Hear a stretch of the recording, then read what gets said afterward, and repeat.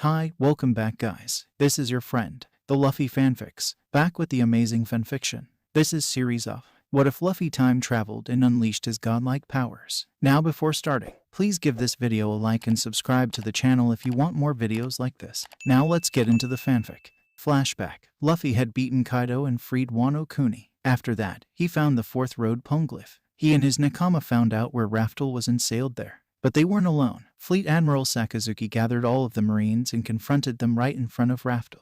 He had 1,000 warships and 1 million men. Luffy and his nakama were heavily outnumbered. Despite this, they put up a good fight. Luffy knew there were going to be casualties on his side, but he took the risk. All of his nakama died. The first to die was Nami. She was stabbed by a sword right through the heart. This also broke Luffy's heart, but he fought on. The second to die was Chopper. He was hit by too many rockets. Not even his monster form could handle it. Luffy almost died from sadness, but kept fighting. After that it was Brook's turn. His body was obliterated by magma and then his soul was trapped in Kairoski and thrown into the sea. Usopp died next, by a magma punch in his face. The front half of his head was completely devoured by Akanu's magma. Luffy's spirit almost broke, but his other friends encouraged him to fight on.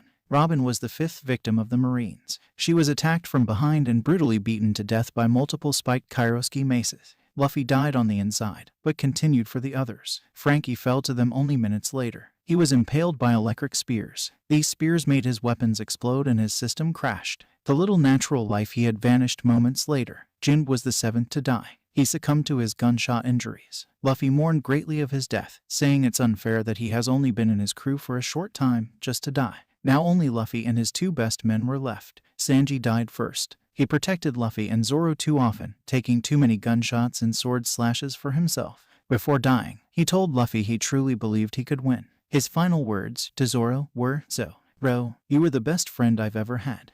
Despite our bickering and arguing, I knew you were my best friend. I said so many things I regret. Please, forgive me." After Sanji's final speech, Zoro let out a scream of rage, killing 5,000 of the 8,000 Marines left all by himself. He also destroyed 70 of the last 100 warships alone. Just when he had no cover for a second, due to fighting Kizaru, he was shot by a sniper through his neck. Both of his major veins were cut by the bullet. A huge fountain of blood turned everything around him red. Zoro's last words were, "I'm sorry, Captain. I promise to never lose again, but I wasn't strong enough. Forgive me." This was the last straw. Luffy unleashed a strong blast of King's Haki, powerful enough to kill 28 of the last living Marines.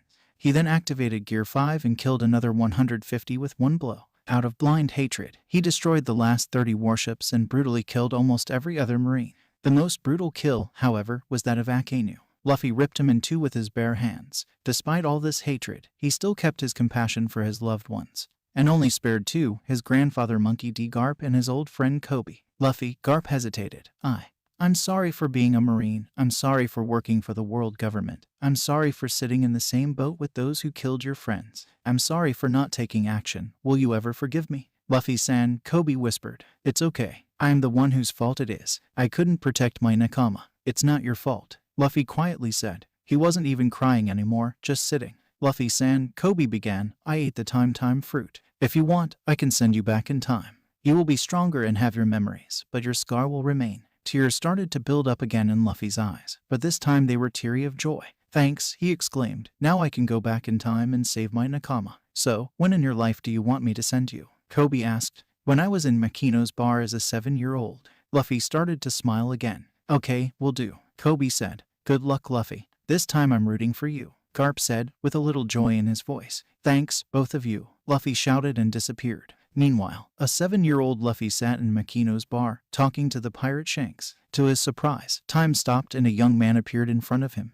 Young Luffy was scared. The older Luffy noticed this and began to talk. No need to be afraid. He calmly spoke. I'm not here to harm you. Who are you? Where am I? Why can't everyone move? Young Luffy asked. A friend of mine sent me here. He ate the time fruit. He sent me here so that I can save my nakama. Older Luffy answered. To save your nakama? Young Luffy was curious. Our nakama. Older Luffy corrected. I am you, but from the future. That's so cool. Young Luffy exclaimed. Did I become Pirate King? Almost, Luffy answered. But on our way, we got attacked and my nakama died. Older Luffy was crying again. Young Luffy saw that and tried to comfort him. Don't cry. How can't I? Older Luffy screamed. He looked into the wide-opened eyes of his younger self and slowly stopped crying.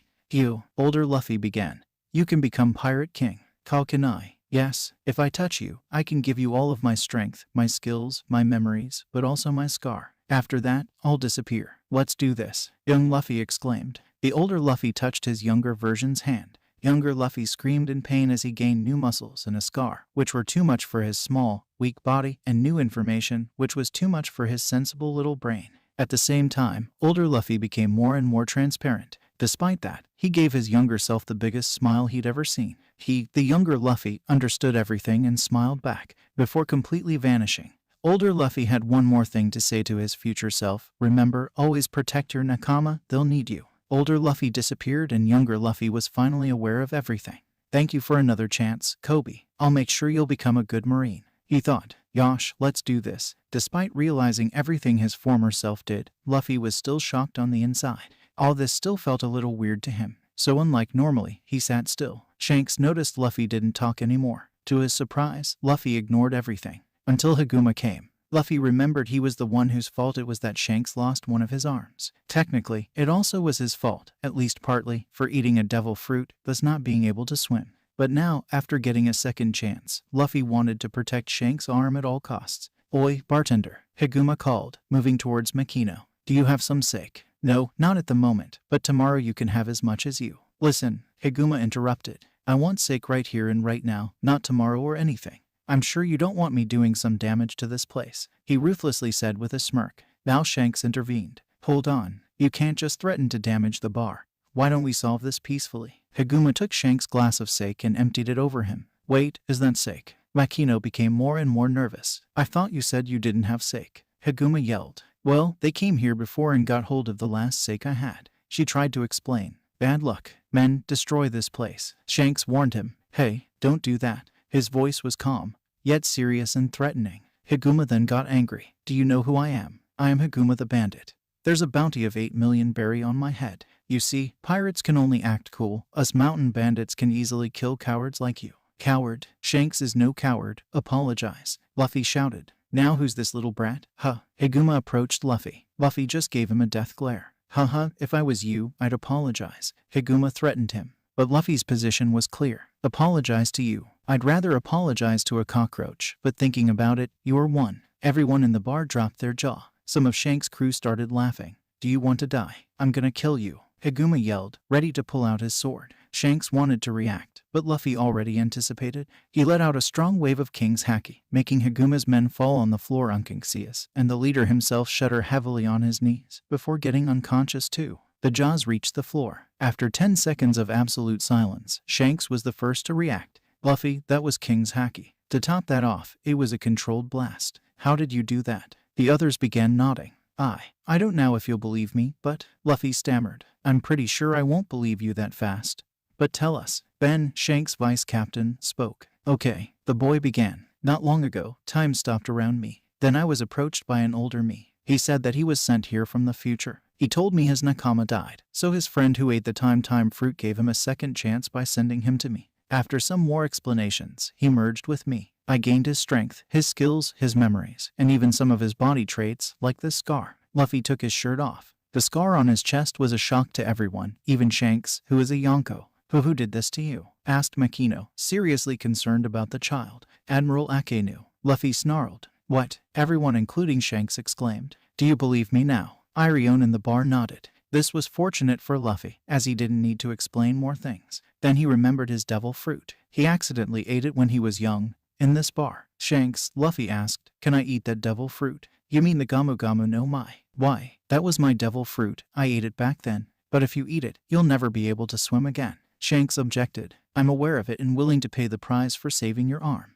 Luffy said. My arm? What does that have to do with this? The redhead questioned. When I, the other me, was young, you saved me from a sea monster and lost your left arm. The boy answered. Oh really? Haha, guess I'm lucky then. The Yonko laughed. But guys, Luffy spoke, don't tell anyone about our conversation and everything that happened. I really don't want to draw attention on myself. Luffy, your secret will stay safe. Trust me. Now everyone, let's drink on this kid's second chance and my sound arm. The rest of the day went on peacefully. Luffy and the red hair pirates shared a lot of laughs, partied, drank. Because Luffy was a kid again, he only drank juice. Next morning, red-haired Shanks entrusted his beloved straw hat to Luffy. You'll protect it, will ya? Yes, I'll do everything to protect it. You can count on me. Luffy vigorously, yet happily declared.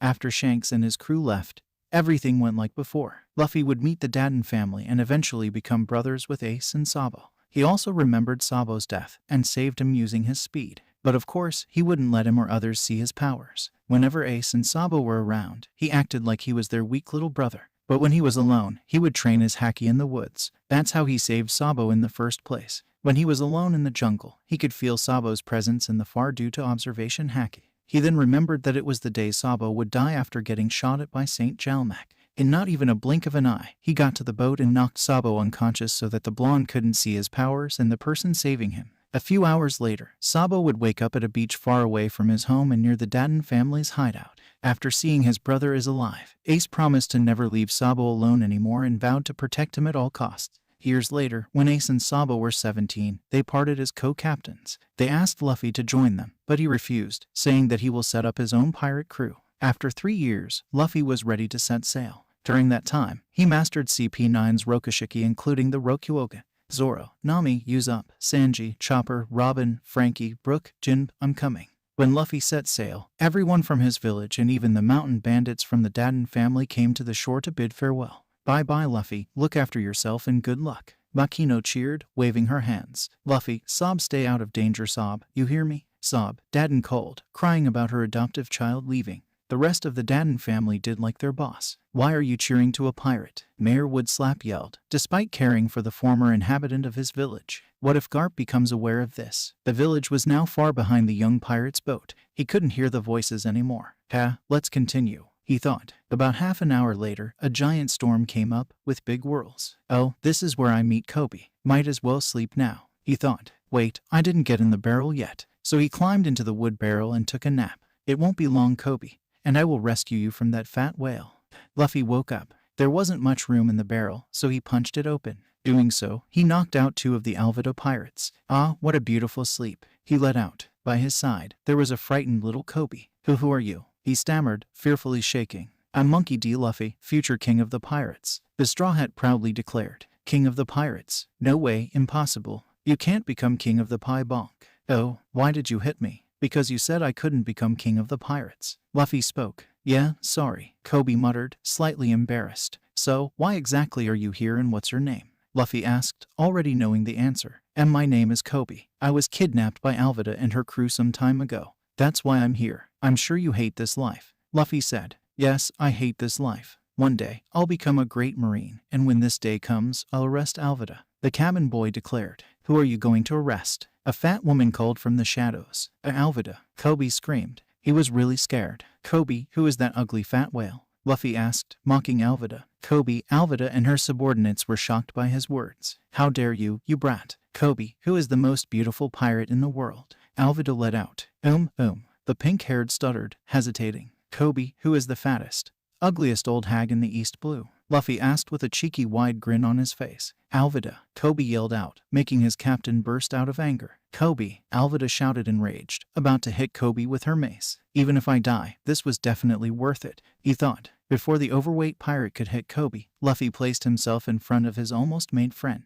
At first, Koby feared the black-haired would die, but to his surprise, he wasn't even hurt a single bit. Instead, he was having the widest smile the kid had ever seen. I'm a rubber man. Hitting me with such a weak weapon won't help you, the 17-year-old proudly said. Men, attack. Kill both of those brats, the overweight pirate ordered. But the Alvida pirates, were nowhere near the level of Luffy. He beat every single one of them, without haki and even devil fruit attacks of course. The last one standing was Iron Mace Alvida. Die, she yelled, charging at Luffy. Gamu Gamu no pistol, Luffy exclaimed, punching Alvida off the ship. Koby gasped for air. Never in his life he had seen such a strong person. And now that Alvida was defeated, he was free again. How did you stretch your arm like that? The young boy curiously asked. I ate the Gamu Gamu no Mai. I can turn my body into rubber, Luffy explained. By the way, are we friends? Yeah, I wanted to ask that too, Koby said. Do you still want to become a marine? Yes, but I'll always remember you saving me. Do you know where Shell's town is? Luffy now asked, changing the topic. Yes, it's not far from here. Good, I want to recruit Zoro as my nakama, the older one declared, wanting to see him again. Zoro? You mean pirate hunter Roronoa Zoro? No, that's impossible. You can't recruit that guy, he hates pirates and will probably kill Y Bonk. "Oh, why did you hit me this time? You overreacted," Luffy explained with a calm tone. "Hey look," Koby shouted. "There is a boat and someone inside. Perhaps he or she will help us get to Shell's town." "Nami," Luffy thought. "Okay, Koby, let's get to the boat," he shouted, jumping off the ship after grabbing his friend. Koby just screamed due to Luffy's madness. On a small boat, there was a girl with orange hair. She was counting the money she had stolen from the fancy ship before Alvida and her crew attacked it. There wasn't much from the ship after the raid and the fight she didn't notice. Suddenly, her calm voyage was interrupted by two boys, one around her age with a straw hat, the other one noticeably younger and with glasses, who crashed into her boat. She really didn't know what to say about this. "Oi, nah, I mean pretty girl, will you take us to Shell's town?" Luffy loudly asked. He was so happy to see her. It was better than the first time to him. Oh man, he definitely knows how to talk with people. Both Nami and Koby thought. "Why yes, I was also going to Shell's town," Nami answered, not knowing what to do. "So, who are you?" Luffy asked, although knowing her name. She was his one and only navigator after all. "I'm Nami," she nervously brought out of her lips. "And who are you?" "I'm Monkey D. Luffy, future king of the pirates," he proudly stated, knowing the first impression wouldn't be that good. "So you're a pirate?" she asked, raising an angry brow. "Yes. Do you want to be my nakama?" the 17-year-old requested, smiling brightly at her. "What? Hell no. I hate pirates," the orange-haired snapped. "Why?" Luffy asked, pretending like he didn't know her past experiences with bad pirates and Arlong, especially Arlong.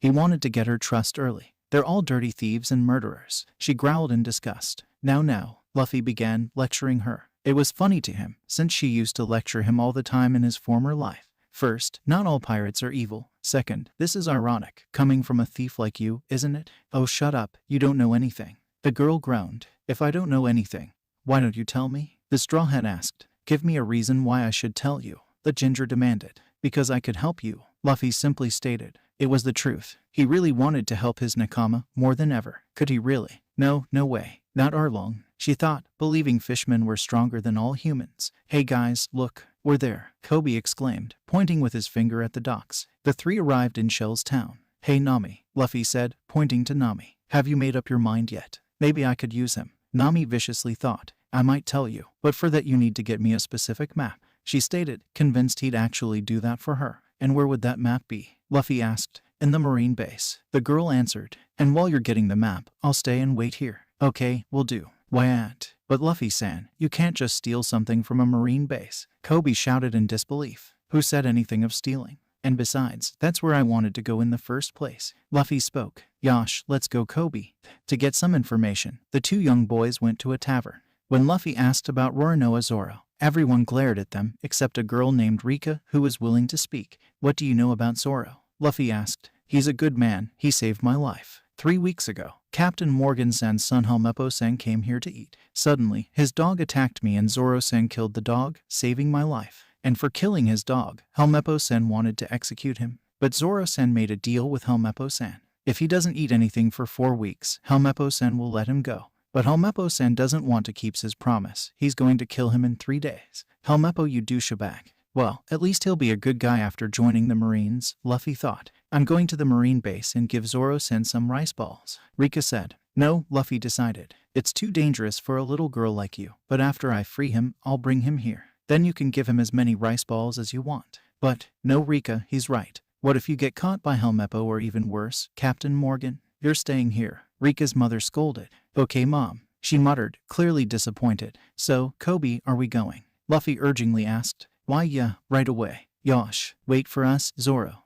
Luffy and Koby arrived at the walls of 153rd branch. The young captain then used his devil fruit powers to lift Koby and himself up the wall. They were now staring at Zoro, who was tied to a wooden pole. Said swordsman then saw them. "Oi kids, get out of here. You're an eyesore," Zoro shouted. Luffy jumped over the wall. Koby just watched, thinking about the negative consequences. "Shishishi, hungry," the pirate greeted the prisoner, joking a little. "If you came here to mock me, I don't care. I won't eat anything until next week, when Helmeppo lets me go. You do realize he won't hold his promise. He's going to have you executed in 3 days." Luffy bluntly informed his future first mate. "Fuck, I knew it. That spoiled little shit," the green-haired snarled. "By the way, I'm Monkey D. Luffy, future king of the pirates. Do you want to be my nakama?" "As if I would want to be a pirate. I'm a bounty hunter. I kill people like you for lunch. If I get your swords, would you join me then? I mean, it's better than dying." The Straw Hat tried to convince him. Fine, I'll join you if you get back my swords. I'm sure they are in Helmeppo's room.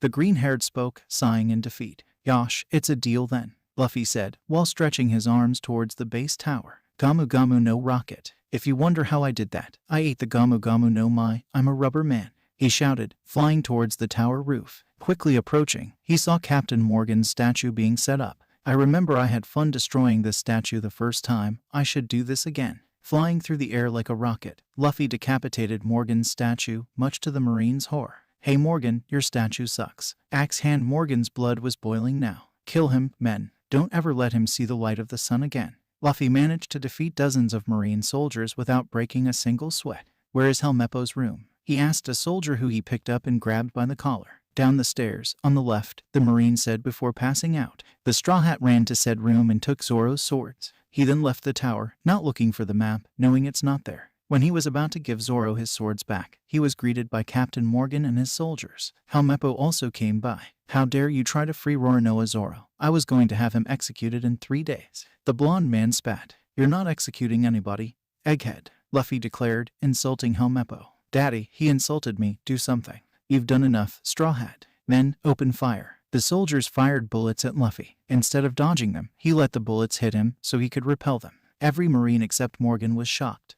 How did he do that? He ate a devil fruit. The Marine captain explained. Devil fruits can make the user breath fire or cause tsunamis. It varies on the fruit. That's right, I ate the Gamu Gamu no Mai. I can turn my body into rubber. The Marines were slowly backing away from Luffy. Captain Morgan didn't like this at all. Everyone who is scared of this brat, shoot yourself immediately, he ordered. Because the Marines were too scared of Morgan, they put their pistol ends on their heads, ready to shoot. What kind of Marine orders his own men to shoot themselves? Luffy yelled, angry about the man's decision. Gamu Gamu no pistol. Luffy hit Captain Morgan with medium strength, hitting him hard, but still allowing him to stand up. Okay, brat. This is it. Die, he furiously shouted, aiming his axe hand at the 17-year-old. Armament, Luffy mumbled. A part of his head turned black, but this wasn't visible due to his hair blocking the sight. After the fearsome Marine hit the teen with his axe hand, he was shocked to see his best weapon break into pieces. So were his men, his son, Zoro and Koby. How did he break the unbreakable axe? Some Marines exclaimed.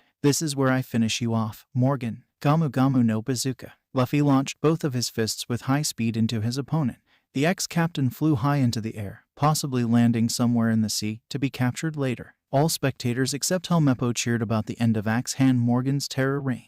This cannot be. A traumatized Helmeppo let out, knowing the townspeople and even the Marines will want to have revenge for everything he had done. He couldn't hide behind his father's status anymore. The blonde man wanted to get out of there as fast as possible, but a long, stretched arm and a hand with a grip harder than iron prevented him from doing so. Now listen close. If you don't do as I say, I'll make Zoro cut you in 3 pieces, understand? The boy who defeated his father told him with a cold, dead glare. Excuse me. A Marine soldier from behind began, getting Luffy's attention. I'm Commander Ripper, base commander of 153rd Branch. We'd like to thank you for ending Captain Morgan's tyranny. What can I do for you? There are 2 things you can do. First, this guy over there, he said, pointing to a shy Koby, still watching from behind the wall, wants to become a Marine. Please allow him to join. Second, this guy over there, he said, pointing to a shivering Helmeppo, needs to learn some manners. Make him join, so he can grow up and be more of a man than the crybaby daddy's boy he is now. That's all. We will gladly accept your requests, Ripper answered. Luffy now turned to Zoro, smiling. Will you be my nakama after I free you? Yes, but there is one thing. The swordsman spoke. My dream is to become the world's greatest swordsman. If you dare to be an obstacle to my dream, I will kill you. Shishishi. Don't worry, Luffy said, laughing. He then cut Zoro's ties, freeing him. Where are we going now, Captain? Zoro asked, accepting his new future. Where do you think? Getting you some food. You haven't eaten for 3 freaking weeks. And so, Luffy and Zoro left after saying goodbye to Koby and the Marines from 153rd Branch. In Rika's mother's tavern. Everyone was looking at Luffy and his first mate, who were eating plate after plate. So, where are you going now? Rika's mother asked. Ibil continue o adbenchoa. Luffy answered, his mouth full. Suddenly, Ripper and his fellow Marines came in. We're in your debt for bringing down Captain Morgan, but you have to leave. You're pirates after all. We were going to leave anyway, Luffy told, not caring the slightest. Moments later, Rika's mother came with a big brown bag. This is for you. There's food inside, she said to Luffy and Zoro. Thanks. Watch after yourselves. Now come Zoro, we have to go. It's okay, Luffy, I'm coming, Zoro muttered, slightly annoyed. On the docks of Shell's town, they met Nami. Who is this girl? Zoro asked. That's Nami, my future navigator. The Straw Hat answered. Once again, it was the truth, although this times Nami didn't like the idea. I told you before, I will not become a pirate. And besides, where is the map? She demanded. Unfortunately, the map you wanted wasn't there, but I am sure that you will find the map you desire in Orange Town. Luffy explained. Good, then let's go there. Nami ordered. Hey, since when are you the captain? Zoro questioned. It's okay, Zoro. Unlike me, she knows how to get there. Luffy spoke. Nami blushed hearing this. Her blush was interrupted by Luffy's question. Hey Nami, when I get your map, will you tell me why you don't want to become a pirate? Damn, this guy won't give up. She sighed. Fine, I'll tell you. Shishishi. Super. After a long trip, over 1 hour to be exact, the trio arrived in Orange Town. To them, the town seemed empty, which was almost true. After the buggy pirates took over the town, they drove all inhabitants away. Hey Captain, what are we going to do with those clowns? Zoro asked. On their way to Orange Town, the three were attacked by 3 pirates who worked for Buggy the Clown. Unluckily for them, they didn't know who Luffy and Zoro were before said 2 beat them up. After the event, the injured pirates were forced to row.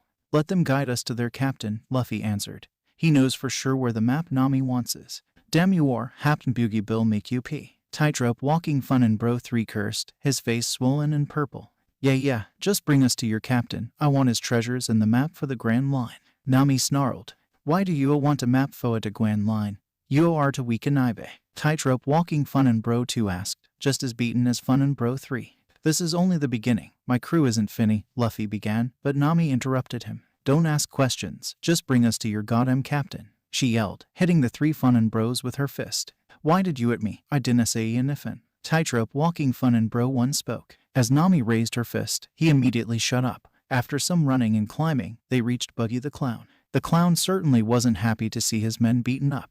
You dared to hurt my flashy crew. Don't you know I'm the mighty Buggy the Clown? He roared. The red-nosed man then sighted Luffy's hat. He knew it was linked to Shanks, who he cursed.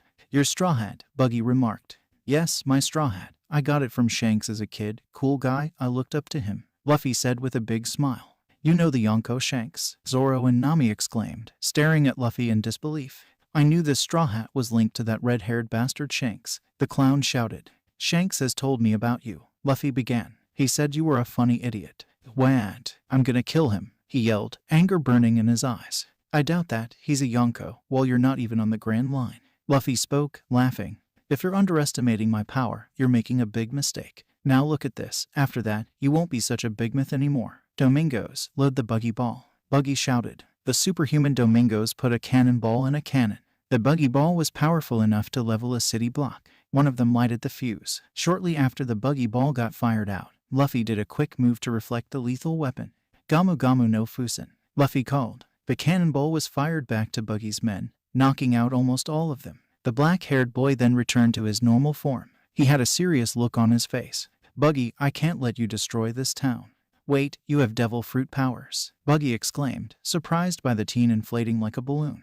Yes, I eat the Gamu Gamu no Mai, I'm a rubber man. With this power, I'll kick your ass into the calm belt. Zoro and Nami were speechless at Luffy's courage and self-confidence, especially Nami, whose eyes widened after seeing the 17-year-old's astonishing powers. So you choose to fight me. But I warn you, I also have devil fruit powers. I ate the Bara Bara no Mai. I can split my body and am completely immune to swords. Speaking of swords, Kabaji, bring me their heads. You too, Moji, Buggy yelled, summoning his best fighters. Moji is a primitive-looking middle-aged man. His hair has ears of a teddy bear and his chest is covered in fur, while everything below is shaved. He has a pet lion called Richie who is big, has green fur and a purple mane. Richie is the beast and Moji the tamer. Kabaji is a young man with a strange hairstyle. He has a long, blue and white checkered scarf. He is a swordsman who rides a unicycle. Kabaji, you take care of the swordsman. Moji, your job is easy. You only fight the girl. And I'm gonna tear this straw hat brat apart, Buggy ordered. Kabaji attacked Zoro. So you're Roronoa Zora, the supposedly best swordsman of the East Blue. You don't look like much to me. Kabaji mocked Zoro. Likewise, shitty acrobat. Zoro taunted Kabaji. Tick marks appeared on the ladder. Shitty acrobat. Will you say this after I slice you up like a lemon? Kyokyugi, Yukamuri Satsujin Jiken, Kabaji shouted, disappearing in a cloud of dust. Where are you? Zoro asked, readying his swords. Careful Zoro, he's planning a sneak attack, Luffy told, knowing every attack of his past enemies. Sneak attacks, huh, let's see how he likes this. Santoryu, Onigiri. The dust got blown away. Zoro's and Kabaji's blades collided. Kabaji was angry because his attack didn't work, thanks to a captain warning his nakama. You got lucky this time, Roronoa, but can you dodge this? Kyokyugi, Kaji Oyaji. Kabaji spat fire. Zoro put his hands in front of his face and screamed in pain. RGH. Zoro, Luffy yelled. Now that Zoro was incapable of fighting, he was an easy target for Kabaji. I have to rescue him, he thought. Oi, Unicycle, you're going to pay for what you did to Zoro. Gamu Gamu no Bazooka. Luffy stretched his arms back while running towards Kabaji and then hit him with full force, launching him in a building, critically injuring him. Why'd you do that, you flashy bastard? Your battle is with me. Buggy shouted, enraged about being ignored by Luffy. You're not worth the energy, Luffy answered, not caring about Buggy. Buggy was on the verge of going completely mad. What did you say? I said you're not worth fighting. I need to go check on Nami, perhaps she's in trouble. Ah, you mean your girlfriend. Richie is probably swallowing her. Buggy sneered, but I can't let you get away. You hurt my men and dared to oppose me. Therefore, I shall flashily punish you. But Luffy didn't care at all. He just ran to find Nami. Leaving her alone with Richie was a mistake. After 2 minutes of running, he found Nami in front of a pet shop, blood coming out of her left arm. Her arm was bitten by Richie. Beside her, there were a dog and some people. Are you the people of this town? Luffy asked. The people nodded. One man spoke up. I am Mayor Boodle. It seems you're fighting with Buggy the Clown. Who are you? I'm Monkey D. Luffy, captain of the Straw Hat Pirates. The teen answered. Another pirate. One of the people exclaimed. Go away, you're not welcome here. Another person yelled. The townspeople were hateful, but Mayor Boodle stopped them. He may be a pirate, but for now he's not an enemy. He's fighting Buggy, our real enemy. Fighting? Ha ha ha, then why is he here? Moji mocked Luffy, riding Richie. He probably ran away from Buggy because he chickened out. Luffy's eyes had a dark expression. He pointed at Nami's injured arm. Did your lion do that? The pirate captain quietly, yet gravely asked. Yes, she tried to defend herself with her staff. How pathetic. If she can't defend herself properly, that's what she gets. He sneered, proud of what his pet did. Nobody attacks my friends and gets away with it. Gamu Gamu no Gatling. Luffy screamed. Luffy, Nami said, touched by Luffy's action for her. Richie and Moji were touched too, but in a different way. They were touched, well, pretty fast, and in a pain-emitting way, seeing how their oppressor's first mate got beaten to pulp. The people of Orange Town started to feel a little positive for Luffy, but their prejudice, for him being a pirate, was still present. Mayor Boodle was the first to express his gratitude. Thank you very much. The people of Orange Town suffered greatly under Buggy. He forced us to leave our homes and live in the forest. Now we can finally return. Not quite. Luffy spoke, his eyes still shadowed. What do you mean? The mayor asked, confused by the 17-year-old's words. I haven't defeated Buggy yet. Yes, Straw Hat, you haven't defeated me and you never will. Buggy smirked from the top of the town's tallest building. Beside him, there was a cannon loaded with the infamous Buggy balls. Buggy, an older man snarled. I see you've sided with the Straw Hat, people of Orange Town. But this doesn't matter, because all of you are weak like babies. The clown shouted, laughing like a maniac. Prepare for the final Buggy ball. Joy ha ha ha ha. Buggy opened fire. Seemingly, he forgot about Luffy's ability of bouncing back cannonballs. Is he really that stupid? Did he forget I used this ability not long ago? Luffy thought. Well, it's easier for me then.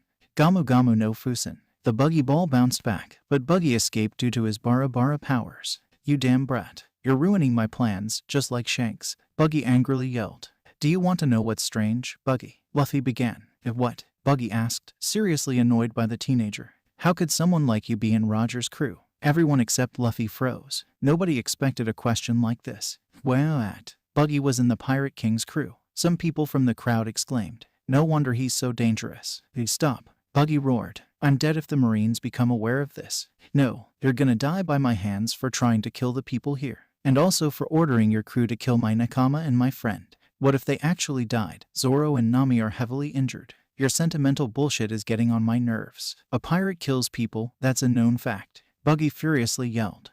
No, not me. Luffy spoke. I don't kill people, especially not innocents. I shatter their dreams. Come shatter my dreams then. Buggy shouted, charging towards Luffy. If you want it so bad, have it. Gamu Gamu no.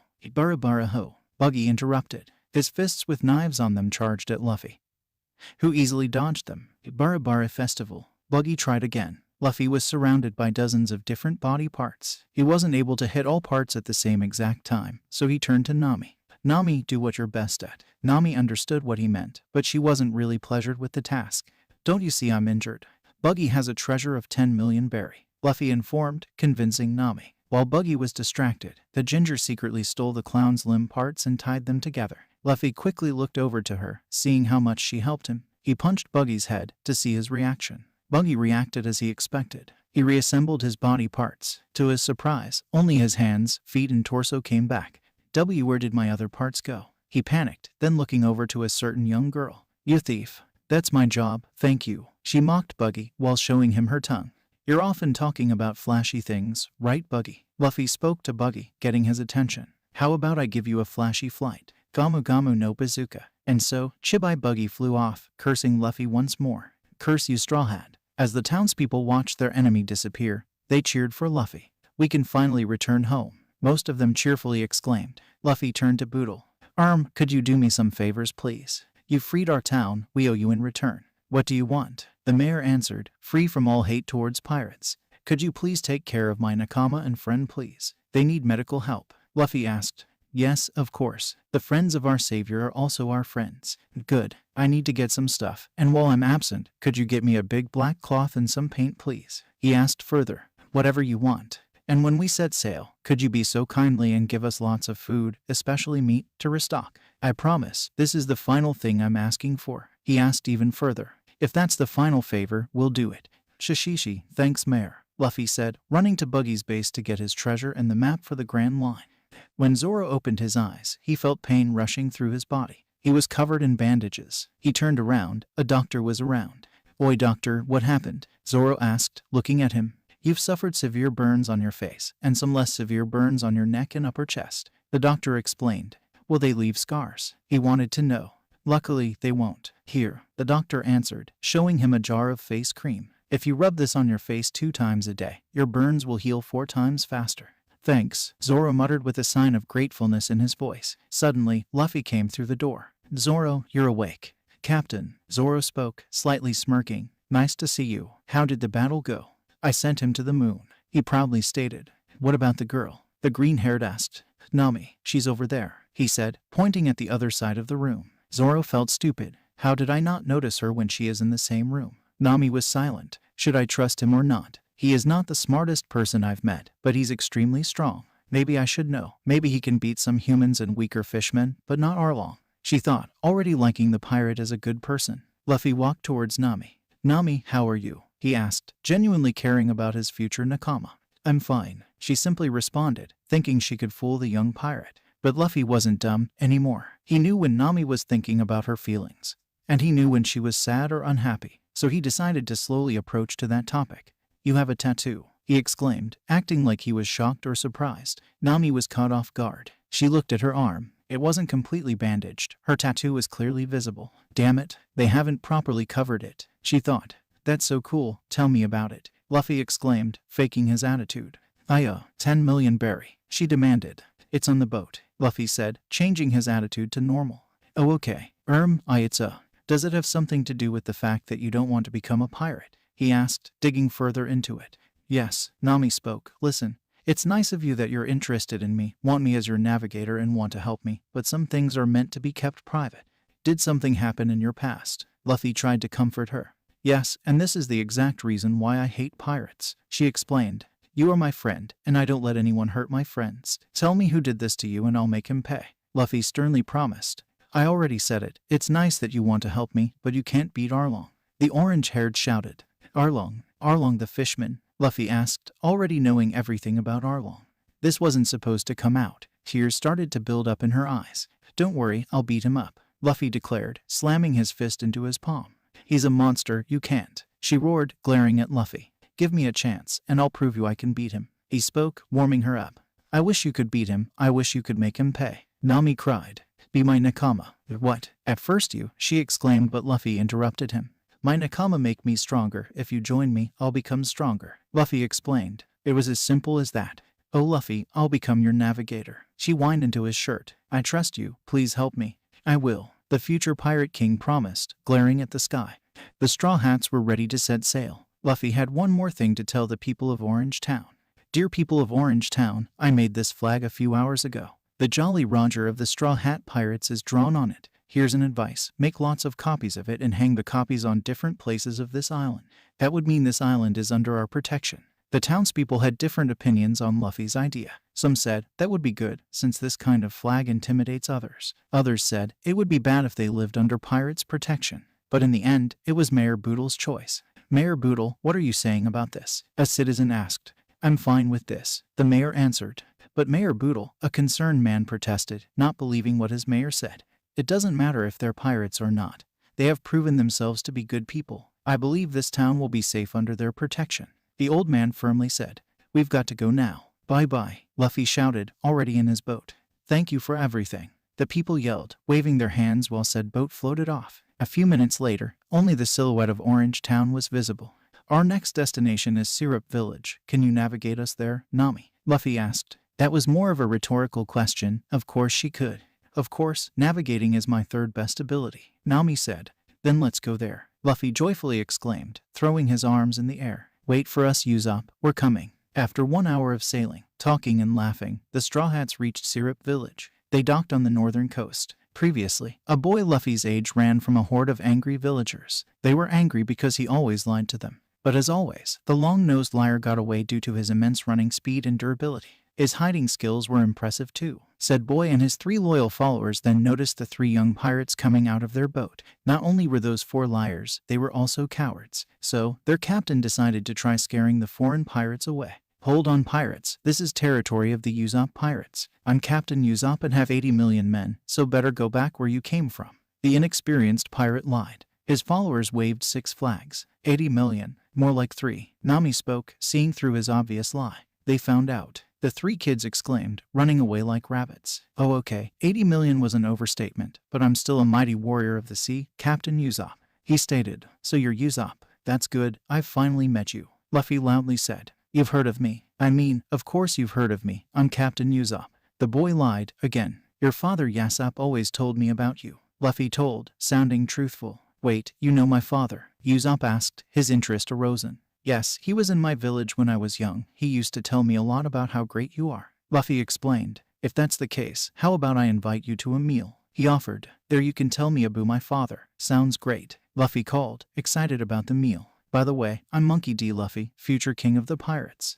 In a small restaurant, the Usopp pirates and the Straw Hat pirates talked about what they've done and Luffy told his future sniper about his father.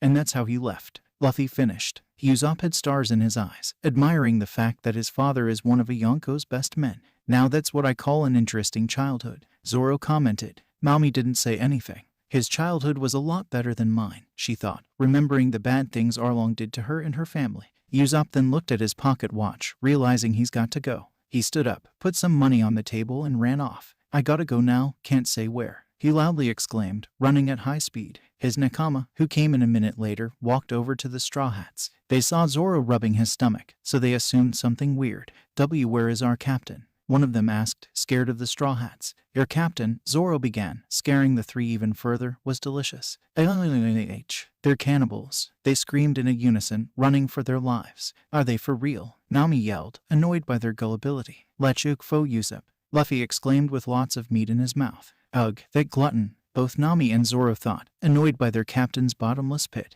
On the other side of Syrup Village, there was a mansion where Kaya, Usopp's girlfriend, lived. Usopp went there every day to cheer her up with his stories, because she was sick and her parents died a year ago. However, her butler Klahadore aka Captain Kuro was against it, saying Usopp was bad influence for her. This time, like many other times, Klahadore went to check the garden. He wasn't surprised to see Usopp there. Miss Kaya, haven't I told you so many times to stay away from garbage? He scolded, deliberately not addressing Usopp, due to him being disgusted by the lying boy. Klahadore, Usopp isn't garbage. She scolded back, defending the boy she cares for. He is the son of a pirate, a pirate. These criminals should all be thrown into prison, and never be allowed to get out again. He shouted, hey, at least my father is a proud man. Usopp yelled, defending his father's pride. A pirate's pride isn't worth anything. They're all dirty, he was about to say, until he was interrupted. A bunch of people screamed, who came flying over the mansion's fence. They were Ninjin, Tamengi, Pimin, Nami, Zoro, and Luffy. Oh no, even more unwanted intruders. Klahadore muttered, Captain Usopp, you're alive. Ninjin, Tamengi, and Pimin exclaimed, happy to see their captain. What? Of course I'm alive. Who told you I was dead? Usopp asked. I thought you were eaten. Ninjin cried. Eaten by this scary man. Pimin cried, pointing at Zoro. We thought we lost our captain, Tamengi added, almost crying. Ahem, I've had enough of all of you. You 7, leave now and leave this house and Miss Kaya alone, the butler ordered. Usopp wanted to punch him, but Luffy held him back. Leave him, Usopp, he's not worth it. The captain of the Straw Hat Pirates decided it would be the best if they left. Despite Usopp's heavy protests, he took him with him and left Kaya's property. After leaving, Usopp wanted to yell at Luffy, but he told him other things. Why did you stop me from punching him? He insulted my father. And worse than that, he insulted my father's pride. Usopp yelled, furious at Luffy. He's not worth it, Usopp. Luffy just said. People like him aren't worth the energy and time you would waste on them. But, the long nose began, but Luffy interrupted him. We can talk about this later. How about a walk to the cliffs to calm down? He suggested. Yeah, all right. The sharpshooter mumbled. After some minutes of walking and a few discussions, Usopp started to laugh again. He quickly forgot the event with the fake butler. But his happiness was short-lived. As they were on the cliffs, they looked down to see Captain Kuro and his first mate Django. The two pirates were talking about their plan consisting of killing Kaya and the entire population of Syrup Village. After that they would rob all their belongings and escape. Usopp felt rage building up inside of him. Luffy felt it too, but he didn't express it. To prevent Kuro and Django from hearing them, Luffy put his hand in on Usopp's mouth, closing it effectively. Despite heavy protests from Usopp, Luffy held his friend's mouth shut until the two top black cat pirates disappeared. Then Luffy took his hand off Usopp's mouth. Why did you put your hand on my mouth? Usopp angrily asked, just as Luffy expected. What would you think would happen if they heard us? Luffy asked back. Usopp was calm. I guess you're right, but I've got to warn my people. They're in danger, especially Kaya. The sniper spoke. Don't bother, Luffy began. They wouldn't listen to you, since you're known as the liar of the village. Wait, that's it. What is it, Luffy? Usopp curiously asked. Run through your village and yell pirates aren't coming tomorrow at sunrise from the northern coast. Since they are not going to believe you, they will prepare themselves. The 17-year-old said. Yes, you're right, I will just use my lies. Thanks for this idea, Luffy, you're a genius. Usopp exclaimed. Yosh, go to your village now, and I'll go tell my nakama. Luffy spoke, running off. Pirates aren't coming tomorrow at sunrise from the northern coast. Pirates aren't coming tomorrow at sunrise from the northern coast. Usopp yelled, running through the village. What bullshit is this rascal talking again? A villager angrily asked to his neighbor. He's saying that pirates aren't coming tomorrow at sunrise from the northern coast. But that's surely a lie. The neighbor answered. But if that's a lie, oh no, quick, tell everyone to arm themselves and be at the northern coast at sunrise. The villager shouted, fearing for his village. Luffy already told his nakama about all this and observed the situation from a hill above. Oh Usopp, you're the best liar I've ever seen, he thought. The next day was pretty calm. Everything was silent. Nobody was to see. Captain Kuro marched down the road down to the northern coast. From the furthest depth of the horizon, a pirate ship approached. It was the ship of the Black Cat Pirates. After some time, the ship landed. First mate Django came out of the ship to meet his captain. Is everything going as planned? Django asked. Yes, they didn't realize anything. Now call all men, we're ready to attack, Kuro ordered. The villagers who watched from the woods stared at Kuro in disbelief. All this time they haven't suspected Klahadore of being Captain Kuro. As the Black Cat Pirates started running up the road that leads to the village, the inhabitants of Syrup Village blocked their way. We have seen everything, Captain Kuro, a villager snarled, spitting the last two words out like they were venom. We might not be as strong as your crew, but we will defend our village to the last man.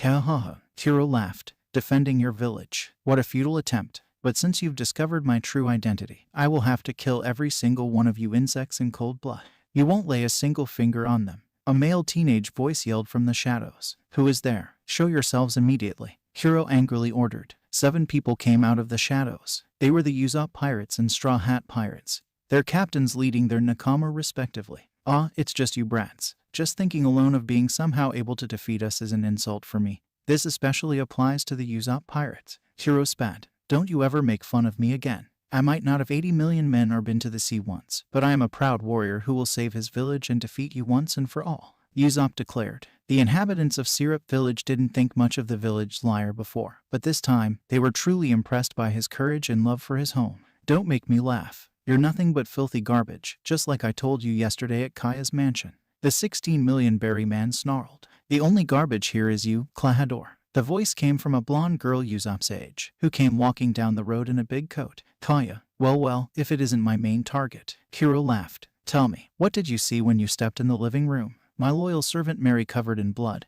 Thanks to you, Captain Kuro, she coldly said, pulling out a flintlock, shocking everybody. Now, take that down, Miss Kaya. Weapons are not toys. He mocked her. Did you kill my parents? She asked in a rather loud tone, but hiding her anger. As much as I wanted to kill you, your parents really died due to sickness. Kuro explained. Why did you want to kill me, Kuro? She asked, tears coming out of her eyes. Do you remember the beautiful memories we shared, Miss Kaya? Remember when we went shopping, ate the cakes you made, and sang together? They were beautiful memories to you. To me, however, all of it was an ordeal. 3 years ago, I came here to give up my life as a pirate. I've had enough of being chased by the Marines. At first I made Django hypnotize a crew member of mine to believe he's me, Captain Kuro. Luckily, he was looking similar enough so that the stupid Marines actually believed he was me. When a Marine ship attacked us again, I killed everyone on board except one, former Lieutenant Commander Morgan. I ordered Django to make him believe he captured me. So he brought my lookalike, Nujire Yenu, back to 153rd Branch. After Yenu was executed under the name of Captain Kuro, Morgan was promoted to captain. To really make people believe I am dead, I came here to live a new life, as butler of your family, Miss Kaya. Now I ask you something. Can you imagine the painful humiliation a pirate captain who was once worth 16 million berry had to suffer after becoming a servant of a spoiled little girl? To recompensate my suffering, I have to kill you and gain your inheritance. Kuro coldly answered. Everybody looked at Kuro as if he was a monster. Kaya just dropped the weapon and sank to her knees. It was almost impossible for her to digest the hurtful words that came out of this monster's mouth. Usopp, seeing how he hurt his precious girlfriend, couldn't control his feelings even. He lashed at Kuro with his fist at full force, giving his cheek a red mark. How dare you do this to Kaya, you monster? He yelled at Kuro. Kuro, already angry, finally lost control. You insolent little rat. You're gonna pay for laying your filthy hand on my face. I sentence you to death. Usopp was shaking in fear. Kuro was getting out his claws, which were beyond deadly. After attaching his claws, Kuro prepared to slash Usopp's face, but Luffy anticipated. Gamu Gamu no pistol, Luffy exclaimed, hitting Kuro with his arms stretched forward. Ah, a devil fruit user, Kuro called. Time to attack, men. Kill everybody who's in your way. The Black Cat pirates attacked. The normal pirates fought with the villagers and easily overpowered them. Nami helped the villagers and knocked some normal pirates out. Zoro fought with the Nyaban brothers, but easily defeated them due to his new Toragari technique. Usopp and his nakama ran away protecting Kaya, and Luffy fought with Kuro himself. I will not let you thwart my plan. Nuki Ashi, Kuro shouted. To others he may seem extremely fast, but in my eyes he's moving like a snail, Luffy thought. He then dodged him. You're fast, but not as fast as me, creeping cat, the former butler shouted, determined to take the Straw Hat down. Luffy dodged him again and again, due to the fact that his techniques are slower than CP9 Zoro.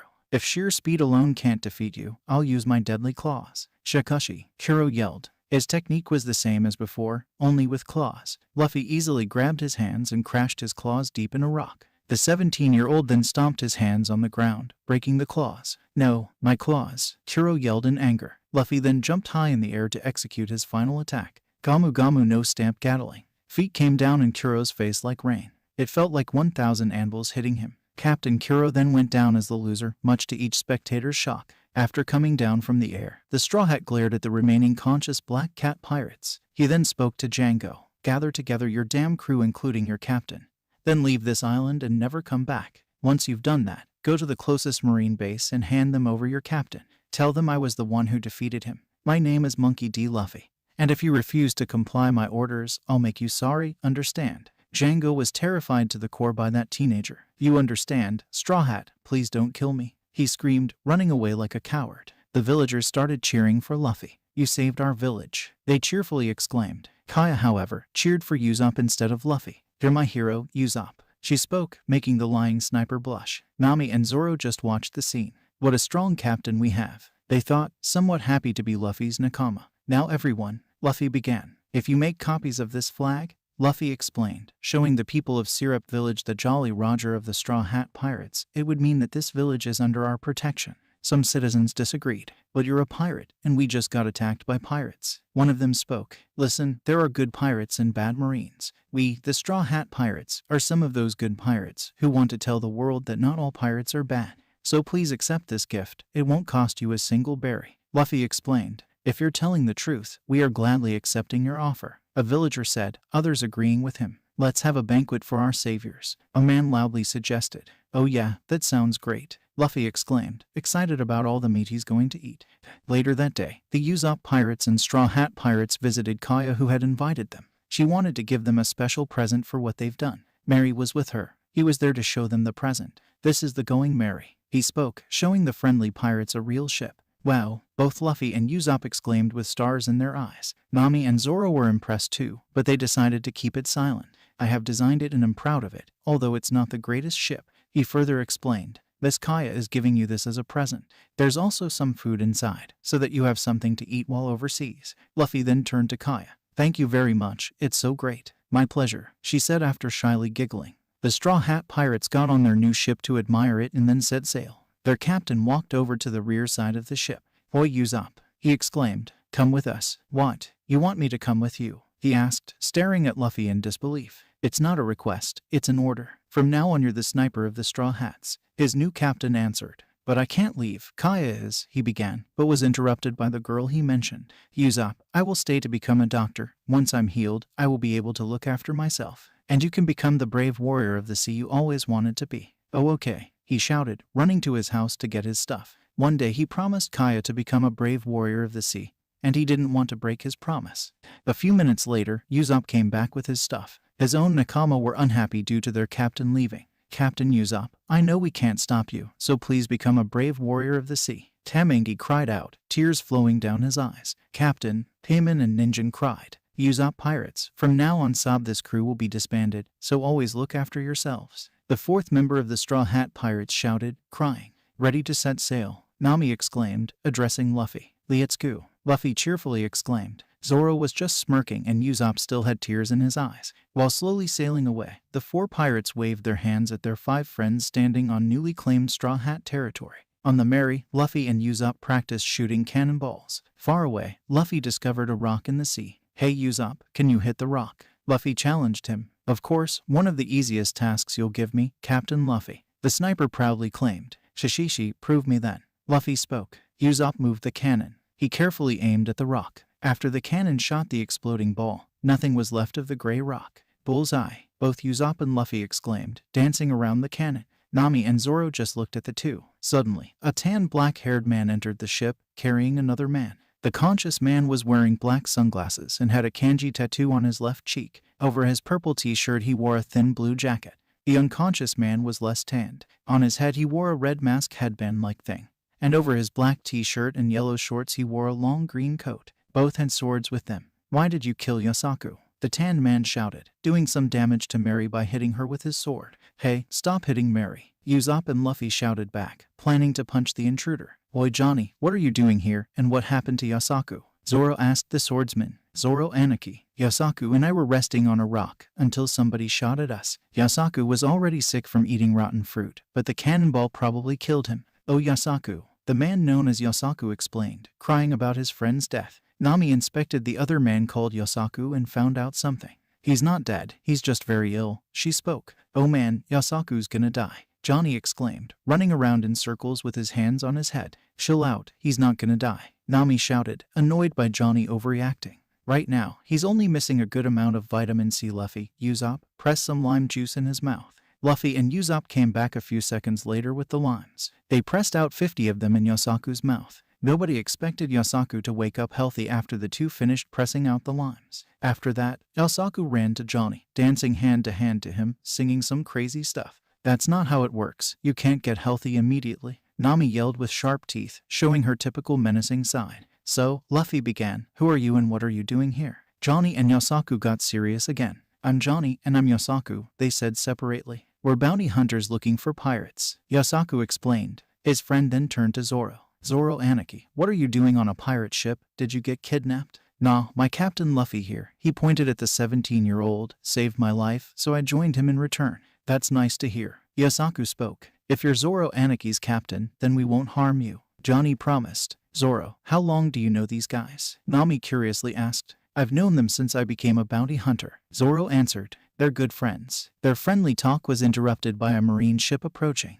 The superior of the ship, Lieutenant Fullbody, leaned over the railing of the vessel, looking at the pirates and the bounty hunter pair. Who's the captain of that ship? The pink-haired man in a suit asked. It's me, Luffy answered. Monkey D. Luffy, captain of the Straw Hat Pirates. Your ship is an eyesore. Sink them, Fullbody ordered after bad-mouthing Mary. A cannon from the lieutenant's ship shot a cannonball at the Going Merry, but Luffy reflected the shot. Gamu Gamu no Fusen. The cannonball barely missed the ship, much to Fullbody's relief. If you try that again, I'll sink you, the pirate captain threatened. Luffy only saved Fullbody's ship because the Marine's girlfriend was around. She was innocent after all. After the conflict with Fullbody was settled, the Straw Hats and their new friends continued their way to the sea restaurant Baratie. They were hungry, so they wanted to eat something. Just wait, Sanji, I'm going to make you my chef. Once you're a part of Mary and later Sunny, I will never have to worry about food.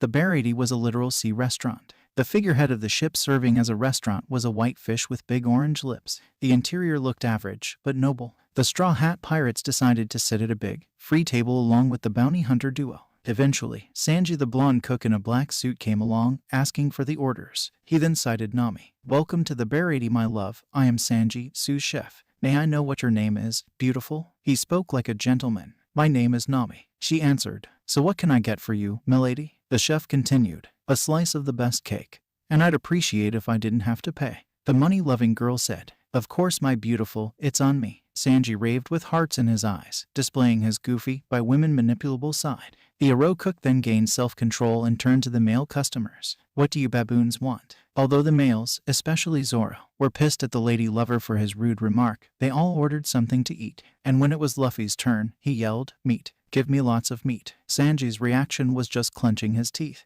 Nonetheless, he took the order. While everybody on Luffy's table ate, Sanji went off to serve Fullbody and his girlfriend. After love-chatting with the Marine Lieutenant's girlfriend and humiliating him in front of at least 50 other guests, Fullbody decided to pay him back. He killed a bug by stepping on it and secretly dropped it into the soup he was eating. As Sanji continued his work by leaving for another table, Fullbody called him back. Hey waiter, he shouted at Sanji, pointing at his plate. What is that bug doing in my soup? I've told you before, I'm a cook, not a waiter. Sanji answered back in an annoyed tone. Don't try to distract from the issue. There's a bug in my soup, and if you're the cook, then I will hold you responsible. The arrogant Marine ranted. A bug? The young cook asked, not knowing how it got there. Yeah, what is this? Don't tell me it's not a bug. The choleric man shouted. I don't know, I'm not that familiar with insects. The audience cheered at Sanji, who walked away like a boss and laughed at Fullbody, who was humiliated once again. The Marine was fuming. He slowly recollected his mind and grabbed his plate to throw it down, spilling the soup and drawing attention to himself in the process. Listen to me, you shitty cook. I'm Iron Fist Fullbody, Marine Lieutenant. I will not allow you to humiliate me once again. I am the customer, and the customer has money. You are serving me right now, so treat your superior with some fucking respect, you worthless douchebag. He screamed in uncontrollable rage. Sanji's eyes darkened. He slowly turned around, walking towards Fullbody in a menacing way. The people in the crowd were silent, knowing what mistake the Marine has made. Angering Sanji was a deadly mistake, which most customers knew. In front of Fullbody, the rather calm cook kneeled down to collect broken pieces of the plate. The pink-haired signed his death warrant by stepping on Sanji's hand to prove his superiority. Can money fill your stomach? The blonde quietly asked with a dangerous tone. Fullbody just looked at him with confused eyes. I said, Sanji asked again before unleashing his wrath, can money fill your stomach? Luffy watched how his future cook kicked the shit out of that weak Marine. Easier frightened people like Nami or Usopp flinched or even covered their eyes. When Sanji was finally done, he grabbed him by the neck of his suit, covered in blood just like the person wearing it, and told him, messing with a cook of the sea is a good way to get yourself killed, shitty Marine. 2 seconds later, the owner of the restaurant, an old man called Zeph, stormed in from the kitchen. The oddest thing about him was not his braided mustache, but his peg leg on his right leg. Fighting with a customer again, Sanji, he yelled, speeding towards Sanji and Fullbody. Finally, the owner, Fullbody thought in relief, but he was going to be disappointed. Zeph kicked him with his peg leg, sending him flying low on the ground towards the restaurant's exit. You're another troublemaker. Get lost, brat, he shouted with an unfriendly expression on his face. Not even the owner respects his customer. This demented place with its equally demented employees is getting on my nerves. I swear, I'll get this insane place closed down. The angry Marine roared. Sir, Lieutenant Fullbody, a Marine soldier who came running from outside, interrupted the dispute between the Baratie chefs and the lieutenant. After stopping, he panted and sweat. The prisoner has escaped. Immediately after that, a gunshot was heard. The soldier who was shot from behind from a tanned man with dirty clothes who looks like he hasn't slept or eaten for 3 days fell over dead. This is a restaurant, isn't it? The criminal spat. Bring me some damn food. Oi, a customer. A dark-skinned cook named Patty cheerfully exclaimed. Everyone else watched silently. Meanwhile, Fullbody quietly crawled out of the restaurant, since the attention was no longer on him. As the armed escapee approached, Patty built himself up in front of him. "Welcome to the Baratie, customer. Do you have money with you?" "I don't have money, but do you take bullets?" he threatened, pulling out his pistol. Patty reacted by rapidly removing the pistol from the palms of the dangerous individual. Then he smashed the thug's head multiple times into the floor, making him bleed. Following that, Patty gained cheers from most cooks and most customers. After getting wounded and nothing to eat, the criminal silently went outside. On the other hand, Sanji went to the kitchen. After coming out with a plate full of spaghetti, Sanji went outside too.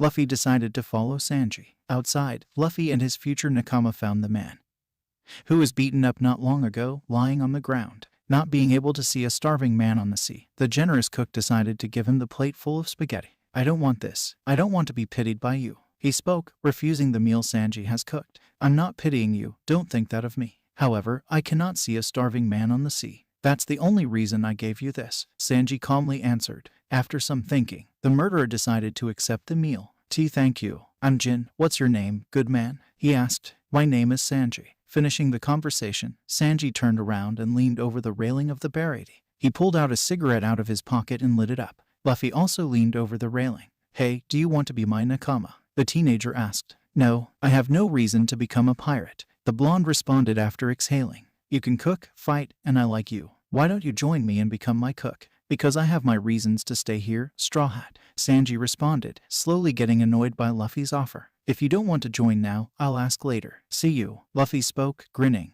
The Straw Hat then ran off. "I've already told you. Are you even listening to me?" Sanji exclaimed with sharp teeth. Meanwhile, Jin left the ship after finishing his meal. He thanked Sanji, of course.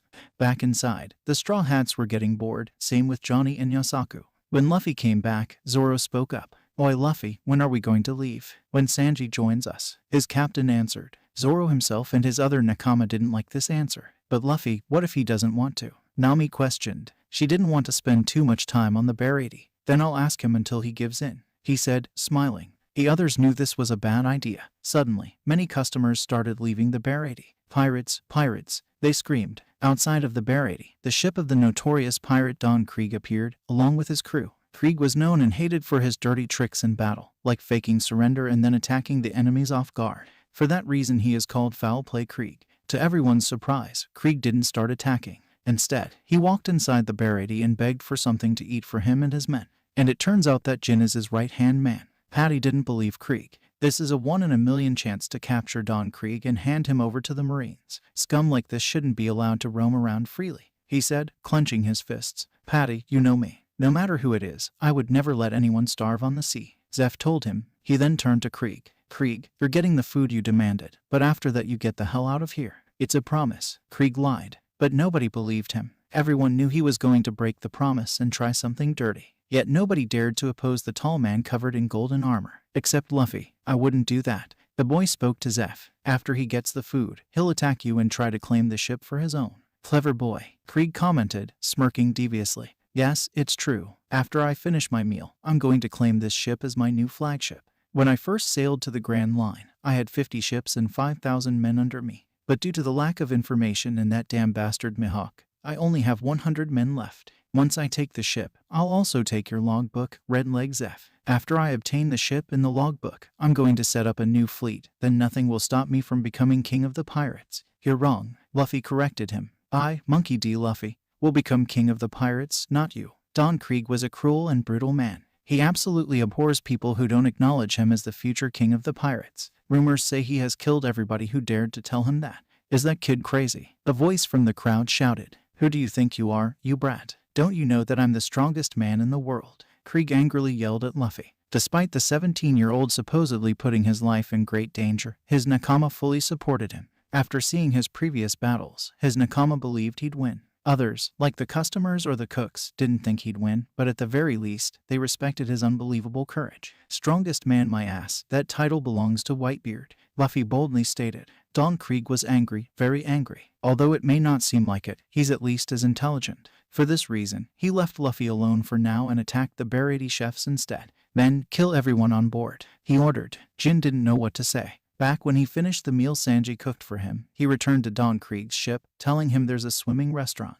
Krieg didn't hesitate and went there to claim it for himself. Due to Jin's gratitude towards Sanji, Krieg promised him not to kill anybody on board. This turned out to be a lie. "But Captain, I thought you promised me not to kill anybody." And besides, they made you food. Jin exclaimed. Lying is my strategy, Jin. You're my right-hand man, you should know. Krieg ruthlessly told him. The Krieg pirates started attacking. People, furniture, plants, everything was their target, but they made a mistake, underestimating the fighting chefs of the Baratie. Party table kick course, Sanji shouted, knocking out over 10 pirates with one attack. Myricho Jisoku kick, Jeff shouted, defeating at least as many Krieg pirates. Patty and the other cooks also effortlessly defeated the enemy pirates. To top that off, Zoro, Nami, Usopp, Johnny and Yasaku also jumped in to help the Baratie. Krieg was not happy to see his men getting bested one by one. He called his best men, Jin and Pearl, commanders of his 1st and 2nd division. Pearl, you know what's up, show them you're unbeatable. And you, Jin, I want you to kill that curly-eyebrowed cook you wanted me to spare.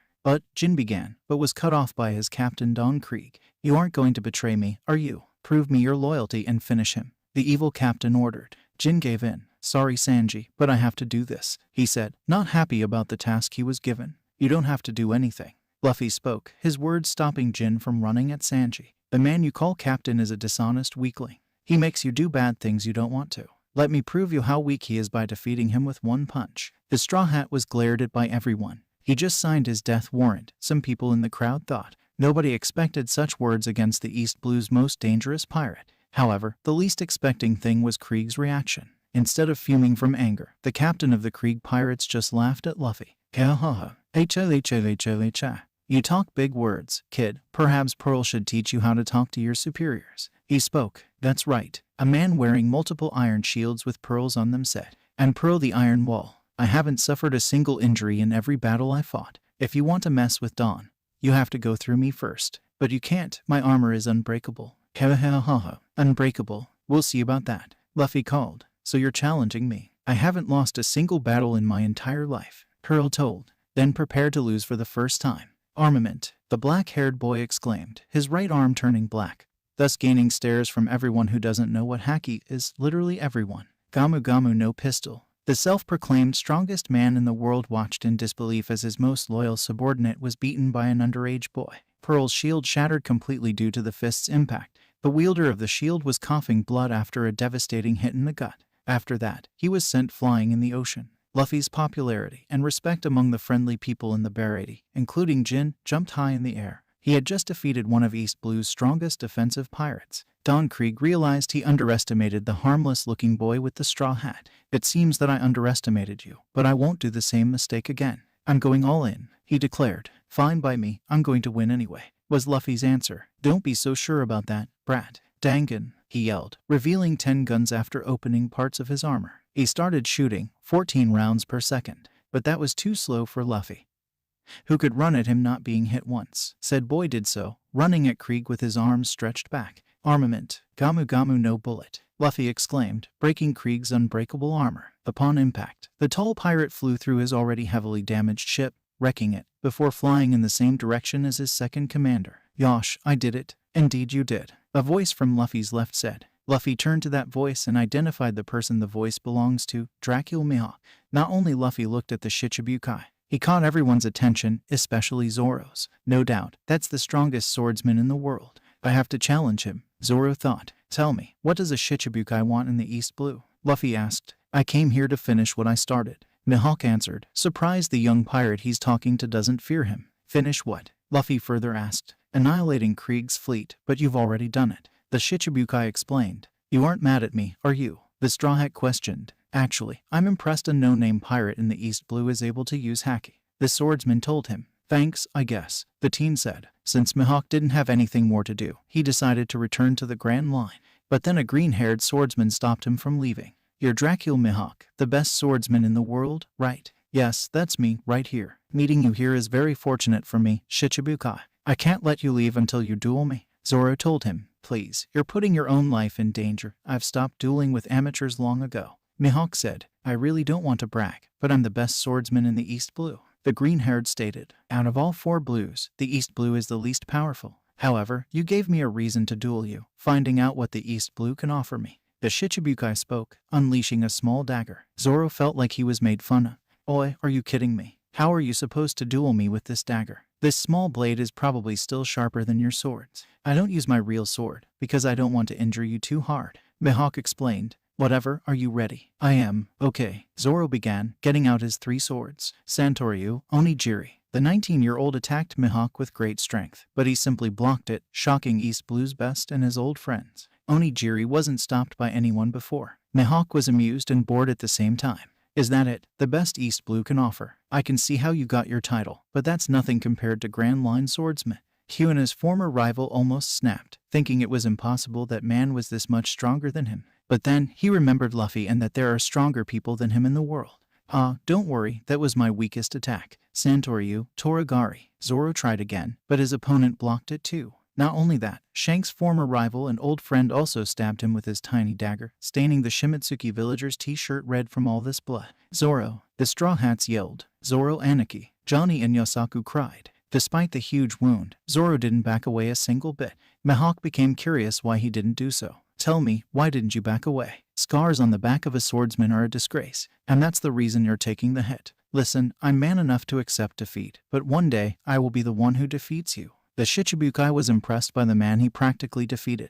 His words were inspiring, and he himself was a real man. What's your name? He asked. Oronoa Zoro. The green-haired answered. I will remember your name. You have impressed me enough to use my black blade. Prepare for a final clash, and do your best. Santoryu Ogi, Sanzen Sekai. Zoro aggressively exclaimed, trying one more time. Unnamed attack of Mihawk. At first it looked like the best swordsman of the East Blue won, but it turns out the best swordsman of the world easily countered the green-haired's strongest attack, ripping through Zoro's chest like it was a tomato. Train, and become stronger. Your attacks aren't bad, but you need to perfect them. There are many swordsmen in the Grand Line who are more experienced than you. You are young and have talent. Don't let them go to waste. Mihawk spoke, inspiring the future greatest swordsman. Don't worry, I will become stronger, for my captain. From now on, I'll never lose again. Zoro promised, widely smirking despite small tears in his eyes. Fine, we'll see us in the Grand Line, Oronoa Zoro. He finally said and disappeared like a flash. Nami, Usopp, go treat Zoro's wound. Luffy immediately ordered after Mihawk was gone. And where are you going, Luffy? Usopp asked. I'm going to see Sanji. Luffy answered with a wide smile in his face. On his balcony, Sanji was smoking again. What is with this kid? He's so careless, yet has amazing self-control, he thought. Moments later, Luffy walked inside his room. Hey Sanji, he asked. What is your dream? My dream is finding the All Blue, Sanji answered, looking at the clouds in the far. The All Blue. Yes, the All Blue. It's a sea where all fish from each blue live. Awesome. My dream is becoming Pirate King. Now you're not only the best fighting cook in the world, you also have a dream. Come with me, together with my nakama. We can fulfill our dreams. At first Sanji liked the idea, but turned down the offer not long after that. I know you want me to join you, but I can't. I need to stay here and become head chef. Hey, if you don't want to join now, I'll ask you later. Let's go down and eat something. What do you think? Luffy suggested. Fine, I'll make you my best soup.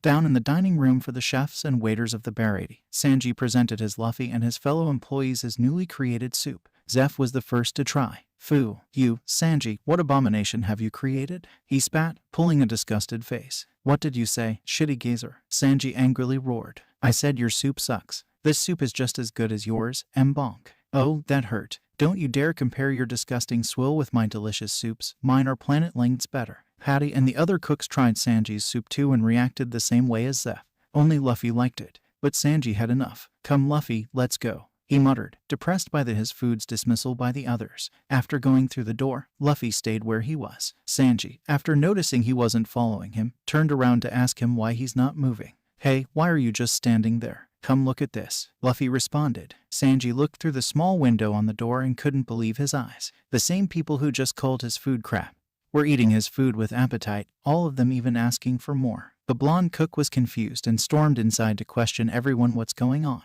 Why are you eating my food if you hate it? He angrily asked. So you found out? Huh? Zeph asked. What? That you secretly eat my swill. Look Sanji, the head chef began. Your food is the best we've ever eaten. It's even better than mine. The only problem is that you're stubborn as hell. Yeah, Patty added. We only did this so that you can go out and find friends. Do you really care about me this much? Sanji asked, touched by his family's love for him. We didn't tell you because you wouldn't leave. As I said, you're stubborn as hell. Lil Eggplant. Shot it, shitty geezer. He started laughing, along with the rest.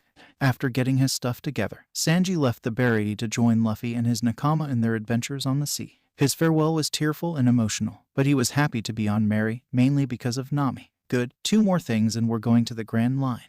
Luffy thought, referring to the removal of the Arlong pirates from Nami's home island and visiting Logtown.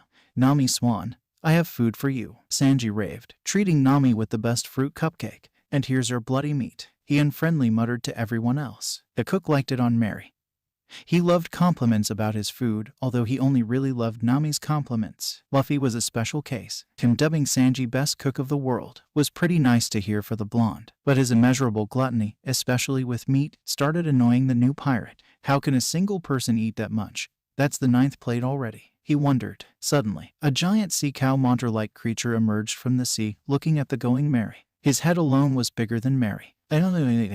Johnny and Yosaku screamed, "He's going to eat us." Following the scream of the idiot pair, Sanji decided to approach the monster with some meat he originally planned to serve Luffy. "Here, sea cow, don't be afraid," he gently spoke, offering him the captain's meat. Sanji was a calm and peaceful man who would never attack an animal. He wouldn't have attacked the giant sea mammal if he didn't try to eat the cook's hands, which the cow did. "Don't push your luck," Sanji shouted, jumping upwards. "Collier, shoot." The cow mooed in pain as Sanji hit him hard by his neck. "Go away now, before I turn you into a steak." "Sanji, wait," Luffy exclaimed. "We can use him to pull Mary. Someone, get a rope." "Roger, Captain Luffy," Usopp loudly said, running inside to search for a rope. "I'm on it," Zoro told, helping Usopp searching. The injured sea monster attempted to flee, but Luffy held him tight due to his Gamu Gamu powers. 2 minutes later, the Straw Hats managed to put a collar around his neck. "Moo!" he screamed, depressed by his defeat and capture. Nami and Luffy were standing in the front end of Mary's deck, while the others were somewhere else. "Hey Luffy," Nami began, a little more communicative than ever. "Did you know Momo is actually from the Grand Line?" No, I didn't," Luffy lied. "Arlong brought it here with him 10 years ago. He's from the Grand Line too," she said, little to no expressions on her face. "What does a fishman want in the East Blue?" the 17-year-old asked. "He came here with his crew to terrorize us humans," the ginger stated, "and to get some money." "What did you experience in those 10 years? Luffy questioned, fully aware of what happened to his navigator. "I went through hell," she growled, unable to hold back tears. "This asshole killed my mother when she didn't have enough money to pay the monthly survival tribute. It is a tribute you pay monthly to Arlong to stay alive. My mother didn't have enough money, so she sacrificed herself to save me and my sister Najiko. She was then unscrupulously shot by Arlong. After he learned about my map drawing skills, he kidnapped me and forced me to draw maps for him. One day I felt like I was betraying my fellow villagers, so I made a deal with Arlong. If I get 100 million berry together, he'll let my village Cocoyasi be free again. That's the reason I robbed many people, especially pirates. Until I pay him," the girl explained, showing what's left of her tattoo. "I am practically his slave. This is my slave marking." Luffy was fuming inside. He remembered that he was nowhere near this angry the first time he was told this story. But hearing it directly from his crying nakama made everything worse. "I swear, Arlong, I'll make you pay for what you did to my nakama. You can come out now," the Straw Hat ordered, a deep voice coming out of his mouth, his eyes darker than his hair. Right after the order was given, Zoro, Usopp, Sanji, Johnny and Yosaku came out of their hiding. The Straw Hat's eyes had the same dark expression as the eyes of their captain. Johnny and Yosaku weren't as sternly looking as Zoro, Sanji, or even Usopp, but still a little. The overall look of the scenery changed, as the sky was now covered in lightning-struck pitch-black clouds. "Nami-san, I promise those fishmen will get hurt real bad," Sanji declared, free from all love talk. "An enemy of my friend is my enemy," Zoro told her, his confidence at highest despite the injury he has recently suffered. "I'll do my best to help you. Nami, I won't let you down," Usopp called, showing absolutely no signs of fear. "We will help you too, Nami Anki," Johnny stated. "I indeed," Yosaku added. Thank you so much, guys." Nami started to cry, touched by her nakama's will to help her. "Nami, do you have 100 million berry?" Luffy asked, reassuring her. "Why yes, with the money on board, it should exactly be 100 million, she said. "Good. Listen, ask a friend to borrow you a cart or a barrel. Load the money on it, then bring it to Arlong. If he betrays you, we'll step in and kick his ass," the teenager explained. "Oh okay, I'll do so," she said, stepping off the ship as it arrived in Cocoyasi. A good hour has been since Nami left to get the money. Luffy and his nakama along with Johnny and Yosaku waited in front of Arlong Park, the Arlong Pirates' headquarters and Arlong's residence. Few seconds later, the ginger girl finally made it to Arlong Park with a cart full of money, gold and treasures. "It's here," she exclaimed, panting heavily. It appears that she pulled the cart all the way to the fisherman. "Your money is finally here. Now let go of Cocoyasi." "Shehahaha. Shhhhhhh. Arlong laughed, betraying Nami who felt like falling into the ground. Captain Nezumi, I think you want to look at this, he viciously said, pointing at her crying slave's treasure worth 100 million berry. Kai. What do we have here? The rat-themed marine spoke. Gold and money worth 100 million berry, stolen from various pirates. A wonderful thing to be confiscated. A certain straw hat felt fury build up in him, just like the ones around him. Arlong, betraying and making my nakama cry was your biggest mistake. Now you're going to face my full wrath, you too, Nezumi. The boy thought before he smashed Arlong Park's gate open with one hand.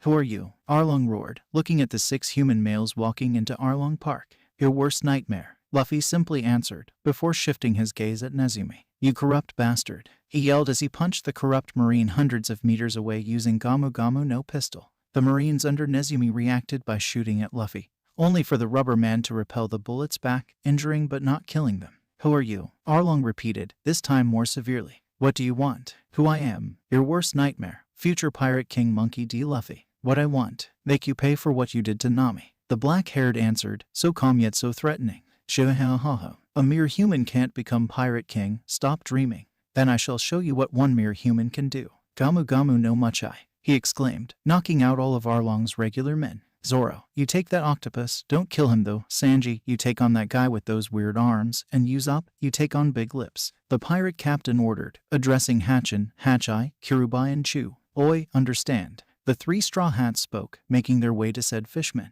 What about us? Johnny and Yasaku asked in a unison. Do whatever you want, I'm not your captain. Luffy answered. Gia-ra-ra-ra-ra. You think you can come here and challenge me? Arlong yelled. I'm gonna show you who the boss is. I'm waiting, Arfong. Luffy spoke, teasing Arlong even more. You pathetic human, you'll wish you've never been born. Shark on darts, he shouted, attacking Luffy at high speed. Gamu Gamu no Tsuchai, the straw hat exclaimed, grabbing a flying Arlong, then spinning him around and crashing him into the ground. Oh, that hurt, you bastard. Arlong roared, now seeing Luffy as a threat. I'm gonna hurt you even more, but that's not even close to how you hurt Nami's feelings. Luffy yelled at him, screw her feelings. All she has to do is draw maps for me. Care to repeat that? The 17-year-old glared at Nami's oppressor like a psychopath. I said, screw her feelings. All she has to do is draw maps for me. With that said, Arlong sealed his fate. Luffy raised his fist for his next attack. Gamu Gamu no rifle. Upon impact, the saw shark fishman flew right into Arlong Park, bleeding and with a broken nose. Surprisingly, he managed to stand up after that devastating attack from Luffy. Following that, his eyes turned red and blind rage overtook his healthy mind. You stupid human, he screamed, powerful enough to create sound waves capable of crumbling stones. This isn't possible. You cannot win against a superior fishman. Superior means stronger, right? Luffy mocked him, enraging the tyrant even more. If you're really so strong, why did you came to the weakest sea to terrorize helpless people on an island without a marine base? Armgall. Shut up, human, I'm going to kill you. He uncontrollably screamed, reaching for a saw-like blade resembling his nose. Oh no, Nami exclaimed in fear. He only gets out Kiribachi if he wants to wreck everything. Watch out, Luffy. For 2 reasons, one of them being dodging Kiribachi, Luffy jumped into a room in Arlong Park. Arlong followed him, of course. Inside, Arlong decided to taunt Luffy in return. You see this room? This is where I forced Nami to draw my maps, he proudly stated. I see. Luffy calmly spoke, yet hiding a storm. Then I must destroy the room Nami hates the most. And so he began ripping maps in 2, one by one. Arlong watched furiously as a boy destroyed his work that lasted 10 years. What are you doing? The furious fishman screamed, attempting to kill the human with Kiribachi. Luffy reacted quickly. Armament, he muttered. Before hitting him, Luffy caught Kiribachi with his haki-covered teeth and bit the first of the 6 saw teeth in pieces, Arlong watching in disbelief. How can a human bite through Kiribachi? No, I'm going insane. The straw hat then turned his gaze to Arlong and told him to look outside. Humph, you won't get away with this. Takoshi Kaiken, Hachin exclaimed, charging at Zoro in front of Arlong Park. Santoryu, Tatsumaki, Zoro called, defeating the octopus fishman. Hachai, Arlong shouted, mourning his friend's defeat against Zoro. Meanwhile, Sanji was fighting Kirubai. Hyakumegawara Seiken, Kirubai exclaimed, trying to punch Sanji. However, the fighting cook blocked it. Hoitrine, he shouted, followed by Jiget, and finally Mountain Shot. Kirubai was bested by Sanji's leg attacks. After his victory, he lighted himself a cigarette. Kirubai, Arlong shouted, not capable to understand how his strongest man was defeated by a human. And then, unexpectedly, Usopp came running from the woods. I won. Mighty Usopp defeated a fishman. The sniper joyfully declared, impressing everyone. Even Chu, the saw shark, shouted in disbelief. And now to you, Luffy called. Watch how I destroy Arlong Park. You inferior piece of shit, I will fucking kill you. The red-eyed fishman pirate screamed in rage. You might be enraged because I'm destroying what you worked for in 10 years, but I'll never forgive you for making my nakama cry. The pirate captain stated, standing firm and tall like iron. Shark on tooth. Arlong yelled as he charged at Luffy faster than ever. Armament, Luffy exclaimed, covering his full body in armament haki. Gamu Gamu no Ono. This meant the end for Arlong Park. After the teenager executed his attack by stretching his foot out of the roof, breaking it in the process, then bringing it down crashing on the floor. The yellow mansion known as Arlong Park crumbled like a house of cards and the crashing sound roared through the night. After some moments of silence, a haki-covered Luffy emerged from the rubble. Nami, I can't erase all of your pain, but I managed to lower it a bit. Emotionally touched, the girl ran into her hero's arms and cried, happy he's safe. Oh Nami, if you just always were so lovable and not bitchy like most time. Learning about Arlong's defeat, the people of Cocoyasi arranged a feast for the Straw Hat Pirates. Sanji flirted with the women. Usopp told kids about his adventures. Zoro drank his sake, and Nami and Luffy had a talk with Cocoyasi's mayor Genzo. At first it was about the village's gratitude, then it got to business. If you hanged these flags on not only this village, but also on the other villages on this island and its neighbor islands, you'll be protected by us, the Straw Hats. Hold on a second. We can't be protected by a pirate. And besides, we've been occupied by pirates and suffered greatly under them. Genzo complained. Nami's mother was one of many casualties here. Nami looked sad at first, but then smiled. Uncle Genzo-san, Bellemere may have died, but Luffy here has made me believe not all pirates are bad. He's a good guy, please, trust him. Yes, Nami is my nakama. I wouldn't do anything that would hurt her, Luffy said, smiling at the mustached man with scars all over his face. Okay, I'll accept. Coming back to Nami, boy, if you ever make her cry, I'll hunt you down and kill you. The mayor warned the pirate. As I said before, I'd never do anything that would hurt her, Luffy told him once again. Genzo smiled in relief. Good, let's go eat something.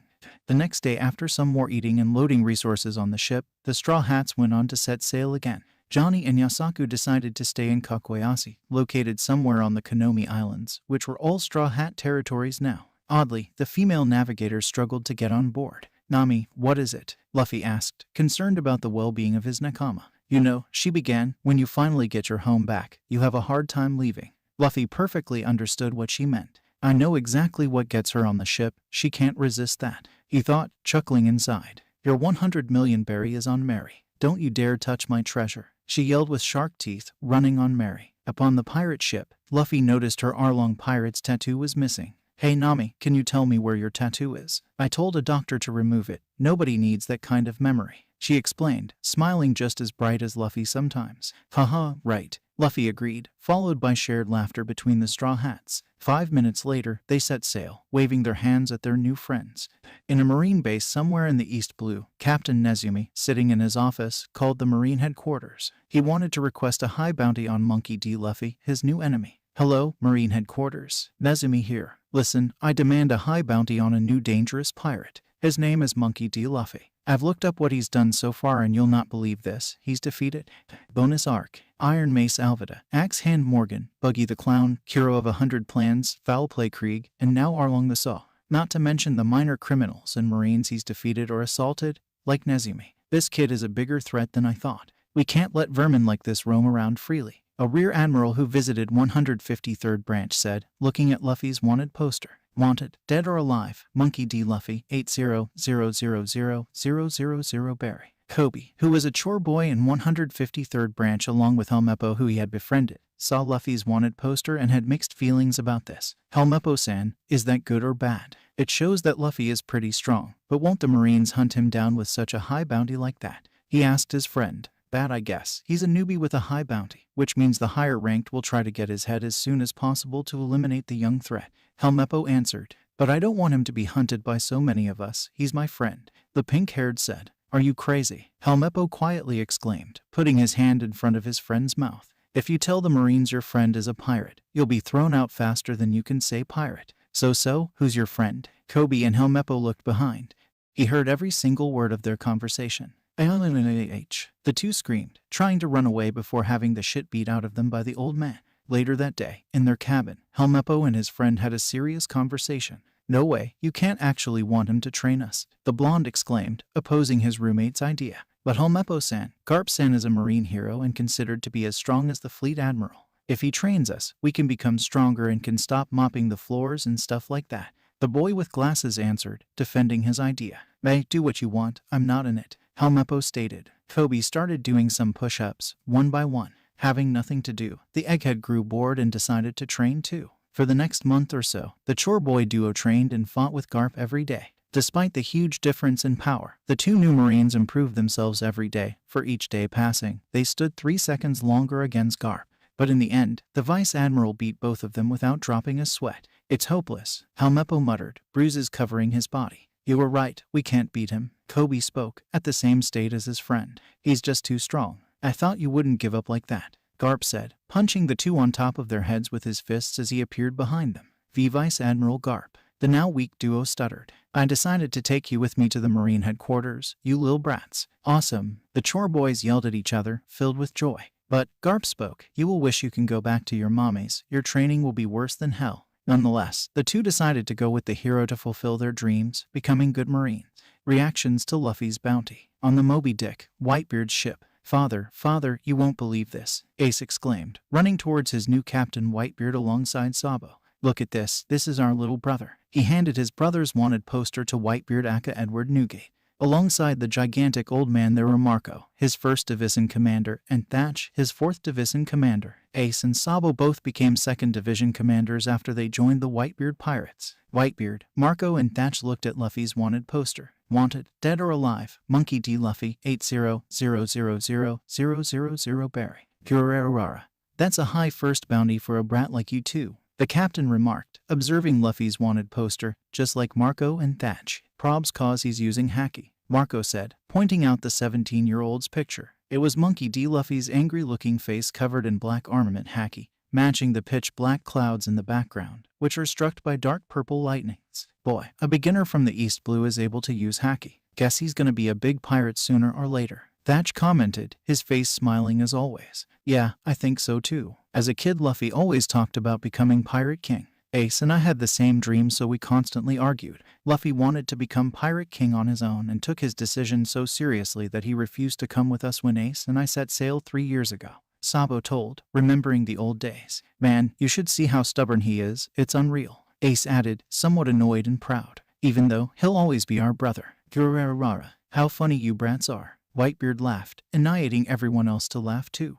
Somewhere in the East Blue, Dracula Mihawk hadn't returned to the Grand Line yet. Instead, he decided to go to a tropical island in the East Blue to rest a little. A seagull brought him the newest newspaper, including a wanted poster. He looked at the wanted poster of the boy he'd previously met. Wanted, dead or alive, Monkey D. Luffy, 80000000 Barry. A haki user in the East Blue with a starter bounty of 80 million. Interesting, he thought, keeping his trademark death stare expression on his face. A few minutes later, after wandering the sandy beach in front of thousands of green palm trees, the swordsman met Shanks and his crew, who were sitting around a campfire, seriously drunk. Mihawk decided to just stare at what he's looking at without a word, like always. Oi Mihawk, a drunk Shanks yelled in a happy mood. Long time no see. What are you doing around here? Resting a little before I return home, he muttered. By the way, have you ever heard of someone named Monkey D. Luffy? Luffy, holy moly, it's been 10 years. Yeah, I know him. I used to call him Anchor back in the days. Tell me, have you met him?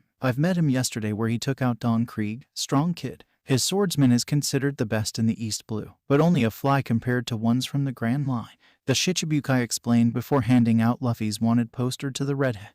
This is his wanted poster, it came out today. Shanks glared at the wanted poster belonging to the kid he met 10 years ago. His crew gathered behind him to look at it too. Hey Captain, let us see too. Wanted, dead or alive, Monkey D. Luffy, 80000000 Barry. The red hair pirates had different reactions. Some dropped their jaws, some just nodded, and some started laughing. Shanks, dahaha, that's our Luffy. Geez, how can he react like that? Mihawk thought, opting to leave, but Shanks pulled him back. Hold on, I can't allow you to leave, come party with us, a certain Yonko demanded, red on his cheeks from drinking too much. A little drink can't be bad, the swordsman muttered, sitting down with the rest of them.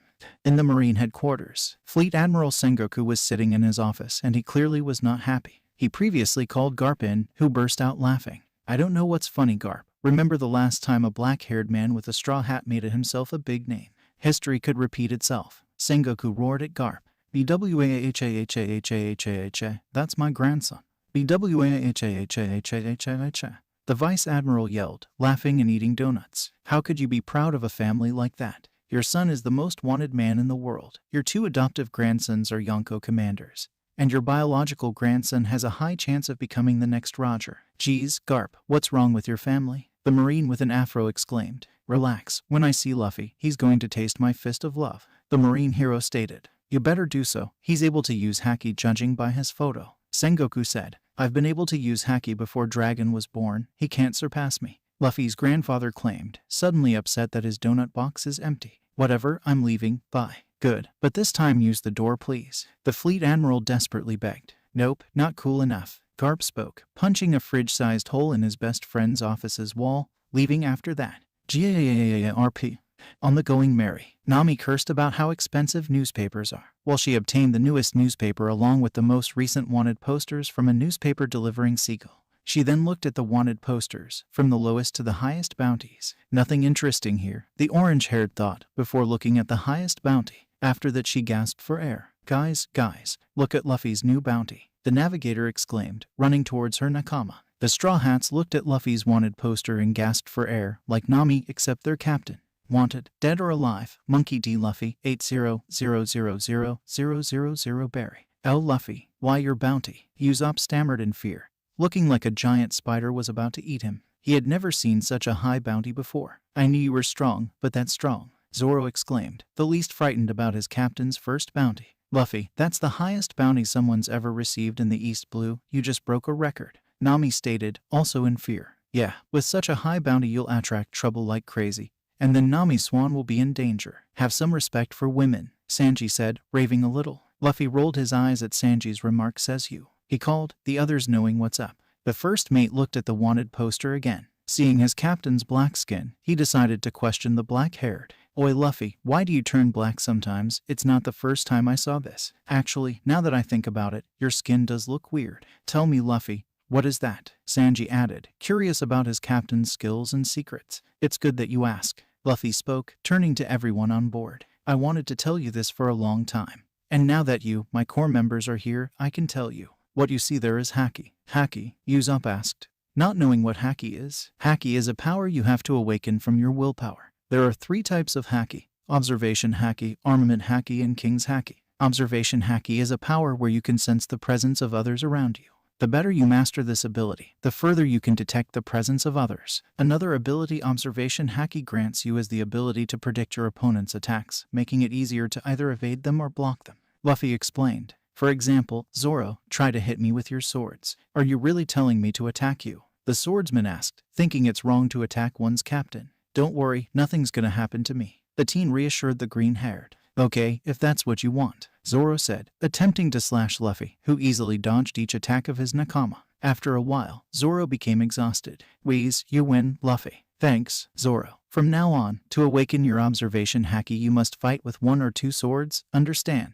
I'm sure fighting with less swords helps you concentrate against your opponents. And when you fight against weaker opponents, try to do this with your eyes closed, okay? The 17-year-old told his swordsman. I'll follow your orders, Captain. The green-haired promised, much to Luffy's pleasure. And now to the next lesson. Armament haki is a power where you embed your body or your weapons in armor created by willpower. This is the reason why sometimes my body turns black. Another ability you get with armament haki is the ability to injure Loja users, since blunt attacks don't work on them. Speaking of blunt attacks, if someone without armament haki hits someone with armament haki, the attack is useless, no matter how strong the one attacking is. Luffy continued. To demonstrate this I will show you something. Sanji, kick my face with full force. At first Sanji disagreed, but after Luffy's encouragement and some reassuring, the cook kicked Luffy's haki-covered face. Did it hurt? Sanji asked, after kicking his captain's face. No, not at all, Luffy answered. Sanji, I want you to awaken your armament haki, and you too, Zoro. What else do you want from me? To take over everyone's position or what? Zoro yelled with sharp teeth. You're the vice captain, so I expect you to be the strongest in my crew. Luffy explained, knowing how to deal with situations like this. If that's the case, then I'll do everything you want, Zoro said, smirking widely. Where were we? Ah, right. And now to King's Haki, the most powerful version. Unlike the previous 2 versions, King's Haki cannot be awakened by everyone. Only 1 in a few million possesses King's Haki. With King's Haki, you can overpower the wills of others. Or easier explained, you can knock out the weaker willed with energy waves you emit. I for one possess King's Haki, Luffy further explained, ending his lecture. Wow, didn't know Haki was that powerful. Usopp spoke, admitting his lack of knowledge. The usage of Haki in the Grand Line, especially in the New World, is extremely helpful, so you better awaken it as soon as possible. The others nodded. There's more I need to tell you. Besides Haki, there is another extremely strong and helpful power. I'm talking about Rokushiki. Rokushiki, Nami asked, just like Usopp with Haki, frowning.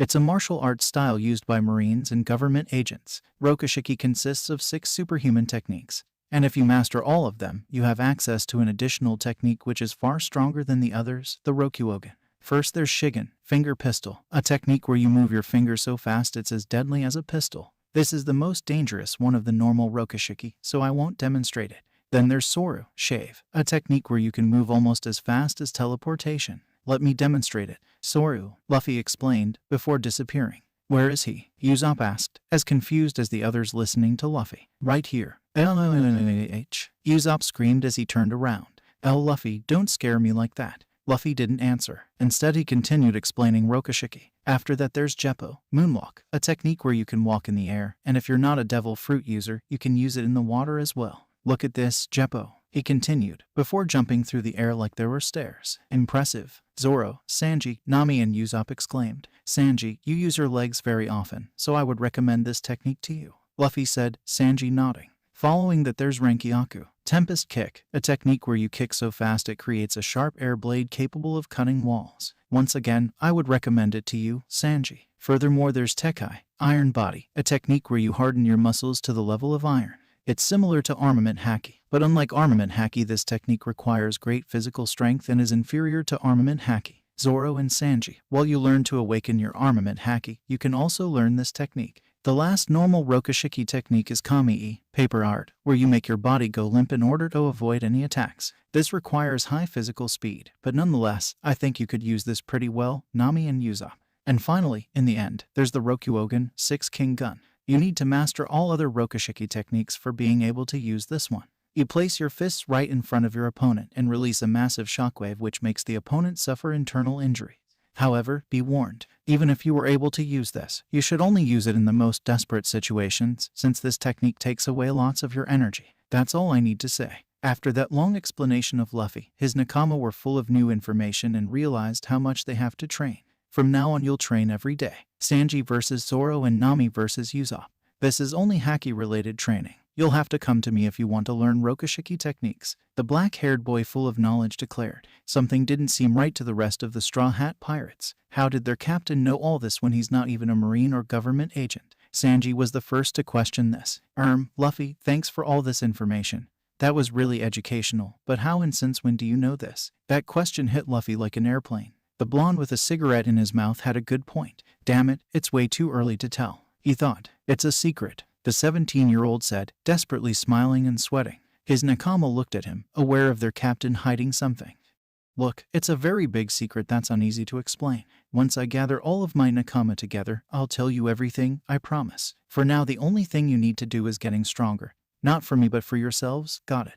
There was silence. Luffy's nakama rethought about their trust towards their captain. He was hiding something, that was 100% evident. The unpleasant silence on Mary was interrupted by Nami, who saw an island not very far from their point. I see Logtown, we're almost there, she reported. Good, you can do whatever you want in Logtown, but there are some things to get for us. Nami, go and buy 11 Den Den mushies, 1 for the ship and 10 for each one of us. If you ask why 10, if we lose one, we can replace it with another one. And buy me a red captain's coat with golden epaulets please. Sanji, all you need to do is getting us some food. Fish and meat should be the dominant part of your acquisition. That's all. With that, the Straw Hats split for now.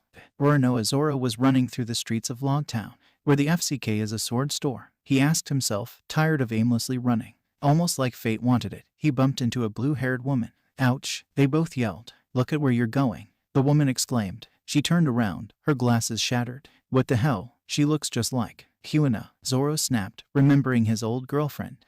Sorry. What's your name? Tashigi, she answered. What is going on? She's also named after a bird. Do you want me to help you? Where's the next place selling glasses? The pirate politely asked, not knowing how to handle his thoughts and the overall situation. The end of this street, on the right, she explained. One more thing, I can't see anything without my glasses. Could you hold my hand until we're there? The green-haired blushed at this. Oh okay, I'll do this if you want. Random people of Logtown observed the entire strange and confusing incident, much to Zoro's unhappiness. After 1 minute of walking through the streets of Logtown filled with gazes of curious citizens, the two swordsmen arrived at their destination. You owe me 1,000 berry for my glasses. Tashigi spoke. All right, there you have it, Zoro muttered, handing over the money. Thanks, the Marine said, walking into the store. The green-haired sighed in relief. Finally, it's over. Why does she have to look like her? I can't stand it. He turned his head to the right, realizing there's a sword shop. Ipin Matsu's arms shop. Let's go in there, he quietly murmured, opening the door. Hello there, customer.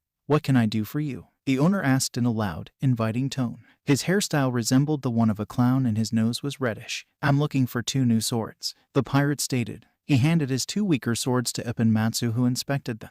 Those 2 are of bad quality. I see why you want new ones, the man remarked, looking directly into the eyes of Zoro. May I see your 3rd sword? Zoro hesitated a little. You can see it, but I don't intend to replace this. The arms dealer's eyes widened when he saw the green-haired's best sword after he handed Wado Ikemanji over. That's Wado Ikemanji, one of 21 great grade swords. Its owner doesn't seem aware of what treasure he owns. I have to get my hands on it. Sir, I am interested in your 3rd sword. Can I have it for 100.000 berry? The shopkeeper asked, trying to rip off his customer. Nope, not selling it, was Zoro's answer. What about 200.000? Nope. 300.000. Nope. 500.000. Nope. Okay, this is my last offer. 1,000,000 berry. Never. ARRRGH. The man cursed, seriously frustrated. 3 seconds later, Tashigi came in with some new glasses. She walked towards the counter and her eyes landed on Zoro's Wado Ikemanji. Holy cow, Wado Ikemanji. That's one of 21 great grade swords, worth over 10 million berry. The shop owner made an annoyed face. Did you have to tell? I was trying to buy it for less than it's worth. He groaned. It doesn't matter if you would have offered me 100 million berry, I would never sell it anyway. It is something I've received from a good friend, and it's worth more to me than anything else, the pirate explained, impressing Tashigi and Ipin Matsu with his view on what's a treasure and what not. Anyways, I only have 100,000 berry with me. Do you have some swords for 50,000 or less? The red-nosed man frowned at this question. I do have some cheap swords, but their quality is as poor as those 2 swords you've shown me not long ago. They're in that basket there, he said, pointing at a basket full of swords. Zoro walked towards said basket and pulled out Sandai Kaitsu. This one doesn't seem of poor quality to me, he spoke, carefully looking at his future new sword. Ipin Matsu freaked out as he saw the swordsman look at that sword. Don't buy that, he panically exclaimed. It's a cursed sword. A cursed sword? The green-haired asked. What do you mean? The Sandai Kaitsu is one of 3 Kaitsu swords. This lineage of swords is said to be cursed. To date, each owner of a Kaitsu is said to be dead because he just owned a Kaitsu. This one, being the latest to be produced, is the weakest Kaitsu, but still overly deadly. The shop owner explained. TCH, if it's really cursed, then I should test my luck. Zoro spoke, throwing the cursed sword in the air and stretching out his arm. Don't, Tashigi and Ipin Matsu yelled, scared that his arm might fall off. Sandai Kaitsu made lots of turns in the air. When it was about to reach the green-haired, it barely missed, proving its future owners and tamers' luck. The whole shop was speechless for a short period of time, but then Ipin Matsu decided to break the silence. Congratulations. I've never seen a man lucky enough to escape a Kaitsu's curse. You are a worthy swordsman, so I'm giving it to you for free. Really, that's nice of you, Zoro said, smirking. He was happy that he didn't have to pay. And that's not all, the owner continued, while going into the shop's storeroom to get another sword. This is Yubashiri, one of 50 skillful grade swords and my family treasure. Take good care of it. I'm entrusting it to you for free. Zoro was fortunate and amazed to hear that. The previously fraudulent shopkeeper gave him 2 of his best swords for free. Tashigi was pretty surprised too. The previously clumsy moss-haired man she met was actually a skilled swordsman. Thank you for everything, Matsu-san. I will become the world's best swordsman with these swords, he declared, not wanting to disappoint the generous man. I'm happy to hear that, the middle-aged man said. After that, Zoro left the shop trying to go back to Mary, just to get lost due to his bad sense of orientation. 5 minutes earlier, Luffy walked towards Marine Captain Smoker, who he had spotted somewhere in the harbor. Smoker, one of the only Marines I like. He's actually pretty fun. Shame I had to kill him for helping Akenu and his dogs slaughter my nakama, the 17-year-old thought, respecting his friendly enemy. Excuse me, where is Roger's execution platform? The boy asked, getting the Marine's attention. Follow the smoke trail, he instructed, creating a long trail of smoke with his Moku Moku powers. Thanks, Smokey, Luffy called, following the smoke trail. It's Smoker, Captain Smoker. The captain angrily shouted at a running Luffy. 1 minute later, Smoker's subordinate Master Chief Petty Officer Tashigi came running towards him. Captain Smoker, look at this, she exclaimed, giving him Luffy's wanted poster. That's the most recent wanted poster, and an extraordinary one. Look at his bounty. Wanted, dead or alive, Monkey D. Luffy, 80000000 Barry. You know what, Tashigi? The Marine started, changing his cigars. I think I just let him pass by. Present timeline. Luffy glared at the execution platform built for Gul D. Roger, former Pirate King. It was huge, and an even bigger tourist attraction. This monument could be considered legendary. I want to be on that, Luffy said, stretching out his arms. Gamu Gamu no rocket. Seconds later, Luffy was lying on the execution platform, looking at least 1,000 people standing in the city center. His arrival on the platform didn't stay unnoticed. What are you doing there? Get down, an inhabitant of Logtown shouted, but the pirate didn't care. Suddenly, dark clouds quickly engulfed the sky. Following that, it started to rain heavily. Father's here, Luffy thought, sensing Dragon's presence with his haki. Not only that, Buggy will soon come too. I should get out of here. His thoughts were interrupted by the clacking sound of Kairoski shackles. Kabeji managed to catch him off guard. Shit. A slim lady with an iron mace started walking towards the city center. She hit some Marines with her mace who tried to run at the platform. You just hit a Marine. We'll have to arrest you, a Marine officer declared. You won't arrest me, right? The woman said, seducing the Marines with her looks. And no, of course not. Hard-eyed soldiers let out. And you? She turned to Luffy. Do you know who I am? No, who are you? Luffy asked, knowing the answer. Think about it. You're the only man who hit me. The lady spoke. I've never seen you before. He lied. Then I'll tell you. I'm Alvida. What? You're that ugly fat whale Alvida. Impossible. I was never a whale. She yelled with sharp teeth. But I look different, right? That's because I ate the sub no mai. Now my skin is perfectly smooth, and I'm really beautiful, right, Buggy? Buggy then appeared from the shadows along with his crew. That's right, Alvida, you definitely are. The Buggy pirates encircled the city center. Everybody, hear me out. I'm taking all of you hostage. Don't try to escape, or else. Buggy threatened, maniacally laughing. From one of the buildings around the city center, Captain Smoker and Tashigi watched all of this. Smoker had a megaphone with him, but decided to speak out later. Sanji, Nami, Zoro, and Usopp also came to the scene.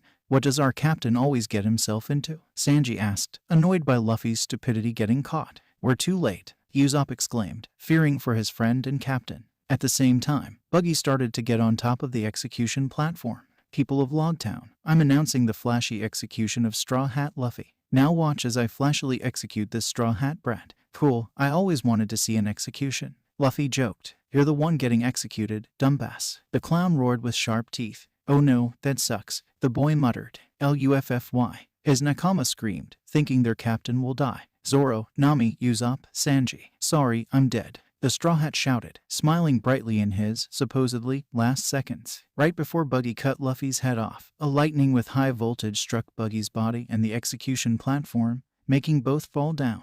Luffy's shackles were destroyed in the process. Thanks, Dad, the teenager thought in gratitude. Immediately after Luffy was free again, he started to give orders to his nakama. Everyone, let's get back on the ship. We've nothing to do here anymore. Captain Smoker finally started talking into his megaphone. Marines, there are 3 dangerous pirates in the city center, don't let them escape. With that, dozens of Marines rushed into the city center, some clashing with the Buggy pirates, some clashing with the Straw Hat pirates. Zoro and Sanji defeated most of them and continued running. Zoro, however, was stopped by a certain female Marine, Tashigi. Why didn't you tell me you're a pirate? She angrily demanded, swinging her sword at Zoro. You didn't tell me you were a Marine either. Zoro spoke, blocking Tashigi's stroke. I'll tell you something. I love swords and can't see them in the hands of criminals. I will rescue every high-valued sword from the pawns of dirty pirates. You have 3 of them, hand them over, she stated, continuing her attack. I'm not going to hand over anything. I'll become the best swordsman in the world, he explained, blocking even more attacks. A pirate like you doesn't deserve to be the best swordsman in the world. I will be the best. Flashback. A 9-year-old Zoro approached his girlfriend and rival Kureha. She was sitting outside in the rain. He walked towards her with 2 real swords, opposite to the wooden sticks with which they would normally fight. Hey Kureha, Zoro spoke, getting her attention. We've fought 2,000 times before and I've never beaten you. I've improved a lot since the first time I've lost to you. And now I'm challenging you to our 2001st and last duel, this time with real swords. Kureha stood up and took the sword her rival has given to her.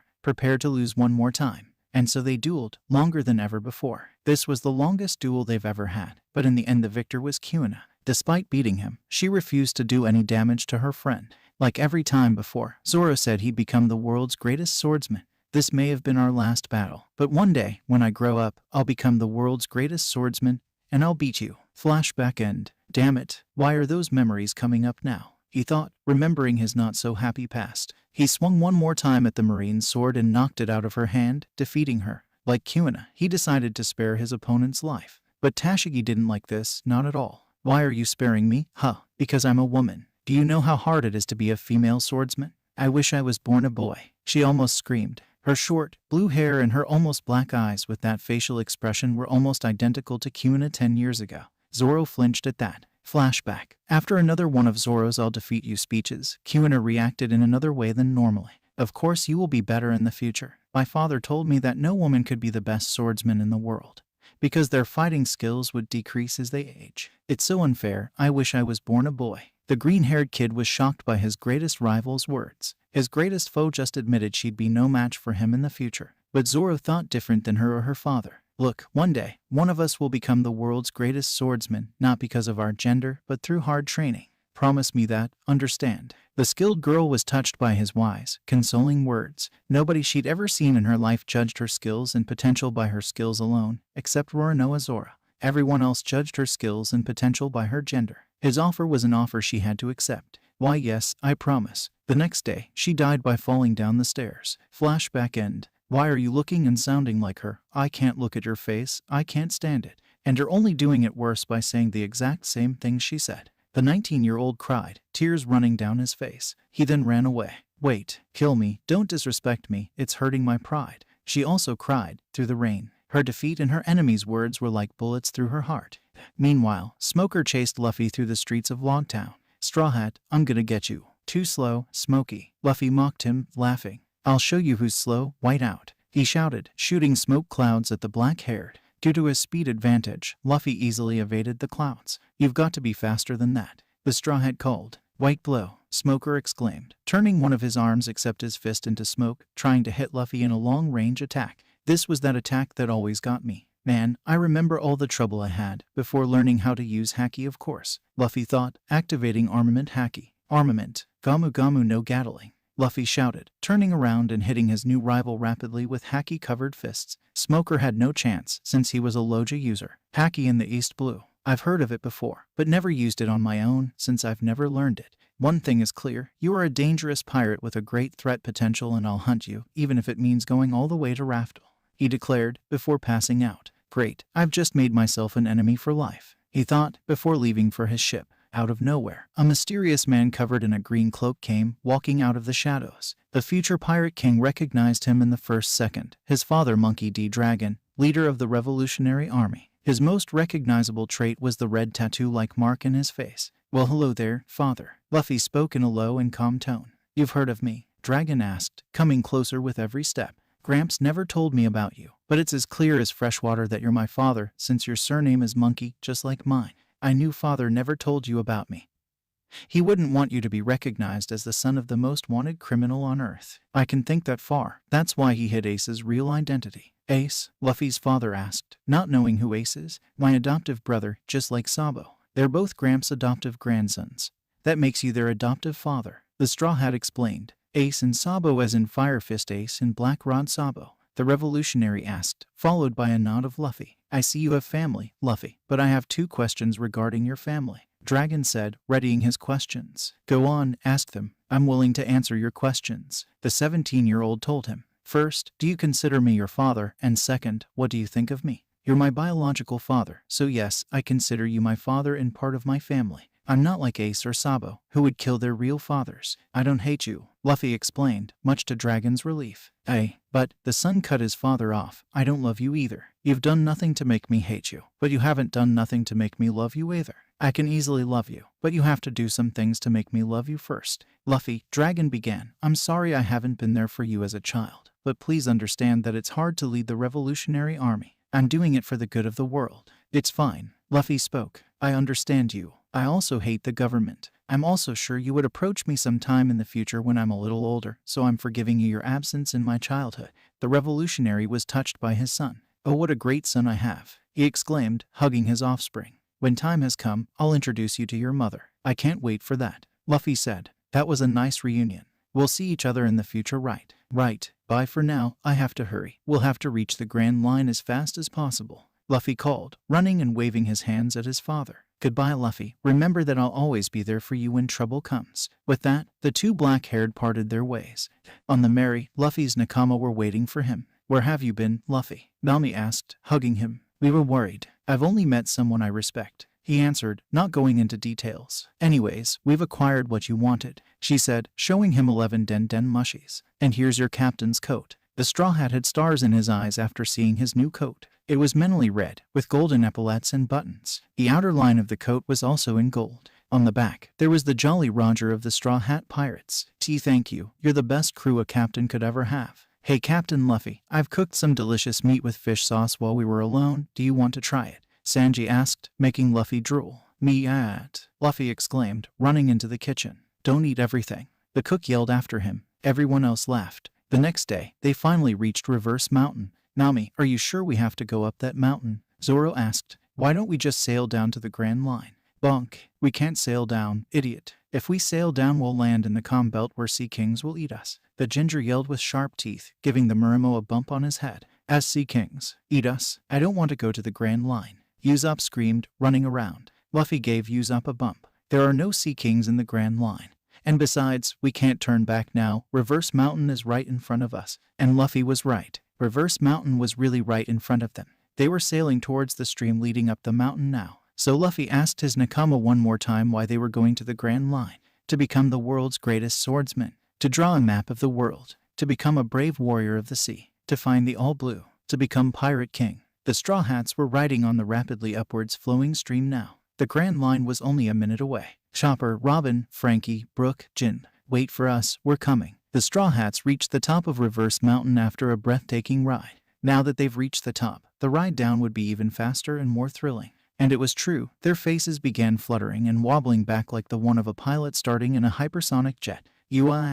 My nose is fluttering back," Usopp screamed, disadvantaged by his overly long nose. "Quit whining, a fly just flew in my mouth." Sanji moaned at him, coughing out both the fly and his cigarette. "Guys, I don't want to interrupt you, but look at that," Nami fearfully spoke, pointing at a humongous whale with gruesome scars in front of them. The sea mammal blocked the exit of the stream. "Laboon, good to see you, old pal. If I could speak your language, I'd tell you Brook is alive," Luffy thought, remembering Brook's story about him, the whale. "We're gonna collide and die," Nami and Usopp screamed, holding each other, crying. "Luffy, should I cut him away?" Zoro asked, literally meaning it. "No, idiot. I'd never forgive you if you killed him," the teenager angrily yelled with sharp teeth, giving his swordsman a second bump. "Then what should we do?" Nami-san said. "We'll die if the whale and us collide." Sanji asked. "I'm gonna hold him off, trust me. Nothing's going to happen to us or Mary," their captain stated with a reassuring voice, sounding like a man of his word. As the ship approached the whale, the risk of dying became greater. "Luffy, do something," the cowardly duo yelled, still holding each other and crying. "Yosh, Gamu Gamu no Fusen." The rubber man inflated himself to the point where he's bigger than Mary. His immense flexibility made it possible for his nakama to survive. "Luffy, Luffy, Luffy," they cheered, dancing to express their relief for living on. Wait a minute. When I punched him in the eye last time, he swallowed our ship and made it possible for us to meet Crocus and Vivi. If I don't punch him now, we won't meet them again. Guess I have to act stupid again," the Straw Hat thought, thinking about the consequences if he played it smart and cool. The 17-year-old subsequently punched the dark blue whale in the eye, just to be punched by his navigator. "You brainless moron. We just escaped death and now you're trying to kill us again." His other nakama just facepalmed at their captain's stupid action. Laboon reacted quick. His round, pacifistic eyes turned into angry, half-round eyes. He opened his mouth, which could easily swallow a warship. A single tooth was so big Usopp had to maneuver the ship so that they don't crash in it and burst. "Jeppo," Luffy shouted, running away in the air. He watched as a massive wave flushed his ship along with his nakama inside Laboon's mouth. "Hey, I'll find another way to get inside. But I'll get you out of there, I swear," the adventurous boy thought. Inside Laboon, the rest of the Straw Hat pirates were floating through the whale's endless seeming throat. One was calm, one was scared, two were mad. "I can't believe he ditched us like that," The ginger furiously exclaimed, clenching her fists. Luffy's going to come and save us, all right? The black-haired asked, scared of the fact he might get digested. Don't worry, he's our captain. He'd never leave us alone like that. The green-haired said, knowing Luffy's loyalty and care towards his nakama. Even if he's going to save us, when I see him again, I'll turn him into fricassee. The blonde angrily declared, lighting himself another one. A short trip later, the four pirates found themselves in a strange place. The sky was blue and had clouds. There was seawater and even a small island with an old man living on it, but everything seemed so contained. Oi, old man, where the heck are we? Zoro rudely demanded as Mary came closer to that island. The old man with petals around his head lifted his gaze from the newspaper he was reading and stared intimidatingly at the Straw Hats, who really became intimidated. What's the problem? Can I help you? He asked, this time not intimidating at all. Confusion befell the Straw Hats. What is with this old geezer? They all thought. Where are we? Do you know that? Zoro slowly and politely asked. You're inside Laboon. Laboon. The Straw Hats were confused again. This man had a strange way of speaking. The whale occupying the entrance of the Grand Line. But why is his inside painted? And what's an island doing here? Nami questioned. And who are you? Zoro let out. Once more, the old man started staring intimidatingly at the Straw Hats, who once more became intimidated. If you want someone to tell his name, why don't you introduce yourselves first? He unintimidatingly asked. The pirates slowly became annoyed with him, yet maintained their patience. I'm Zoro. I'm Sanji. I'm Nami. And I'm Usopp. Good. He spoke. My name is Crocus. My birthday is on January 4th. My blood type is Ab. Can I shut him up? Zoro yelled at his nakama with sharp teeth, touching his sword's hilts. 3 minutes earlier, Luffy landed on Laboon's back after using Jeppo. He noticed a hatch on the whale's back. What does a hatch do on a whale's back? Never mind, I'll get down there. The pirate opened the hatch and went down there, ending up in an artificial hallway made out of metal. I was in here once, but this is still strange. Metal and a whale. Would that make Laboon a cyborg like Frankie? I don't know, but let's explore. Present timeline. Outside, Laboon decided to ram the red line again. He changed his posture, which felt like an earthquake for the people inside. Luffy, for example, lost his balance and was falling down, flying. Eventually, he would bump into two people inside the sea mammal, a very young blue-haired woman and a crown-wearing man, dragging them down with him. Meanwhile, the remaining Straw Hats wondered what this earthquake was. Mr. Crocus, what is happening? Nami demanded, almost as scared as when they rode down the stream on Reverse Mountain. Crocus put his glasses in their place. It's Laboon. He's ramming his head against the red line again. I've told him many times to stop that, but he doesn't listen. It's such a sad story. Suddenly, 3 voices ringed in Crocus and the Straw Hat's ears. 2 were screaming, 1 was laughing. After 10 more seconds, the people screaming and laughing could be identified as they were coming closer, falling down from a hole in the sky. The blue-haired girl fell on Sanji, the crown-wearing man on Zoro, and Luffy on Nami. That was fun, the childish pirate exclaimed, grinning and holding his hands in the air. The orange-haired girl pushed the Straw Hat off her and punched him in the head as she stood up. Couldn't you fallen somewhere else, idiot? Though, sorry Nami. Crocus decided to climb on Mary for some reason. Zoro objected this. Who allowed you to get on Mary? He spat as he threw off the man who fell on him shortly before. As well as you too. Sorry for not asking, but I can't stay here for long. Laboon is going to blow us out soon. The elderly man explained. He's gonna what? Out of nowhere. The huge whale blew Mary and everyone on it out of his blowhole. The ship landed on the water, but Luffy was gone again. Where's this fool now? Nami asked, annoyed of her captain. She turned her head around and saw him standing on the red line, which Laboon opted to hit. But then she noticed that not the red line was his target, but Luffy. The whale had forgotten her captain's punch to his eye. Luffy. The navigator screamed, not wanting her nakama to get crushed by a creature weighing way more than 1,000 elephants. The 17-year-old knew when to stop the whale. It's a draw, he announced, making Laboon stop. It's a draw for now. When I return, we'll have a rematch. Until then, please don't hit your head on the red line anymore, okay? Laboon thought this was a friendly promise, so he decided not to attack Luffy any further. Luffy, at the same time, went back to his ship. Oi, old geezer, what's with the whale? He asked, already knowing his backstory. It's Crocus, and since you've stopped Laboon from hurting himself any further, I'll tell you the whole story. 50 years ago, a pirate crew which befriended Laboon as a baby came over the Grand Line. I was keeper of the Twin Capes lighthouse over there, he explained, pointing at a light gray lighthouse. But since Laboon was a baby and the Grand Line was too dangerous, they asked me to take care of him. For 50 years Laboon has waited for his friends, who are probably dead by now. I've told him many times that they won't come back, But he refused to listen to me and rammed the red line with his head since then, which explains his scars. And now these two, he roared, pointing at Crown Guy and Vivi in disguise, have come to kill Laboon for his meat. If I was you, I'd tie them up and hand them over to the Marines. First, we can't hand them over to the Marines. We're pirates and therefore criminals. They'd arrest us immediately. Second, sad story, I'll make Laboon stop hitting his head once and for all. Luffy said, reassuring Crocus. You would. If you did that, I'd be happy for the rest of my life. Now that I'm old and don't have that much to live, Laboon means everything to me. Don't worry, I'll make him stop right now. The boy promised the old man. Usopp, give me some paint. Paint? For what? You'll see, Luffy told, smiling widely. Okay Luffy, I'm on it, Usopp said, running below deck. About 30 seconds later, Usopp returned with some white, black, red, and straw-colored paint. Luffy took the paint and made his way to Laboon's head.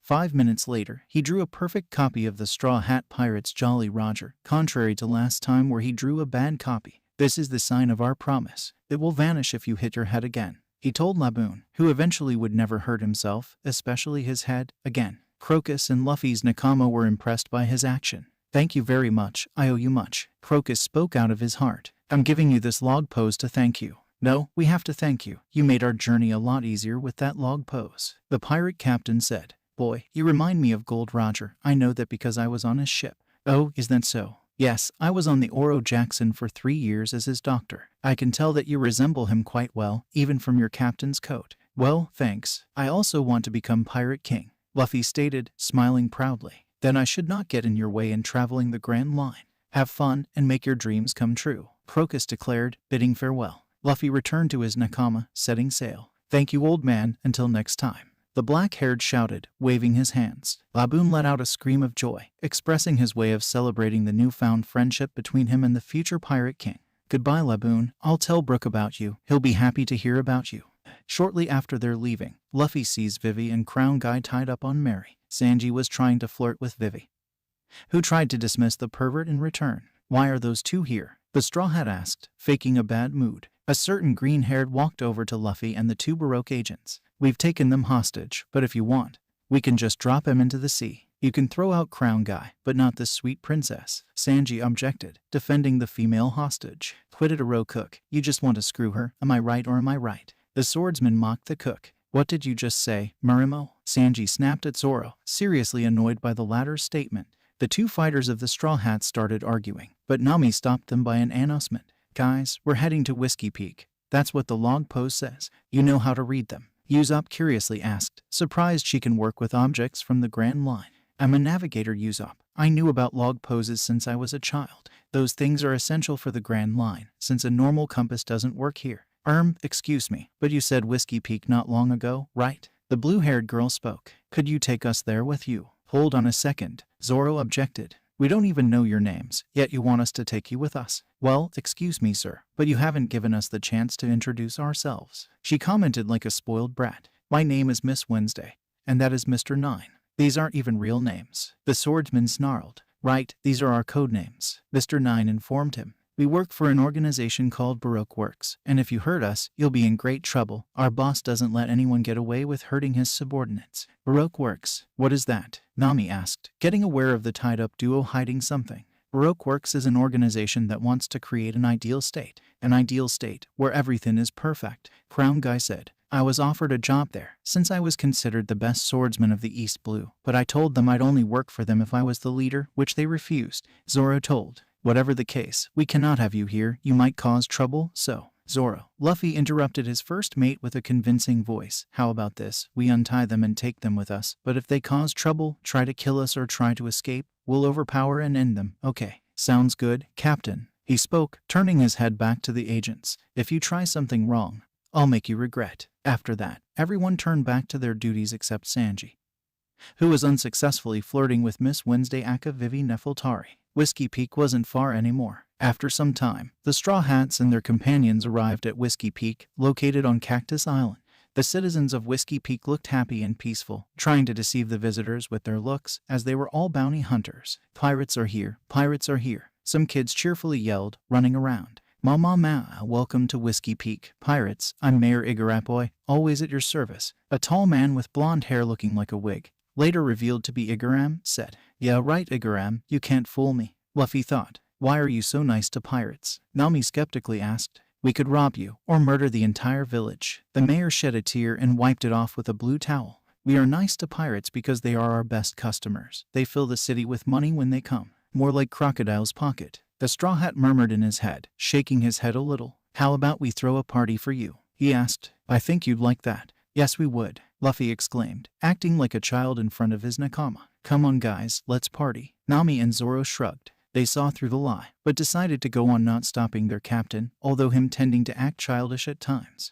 Despite the later actions, the Straw Hats had fun partying. Sanji and Usopp flirted with Whiskey Peak's most beautiful women. Usopp rather telling stories, Sanji actually flirting. Zoro and Nami drank a lot. Nami only to win money in a drinking contest, and Luffy ate lots of meat, but less than before. He knew there were sleep drugs inside. Only the swordsman, the navigator, and the captain of the crew faked their sleep. The cook and the sniper weren't informed about the trap. The swordsman was the first to wake up. Zoro's POV. I woke up at night, around 12 I think. Oh man, the party room was a mess, empty glasses, flipped chairs, and nobody else in there but me and my mates. The alcohol was still flowing through my body, yet I was able to put together what happened. Bounty hunters tricked us, trying to make us fall asleep, then steal our money and hand us over to the damn Marines. Doesn't work with me, amateurs. I've been a bounty hunter for years, you can't trick me with that. I thought and grinned a little. My stupid captain and the other stupid blockheads would get caught, especially Sanji, that dumb good-for-nothing Aro cook. These hearts in his eyes and his lady-loving attitude were annoying me from the beginning.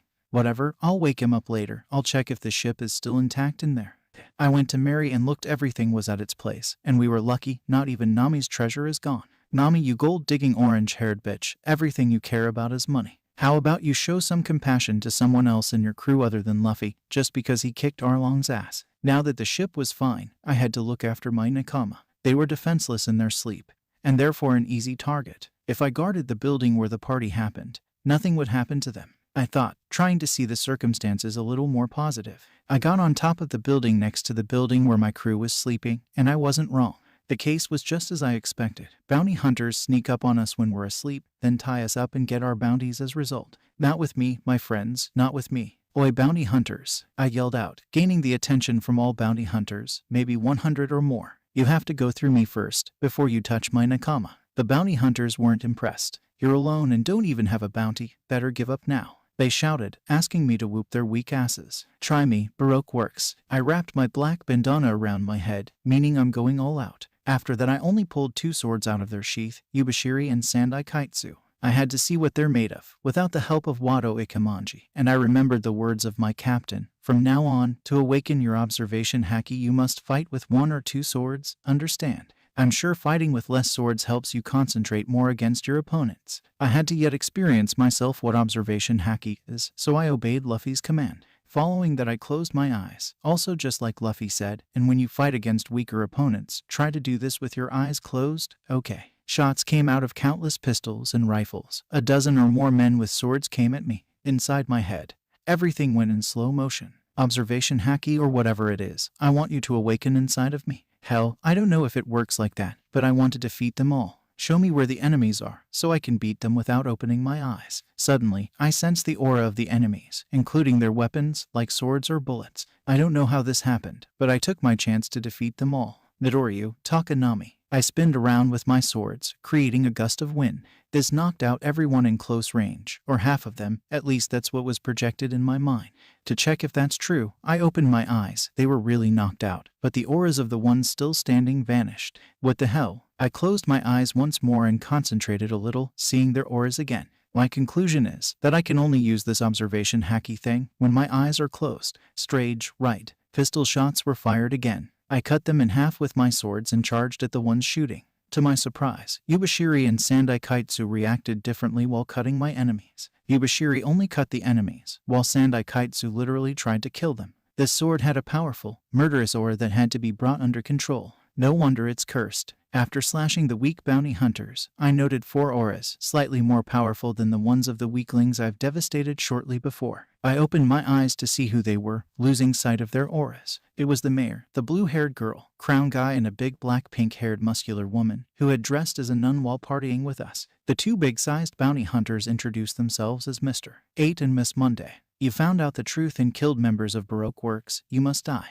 Miss Monday declared, grabbing a barrel to throw it at me. I easily cut the barrel in 4, rendering it useless. She then grabbed a ladder and swung it at me, only for me to dodge. Unfortunately, while I was dodging, she put a metal sheath onto her massive knuckles and punched me. The pain I experienced from this punch almost made me scream out. Even from the feeling, I realized I had bruises in my face. Despite the pain, I grabbed her ugly face with an iron grip, pressing my fingers deeper and deeper into her skull. Not only did she scream because she was in pain, but also because she was overpowered by me. Unbelievable. This went so far she actually fell unconscious after a single grab. Appearances can be deceiving, and that should be the ultimate proof. Who's next? I confidently asked, wielding Sandai Kaitsu towards the remaining 3 Baroque agents. I knew I'd defeat them. There's no way I'd lose to those lowly weaklings that would just dishonor Captain Luffy and the Straw Hat Pirates. Mr. 9, the biggest fool out of all of them, decided to attack me. The Ketsu 9 Konjo Bat, he yelled, trying to hit me with his 2 steel bats combined with his acrobatics. I easily blocked his bats. It's like he doesn't even try. He tried the same attack again, at least that's what I thought. Katabase Shikomi Bat. The annoying idiot shouted, suddenly launching 2 steel ropes out of his bats, binding my right arm with Sandai Kaitsu. What are you going to do now? Huh. That idiot annoyed me. He annoyed me more than Helmeppo, that octopus fishman, and even Johnny and Yasaku sometimes. I had to use an Itoryu attack, although I wasn't that good in using only 1 sword, since I started out with 2 swords. I tried my luck and attacked. Itoryu I, Shishi Sansen. I placed Yubashiri horizontally in front of me, then rapidly unsheated it and slashed him in an even greater speed, then resheating it again. He collapsed in seconds, which was such a satisfying moment for me. Mr. 9. This blue-haired girl hysterically screamed. Why is she even caring for him? Nobody is hurting my partner. Mr. 8. Help me bringing down this mosshead. Yes, Miss Wednesday, I'll help you, the mayor said, getting out a saxophone. What does this guy want with a freaking saxophone? I wondered, soon to be taken by surprise. Igarappa. Mr. 8 played his saxophone, and bullets came out. What the fucking hell? I exclaimed, trying to evade the bullets. Suddenly, Miss Wednesday cowardly attacked me with her peacock slashers while I was distracted. Hugeki slasher. I managed to dodge both the peacock slashers and the saxophone bullets. Seeing how I was a better fighter, they decided to attack even harder, as well as calling help, which was that girl's case. She called an odd bird named Karu to ride on him. Igarapapa. Saxophone guy revealed machine guns hidden in the curls of his hair and started shooting again. This time with more and faster bullets. And as if that wasn't enough, that girl on top of this running bird attacked me with longer and sharper peacock slashers. Hugeki string slasher. I closed my eyes to use my newly awakened observation haki to help me dodge the enemy attacks. I actually dodged and repelled the bullets, but a small part of the peacock slashers sliced up a piece of my arm. Blood poured out of the wound and it hurt a bit, but my determination to win only increased. That was it. I unsheated Wado Ikamanji for a Santoryu attack. My patience wore thin already, but it disappeared completely a second ago. Santoryu, Toro Nagashi. I spinned around to slash both Mr. 8 and Miss Wednesday, but Mr. 8 jumped in front of her like he was her bodyguard. He received 3 big slashes on his torso, ripping up his suit. Run, princess, I can't fight him. He powerlessly moaned. This caught my attention. A princess? Her. That can't be, he must be joking. As much as I didn't want to believe that, I questioned the bounty hunter mayor about what he said.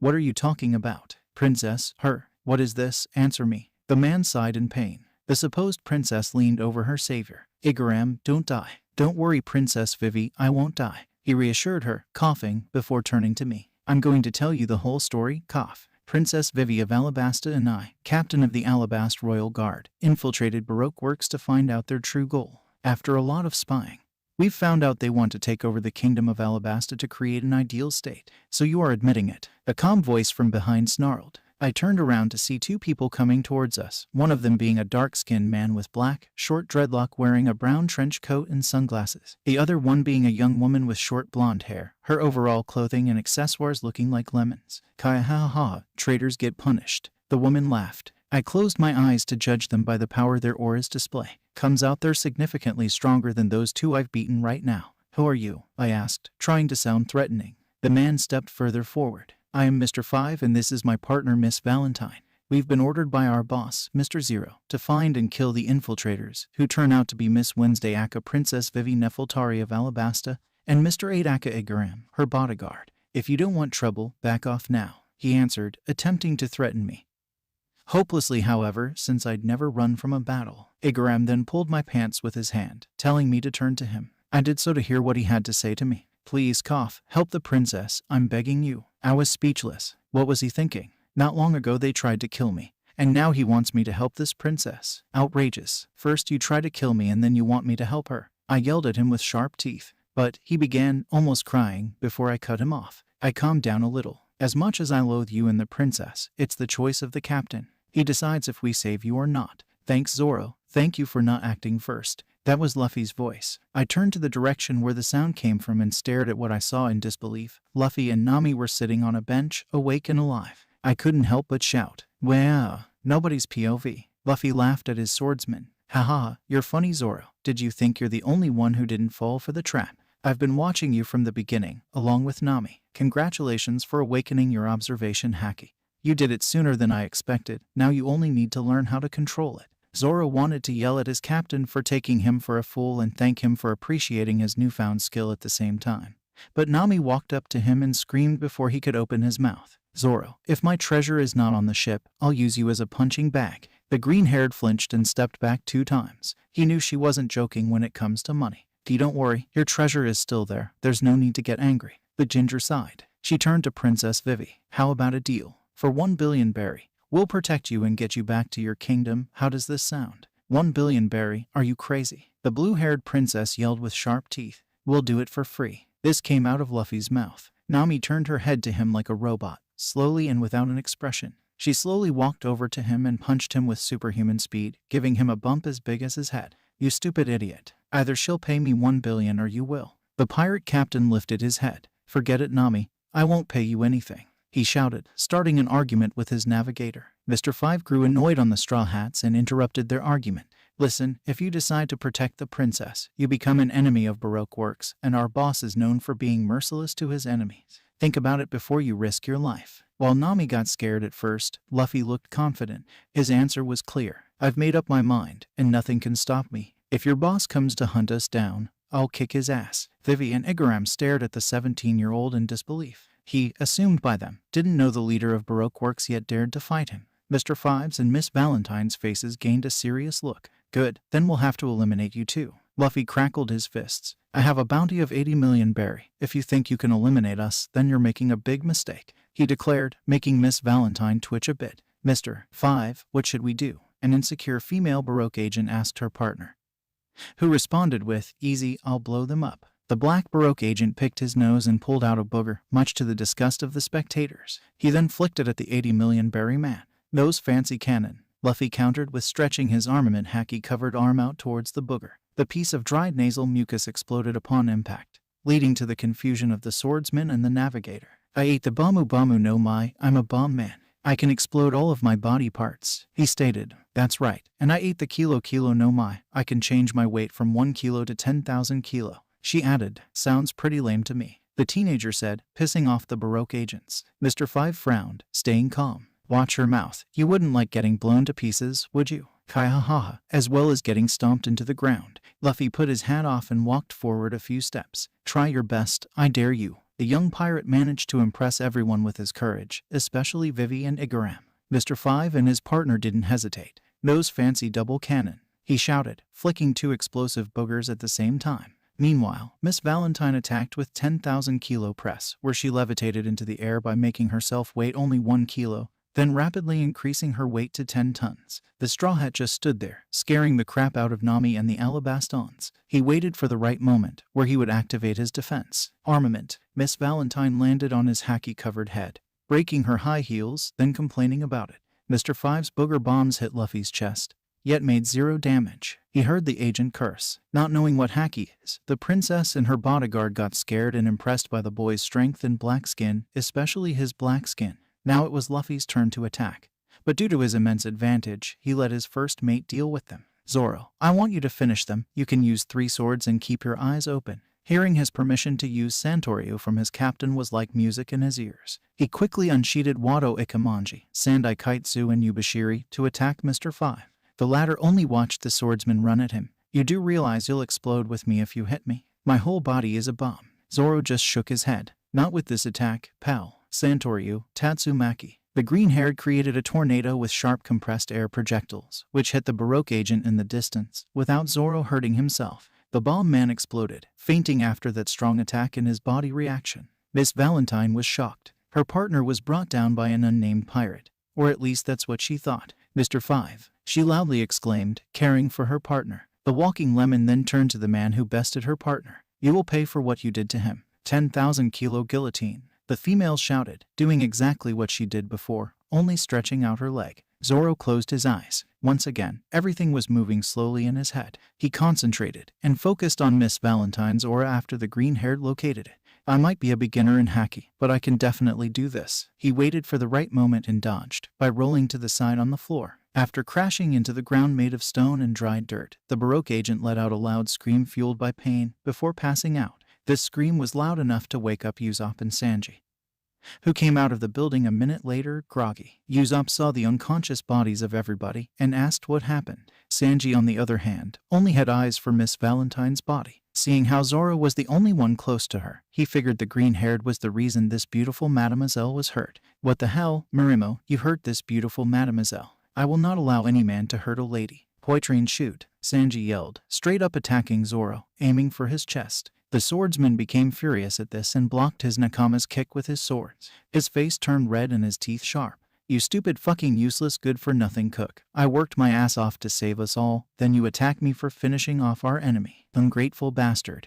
That was so expectable from you. His fury was kind of justified. The cook clenched his teeth. Enemy or not, anybody who dares to hit a woman is dead in my eyes, he called, trying to hit his friendly rival's left hip. Zoro blocked it again. His attitude changed from burning anger to mockery. That's why you'll probably die by a woman one day. Not that it matters me, curly brows. Before either of them could continue their minor clash, Nami stepped in and punched both of them on their heads. Quiet, you. The princess is gonna tell something. The two fighters of the Straw Hats stood up. One with an annoyed face, the other one with a hard-eyed face in love. You are a princess. Oh, Princess Chan, let me be your gardener. I'll be at your service whenever you want. Vivi looked at the cook for a second. Is that guy serious? She thought, then shaking her head to focus again. Okay, I don't know what kind of pirates you are, but listen closely, I'm going to tell you everything from the beginning. She began, being interrupted by Sanji shortly after. Princess Chuan, you're so pretty when you're serious. He raved, moving slippery like an eel. The royal just sighed.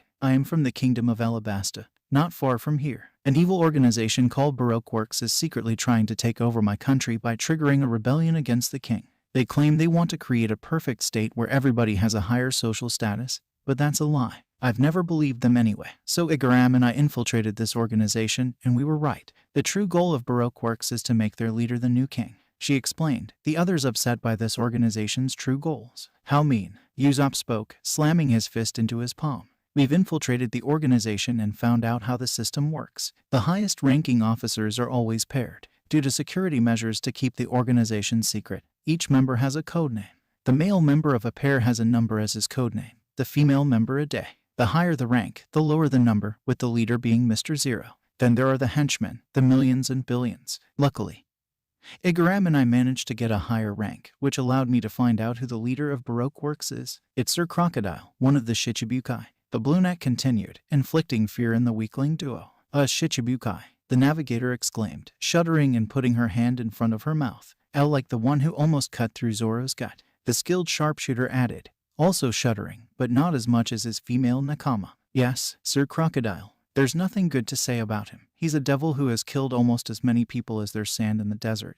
That's why he has a bounty of 81 million berry. He's ruthless, unscrupulous, and every other word that describes him. A monster who will go over countless bodies to get what he wants. Many of my people will die because of him if we don't stop him. Vivi spat, expressing her abhorrence towards Crocodile. Oi, 81 million berry. The orange-haired exclaimed again, trembling like an earthquake. Sometimes, Luffy was really annoyed with Nami's anxiety. His bounty was almost as high as Crocodile's, yet she still shivered like someone on the North Pole, considering bounties around this range are nothing compared to the ones of people like Jack or Katakurii. I wonder if she'll always stay like this, he thought, before continuing to listen to his future temporary nakama. I know it's much for me to ask this, but will you help me save my country? I already asked your captain. He said yes, but what about you? Please, I don't want my people to die. The caring princess begged, addressing the other Straw Hats. Zoro didn't want to at first. He still held a grudge on her. Why should I help you? He asked. You tried to kill me. Then you didn't even apologize. Vivi started to slowly comprehend her wrongdoing.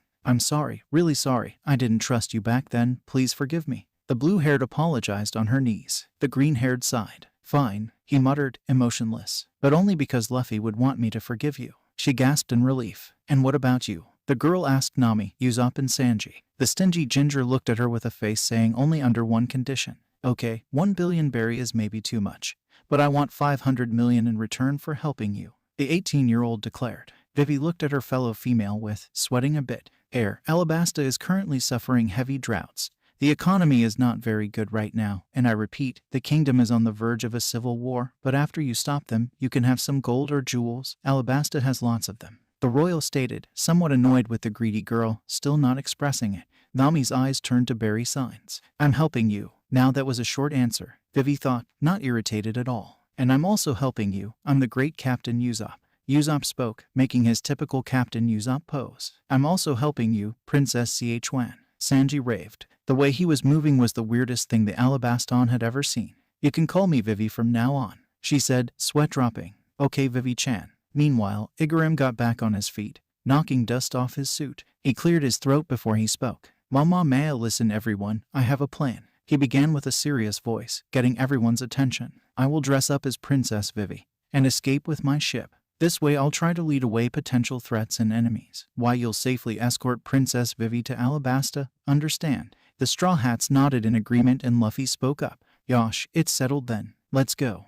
Luffy's POV. We set sail at sunrise, leaving Cactus Island behind. Our log post would lead us to Little Garden. Ah, memories. Our relationship with Vivi improved a little. We told her our names, introduced ourselves, and stuff like that. I think she liked us a little after an hour or so, even though we, the boys, tried to eat her super spot-billed duck. Nami and her hit us on our heads, but man, I'd like to eat one of them one day. Suddenly, in the far, Igaram's ship exploded. Vivi watched in tears. She cried like the first time her servant died, kinda like Sabo. I used my observation hacky just to be sure. And he was alive, just like I expected him to be. Shortly after that, a familiar intruder appeared on our ship, sitting on the railing. Why hello there, Princess Vivi. I see you're with pirates now, interesting. The female spoke with such a calm and elegant voice, my heart beat faster. Probably the same with Zoro, maybe Usopp, and especially Sanji. Our new friend certainly wasn't happy about her presence. She clenched her fists and veins popped up on her wrists and up her face. You killed Igaram. She snapped at her. Maybe I killed him, maybe not.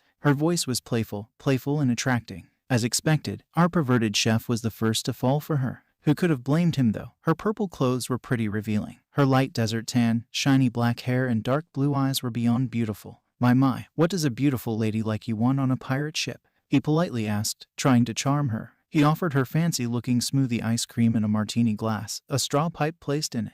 The raven-haired took a sip out of Sanji's creation and complimented him, making him literally melt. Zoro, showing signs of getting attracted, decided to ask her name. Who are you, and for what purpose are you here? My future nakama got down from the railing. I'm Miss All Sunday, and don't worry, I'm free from all orders right now, I'm just enjoying my free time, she said, turning her attention to Vivi. Princess, would you like to tell me your friends who I am? The brunette stood there still, scared of her enemy. She's Crocodile's partner. Vivi stammered, trying to hold back a flow of anger. So you found out the boss name. The tan woman ironically complimented. Congratulations, but may I remind you it was me who let you find out his real identity. I did you a favor, but in return I told Crocodile who the infiltrators were. Doesn't this seem fair? You are the reason Igaram died. You are the reason Igaram died. Wow, I completely forgot how angry Vivi can get sometimes. If I was in her case, I'd get too. Then I noticed how Vivi cried, sniveling. Technically, she was my nakama, even if temporary. Normally, I'd have to make my future nakama pay for making my current nakama cry, but I made an exception, considering Igaram wasn't dead. Straw Hat Luffy, dead or alive, 80 million berry. The blue-eyed remarked, seeing my wanted poster. Impressive first bounty. How old are you, boy? It's obvious you're the captain, judging by your beautiful captain's coat and your straw hat. She asked me what my age is. Now we're getting closer, I thought, opting to keep up the conversation. I'm 17. Miss All Sunday grabbed my straw hat with her devil fruit powers and put it on her head, replacing it with her cowboy hat she gave me in return. Everyone else stared at her in disbelief, surprised by her creepy-seeming ability. I grabbed her hat and stretched my arm out to switch hats again. This made her curious, for sure. Oh, a devil fruit user. What fruit did you eat? She asked, playful as always. Gamu gamu no mai, I'm a rubber man. What fruit did you eat? Yours seems a lot more interesting than mine. She giggled lightly, showing her amusement in our conversation. The Nanohana no Mai. I can sprout body parts from the surface of any living thing or object. Sounds creepy, right? I shrugged. Nah, not really. The others just watched us, probably thinking how can Luffy and her have such a peaceful conversation. They're enemies. I am, in fact, extremely amused by this. My enemy said something again. I like you. You're an interesting boy. And an even more interesting person. That was nice to hear from her. I can now understand her better, since my soul is 29, whereas my body is 17, which makes me biologically 17 and spiritually 29. I like you too, considering we're enemies. I replied. Gosh, what a monotone conversation. I would have slept in if I hadn't matured. The O'Haran smiled once more, tossing me an eternal pose. This is an eternal pose to Nanohana Island. A closer island to Alabasta doesn't exist. Take it as a gift from me. She spoke, deciding to help us a little. Without thinking twice, I tossed it back. Sorry, I'm the captain of this ship, so I decide where we're going. Nobody tells me where we're going, except my navigator. Besides, I really want to visit Little Garden. The raven-haired beauty smirked. Good, I'm leaving. But I warn you, a log pose needs 1 year to recharge on Little Garden. Her warning was definitely meant good, possibly even realized by the others, except Sanji, who still had nothing but perverted thoughts in his head. I have a feeling this won't be the last time we see each other. I forecasted, which would 1000% come true. I feel it too. With that, she disappeared like a flash. Our reunion was better than I have imagined, my dear archaeologist. After I get Chopper and kick Crocky's ass, you'll join my crew and be my nakama, LuffyxRobin. Just a little later, I walked over to Vivi, who was still sniveling about Igaram's death. Igaram isn't dead. I whispered into her ear. Judging by her look, she believed me and was very happy about that revelation. Thank you. I almost cackled at that, but managed to control myself in the last second. Don't thank me for not letting Igaram die. Thank Miss All Sunday. Her expression after that was priceless. Nobody's POV. The Straw Hats got closer and closer to Little Garden, where undescribable adventures would wait for them. The Straw Hats arrived in Little Garden after a long journey. The prehistoric island was a green jungle with multiple volcanoes and 2 mountain-like structures, which were really skulls of sea kings. Dinosaurs and other big and intimidating carnivores inhabited this island, as well as deadly viruses. There was a river in one end of the island where they would dock. Screech, an overgrown bird, came flying at the Straw Hats, scaring the weaklings. Nami and Usopp flinched and covered their ears. Sanji found one of them cute. Oh, how sweet. Usopp turned around with big, cute eyes. Do you mean me? He naively asked. Of course not, idiot. The Aro cook shouted with sharp teeth, annoyed. The bird of earlier turned around in a small curve, trying to elsewhere. The glutton Luffy was hungry and wouldn't have allowed meat to escape anyway, so he caught the bird and killed it. Gamu Gamu no propeller, he exclaimed, slamming the dead bird on the deck of Mary. Sanji, I want meat. Sanji frowned at this. Luffy, you just ate like minutes ago. I can't cook 24/7. He berated his captain, who looked at him with sad eyes. Please. The cook sighed. No, Luffy, no more food for you until we leave. Our supplies are about to deplete. We need to restock. Luffy looked at Sanji as if the latter was mentally challenged. We can still eat emergency supply, you know, he said, pointing at Karu. Vivi's pet realized he was meant, and hid behind his owner. Vivi herself wasn't pleased at all with the duck's nickname. You will not eat Karu, she yelled with sharp teeth, hitting the 17-year-old and subsequently giving him a bump. Sorry, Vivi. He then recovered and started giving orders. All right, if we don't have anything to eat, then we have to get some food. Zoro, Sanji, hunt some food for us. We need to restock. Everyone else, do whatever you want. I'm going on an adventure. A loud rumble erupted somewhere in the tropical island, presumably an active volcano. The others wondered how their captain could go on an adventure on such a deadly hellhole. Luffy, Nami spoke up with a slightly scared voice. How can you go on an adventure right now? Don't you see that this place is deadly beyond imagination? What if a dinosaur attacks you? What if you get bitten by a deadly insect? Her being scared could be reasoned with the hungry tiger standing meters away from her on the edge of the river and the ground. Not only that, the beast also glared at the ginger with his yellow, golden eyes and licked the area around his mouth, further expressing his desire of eating the human. You know what? Luffy began, knocking dust off his golden shoulder pads. That's not going to happen. The young pirate's eyes looked like he was using King's Haki, strong and willing, like the predator hunting his prey. Coincidentally, he punched the wildcat with his arm, using Gamu Gamu no pistol, knocking it out. Suddenly, the Alabasta felt safety around the black-haired. Somehow, she thought it would be safe around the black-haired. I don't know why, but I want to go with him. I think he could protect me. She thought, her mind made up. Luffy-san, can Kuro and I join your adventure? The princess asked, shocking the others. What? Most Straw Hats exclaimed, their jaws down. wondering how she could have such a weird idea. Vivi, you asked us to protect you, yet you want to go with our captain who attracts all kinds of danger, her female friend asked, not believing what she just said. Yeah, stay with me, Vivi-chan, Sanji said, further making the people around him believe he's immature. No, the blue-haired shyly yet determinedly declared, sweating a little combined with a stern look. I feel safety around Luffy. I don't think he'd endanger me. I somehow get the impression he knows what he's doing. Besides, it has been a long time since the last time I had fun. The black-haired smiled brightly. Thank you for deciding to come with me. I will appreciate your company. He spoke, reaching out his arm for Vivi to come with him. She blushed a little, holding his hand to go. The blonde cook, on the other hand, was fuming out of jealousy. Despite this, he refused to kick in his captain's face. Damn straw hat, he cursed, almost unhearable. Running off with Vivi and Kuro, Luffy shouted some last things to his meat provider and swordsman. Zoro, Sanji, I want some meat when we set sail, so better get going. Zoro nodded, while Sanji cursed another thing after him. Sometimes, the captain really pissed off the smoker. The green-haired walked off the ship. I'm going to hunt the biggest moving thing for Luffy, he stated as he stepped on the grass of Little Garden. You cook for him, curly brows. A tick mark formed on Sanji's forehead after hearing this. He saw this as a degradation and felt obligated to challenge his friendly rival. What did you just say, Marimo? I will be the one who hunts the bigger animal, not you. Zoro turned around, not taking the cook's challenge seriously. You wish. You're only the cook, not a real fighter like me. He snickered, not realizing he's seriously mocking the blonde. A real fighter, don't make me laugh. You're nothing without your swords. You can't fight with your own body. The fighting cook erupted, raising the sound of his voice. All right, I'll show you I can hunt the bigger animal without my swords. You'll see, shitty cook. The swordsman furiously declared, tensing his muscles. Challenge accepted. The two ran into different directions, going for the biggest eatable thing they could possibly find, leaving Usopp and Nami behind. Those two didn't know what they should do. How about we hide inside? The navigator asked, not wanting to experience the possible dangers of Little Garden. Well, I want to go back inside too, but this place seems interesting, so I might go out for a walk not far from here. The sniper said, a little braver than his nakama. Are you crazy? The ginger exclaimed, staring at him in disbelief. The black-haired frowned. You can stay here if you want. I'll return soon. He spoke, heading for the exit. Nami waited a bit. She thought the darker-skinned boy was crazy for leaving the safety of Mary regarding his power level. He was not strong enough to face the dangers of this crazy jungle. As the sharpshooter went away further and further into the evergreen forest, the orange-haired decided to run after him. Wait, don't leave me alone.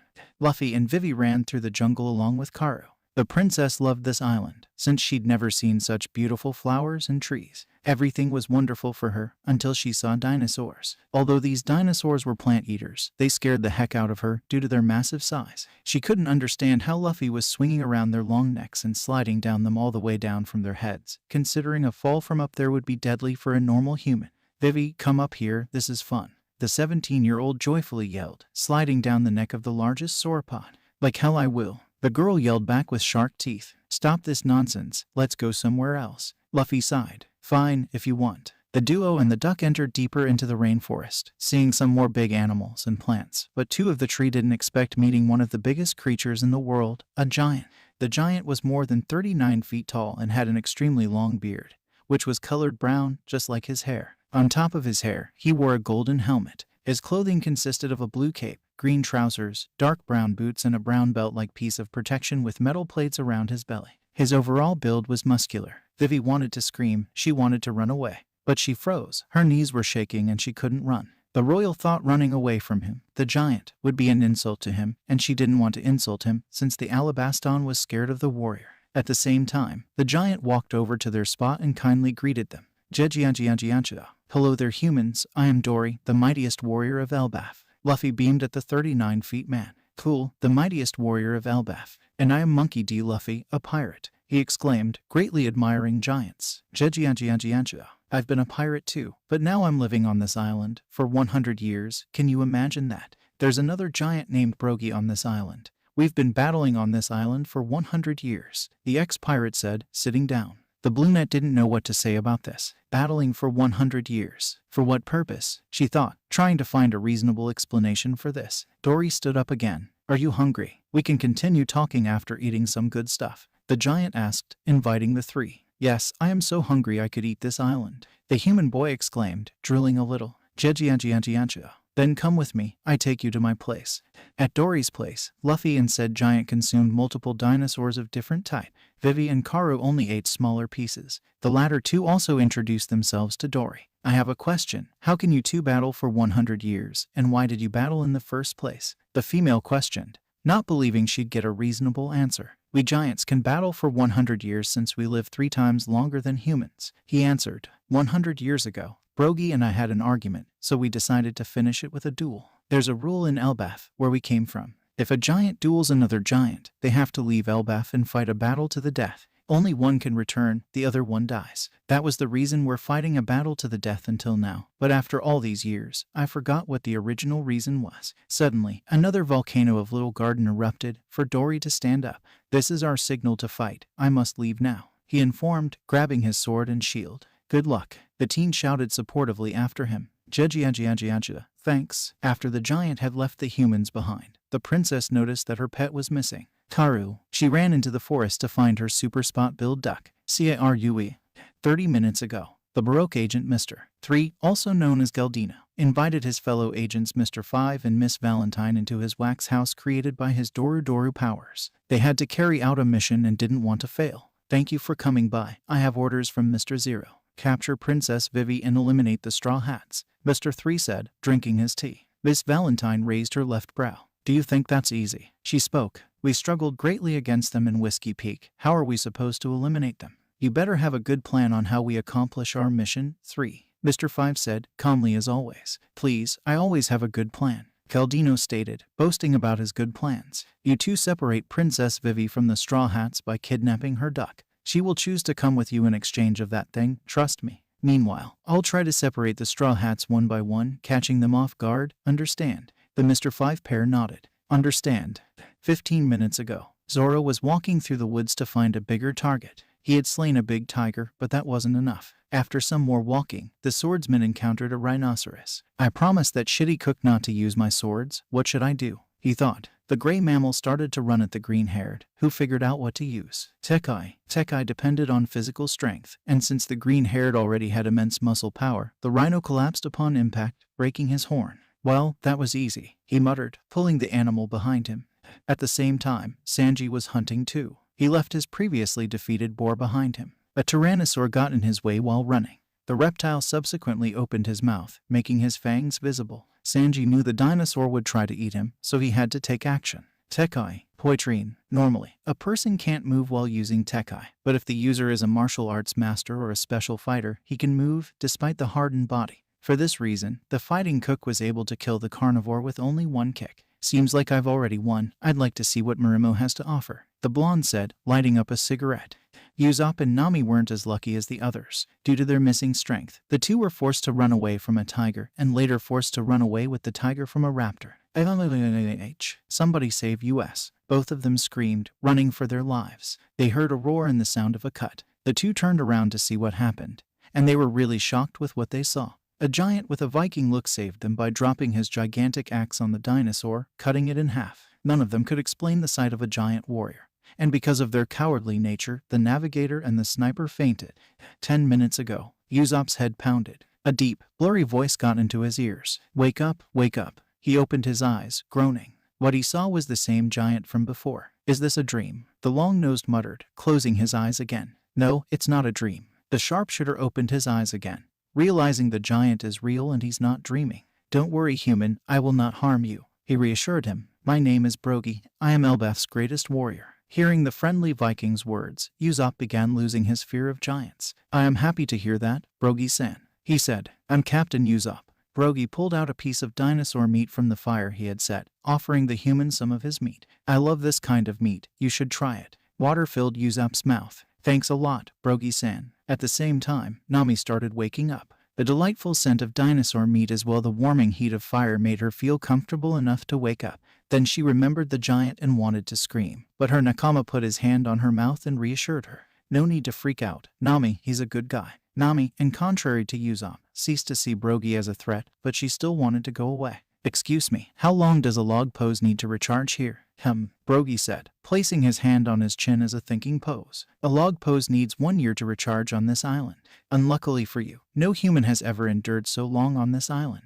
The navigator looked around. She saw half a dozen human skeletons. What did I get myself into? She wept, laying down again. While she was complaining about how she would die, Usopp and Brogy had pretty much the same conversation as Luffy and Dory. A few minutes later, the same volcano erupted, telling the warrior to battle his friend. The black-haired, who befriended the giant and admired Elbaf and its people, decided to wait for his new friend to come back. The orange-haired, on the other hand, decided to go back to Mary where she would be safe. After some time of walking, the ginger and the mosshead met on their way back to Mary. The girl noticed the rhino and complimented her nakama on it. Hey, you did a good catch there. Zoro shrugged. I've had more difficult things to deal with in the past, he stated, thinking of Mihawk. What have you and Long Nose been doing while we were gone? The green-haired wondered why he didn't get an answer after 5 seconds. He looked behind him because the ginger was walking there, and to his shock, she disappeared. Nami, the swordsman called, suddenly concerned about her well-being. Nami, answer me. He saw what he thought was Nami a couple of trees away and was confused. Nami, if you think this is funny, I can tell you it's not. And how did you get there in the first place? She then disappeared, making him run to her former spot. They continued like that, until Zoro was completely exhausted. Please, why are you doing this, Nami? In a split second he realized he couldn't move anymore. The obstacle hindering him from moving felt like wax to him. Damn it, why can't I move? He thought, desperately trying to free himself. Ha ha ha. A male voice laughed from behind. What you saw was a wax figure created by my powers. You probably guessed it already, but let me confirm it for you. The reason why you can't move is frozen wax. I ate the Doru no Mai. I'm a candle human, and you are coming with me. You bastard. The green-haired spat. You won't get away with this. Meanwhile, the Alabastan princess Vivi ran through the jungle to find her super spot-build duck Karu. He has been her best friend since her childhood friend has been separated from her years ago. Karu, where are you? She shouted, constantly turning her head left and right. To her surprise, 2 familiar figures confronted her, holding her beloved pet hostage. Why hello there, princess, we've been looking for you. Mr. 5 spoke. Leave Karu alone, Baroque Works, she yelled, her face turning into a shade of red. Koyohahaha. If you come with us, we'll let your stupid bird free. If you don't, we'll have dinner with him. Your choice, Miss Valentine declared, hitting the blue-haired's weak spot. Vivi growled in defeat. Fine, I'll go with you, but free Karu first. Mr. 5 chuckled. There you have it, he said, untying Karu. Now get the hell out of here. The duck ran. He ran as fast as he could. He needed Luffy to help him. He needed Luffy to help Vivi. After another tie with Brogy, Dory returned to his place where Luffy was waiting for him. Did you win? The boy asked, sitting on a white mountain-like structure. Unfortunately, no. The 73.470th tie. He groaned, stepping over to the human. He, the giant, then noticed a barrel of sake on the ground. Boy, human, did you put that barrel of sake on there for me? How nice of you. Luffy's eyes opened wide up. Oh no, that's the foul sake Mr. 3 put there. If Dory drinks that, it'll explode inside of him, he thought, wanting to make sure this incident doesn't happen again. No, I didn't put that barrel of sake in there, and I wouldn't drink that. The pirate captain warned him. Why not? It looks fine to me, the giant said, picking up the barrel. I said no. The 17-year-old spoke up, making the bearded man stop moving the barrel towards his mouth. The giant got annoyed with this. Care to explain why? He demanded, seriously annoyed. There are people from an evil organization called Baroque Works here on this island.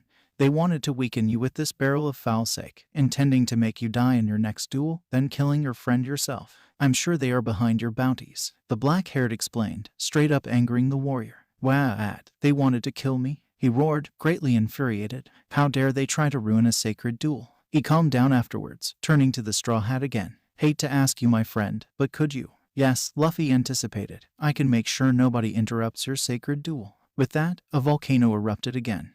Dory carried Luffy on his shoulders to Brogy, who was waiting for him somewhere in the middle of the island. Gabababa. Dory, why did you bring a human with you to watch us? He asked, laughing. The other giant's face was serious. Yes, Brogy, he is here to watch us. There are some evil people on this island who are after our bounties, going as far as trying to ruin our sacred duel. How dare they? Brogy erupted, his attitude changing in a flash. I would like to go and squash them, but we must fight, my friend. Gabababa. After finishing his sentence, Brogy attacked with his giant battle axe. Dory stopped the axe with his shield, then slashing his sword at Brogy, only for him to block it too. Luffy activated his observation haki and sensed allied and enemy auras in close proximity. He left the battlefield of the giants to see what is happening on the island. The first aura Luffy reached was Karu.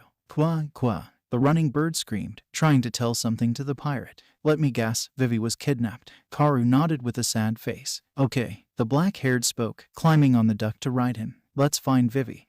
Some minutes later, Luffy and Karu found Usopp, who was sitting on a log next to a campfire. Usopp, the 17-year-old called, getting his sniper's attention. What is it, Luffy? Vivi has been kidnapped. We got to help her, he informed, grabbing some of the leftover meat to eat it. Get on. Willing to help his temporary nakama, Usopp climbed atop the super spot-billed duck, who gasped for air due to the heavy load he's carrying. On the other half of the island, there was a birthday cake made out of wax. The main part of the cake was at the bottom, a huge thick pillar in the middle, and at the top a spinning part with candles on it. 3 people were standing on the main cake, a green-haired swordsman making a cool pose and 2 girls with blue and orange hair screaming at him for his unnecessary stupidity. The longer the part on top of the pillar with candles was spinning, the more wax would encode them. And if the 3 would be encoded entirely with wax, they would die. Beside the cake, 4 Baroque agents watched their victims slowly being encoded by wax. The main perpetrator was Mr. 3, or Guldino, an Asian-looking man with a blue and white outfit and 3-shaped hair with fire burning atop. His partner was a little girl called Miss Goldenweek, who wore a short blue cloud-patterned shirt and a pink hat. Her hair was braided into 2 pigtails and red. The Mr. 3 pair was accompanied by the already known Mr. 5 pair. How do you like it up there? Mr. 3 teased, making the pirates upset. You continue mocking us, we will find a way out of here and then you'll pay, Zoro said, looking at the tea lover. This man chuckled, a bit annoyed. If you can't move now, then why should you be able to move later, when the wax is getting even harder? Your death kicks in 60 minutes, you have no chance to escape. He then started laughing, trying to sound like an evil villain. I doubt that. A young but serious male voice spoke from behind. Everybody's attention turned to a boy in a red captain's coat stepping down from an exhausted running duck. Itch, what do you want here, Captain Boy? 3 asked in a rude manner. The straw hat crackled his fingers. I am here to kick your ass, Mr. 3, he declared, showing everybody his trademark smile. Mr. 3 clenched his teeth. Mr. 5, Miss Valentine, I want you to take care of Straw Hat. I don't want him interfering in my business, understand? He ordered, not wanting the 17-year-old to interfere in his business. Luffy focused again. All right, this is our chance to defeat them. Usopp, you run and distract Booger Man and Lemon. Karu, you go and distract that girl there, understand? Meanwhile, I'm going to kick Candle Guy's ass. The black-haired spoke, explaining his plan. Usopp and Karu nodded. Here I am. Catch me if you can, Baroque Works. The darker-skinned boy yelled, addressing Mr. 5 and his partner. Said Baroque agents looked at each other, nodding. Come here, kid, we're going to teach you a lesson. The male Baroque agent said, running after the sniper. Don't kill me. The cowardly liar screamed, running for his life. At the same time, Karu was running at Miss Goldenweek, who apparently was scared of big running ducks. Kwa, jaya, get away from me. She almost shrieked, secretly wishing to go home to her mommy. Seeing how the Straw Hat tried to ruin his great plan, Guldino started to lose his temper. I've had enough of you, brat. You will not get in my way any further, he declared, forming a wax harpoon in his hands. Doru arts, Mori. The wax harpoon was almost hit Luffy, until he did something against it. Tekai. 3 looked at the pirate in disbelief. His harpoon shattered upon impact. How did you do that? My wax is as hard as steel. This shouldn't be possible, the tea drinker asked, pointing at his current foe. Hearing this, Luffy smirked, taking it as a compliment. There's only one problem. My body is harder than steel. Impossible, Mr. 3 yelled, pressing his hands against his head. Nothing is impossible, buddy. Gamu gamu no gattling, the teenager exclaimed, destroying the wax cake with his rapid fists, thus freeing his nakama. Immediately after being freed, Nami and Vivi ran towards Luffy to hug him. Thank you for saving us. We thought we'd die, they cried, expecting their captain to console them. Zoro only stood by his captain's side, his arms crossed. Thanks, Luffy, you saved my life. Luffy only laughed. Chishishi, I wouldn't let any of you die. Unlike Luffy, Guldino had no reason to laugh. Instead of laughing, he was fuming. You, he shouted at the 17-year-old. I'm going to kill you for ruining my plan. I am so angry I could burn from it, but that would make me melt. I wouldn't want that, so I'll cool down, but I'm still going to kill you. Mr. 3 was talking a lot of nonsense, formally said. Luffy mentally facepalmed listening to Buggy's future crewmate talking bullshit. Right now, the Candle human was forming a massive battle suit for him out of wax. Candle champion. Heh, this looks so much less cool than Frankie Shogun, the Straw Hat thought, remembering the cool battle robot of his future shipwright. What's with this nonsense? You already saw me breaking your wax. Why are you trying with a battle suit made out of wax? The black-haired asked. Not affecting 3's determination. Champ fight, Uraga headache. Galdino swung his wax-enhanced arm at the young captain, who retaliated with Gamu Gamu no pistol. The candle human was then sent flying. His nakama wanted to congratulate him, but the fight wasn't over. Usopp came running from the woods, trying to shake off his pursuers. The bomb human loaded his pistol, with his breath, aiming at the sniper. Don't shoot. The sharpshooter screamed, running faster than before. This isn't a normal pistol, it's a special model from the South Blue. It shoots the air I exhaled into the chambers. Since I'm a bomb human, I can literally explode every part of my body, including my breath. Now hold still so that I can shoot you. The dark-skinned man explained, shooting 3 rounds, but missing Usopp completely. Usopp, shoot back, you can do this, Luffy called, encouraging his marksman to beat his foe. He tells me to shoot back. I don't know if I could hit him. Of course I can hit him. I'm the great Captain Usopp after all. I can hit small targets with my eyes closed. This shouldn't be a challenge for me. The curly long black-haired boy pulled out a pellet of his pocket. He placed it on his slingshot, Jinga Pachinko, and aimed it backwards at the person chasing him without looking. Kyaku Boshi. Coincidentally, the explosive gunpowder pellet hit Mr. Five's head as if the Straw Hat Pirate aimed for it. Due to his devil fruit, he exploded, knocking out Miss Valentine, who was close to him, with him. Everybody except Luffy glared at the proud sniper in disbelief, dropping their jaws. This also included Kuro, who returned after defeating Miss Golden Wheat. Usopp was proud of his victory, but he was more interested in this hacky thing, he called. Luffy, did I awaken this hacky thing? He asked, curious about his abilities. Luffy checked. Unfortunately, no. This was only your natural-born gift for sharpshooting. But if you train more, you will awaken your observation haki, believe me. The pirate captain answered, disappointing the sniper and giving him new hopes at the same time. Understand, Captain Luffy, I will train much more. I will train as much as I can until I become the world's best sharpshooter. The other 17-year-old promised, holding his thumb up high. Out of nowhere, Sanji joined the group. Nami Swan, Vivi Ch1, I'm back, he raved, his body moving like a genie's lower part after being summoned from his lamp. What the hell did I miss, shitheads? He rudely asked after turning to the males. Zoro had gotten angry. Once again, the Aro cook missed everything and wasn't there when he was needed.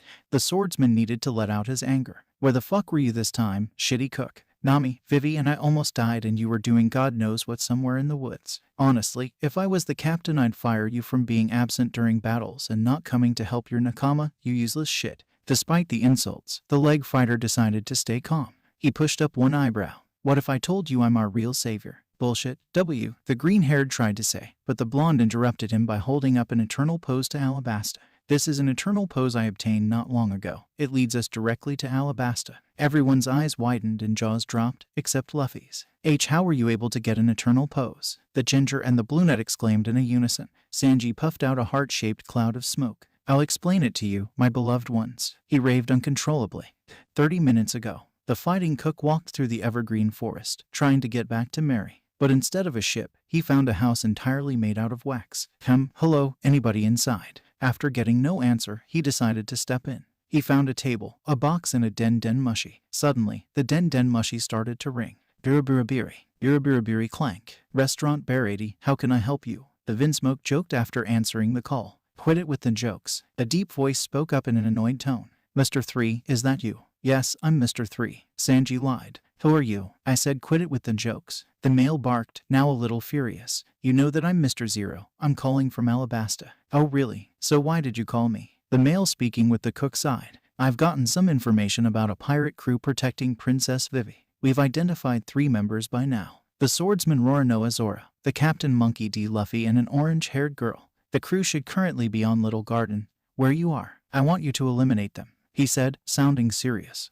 Those guys, well, The blonde tried to speak, but he didn't find a logical thing to say. You've what? Already killed them. He lied. Very good. You can now open the box I've sent you, Mr. 0 said. Sanji opened the box. He found a log pose-like thing with Alabasta engraved in it. It's an eternal pose to Alabasta. The man informed the guy he thought was Mr. 3. Come back with Princess Vivi right now. I have further orders for you. Suddenly, 2 animals landed on the windowsill. A brown otter wearing a white-purple dotted jumpsuit and a black vulture with an aviator cap and black goggles. They had an hostile appearance. Sir, Mr. 0, 2 animals appeared, an otter and a vulture. The cook told his boss. They are the unluckies, my spies informing me about everything related to my business. You have nothing to be afraid of, Mr. 3. But he was wrong. Sanji wasn't Galdino. The otter attacked the leg fighter with his claws.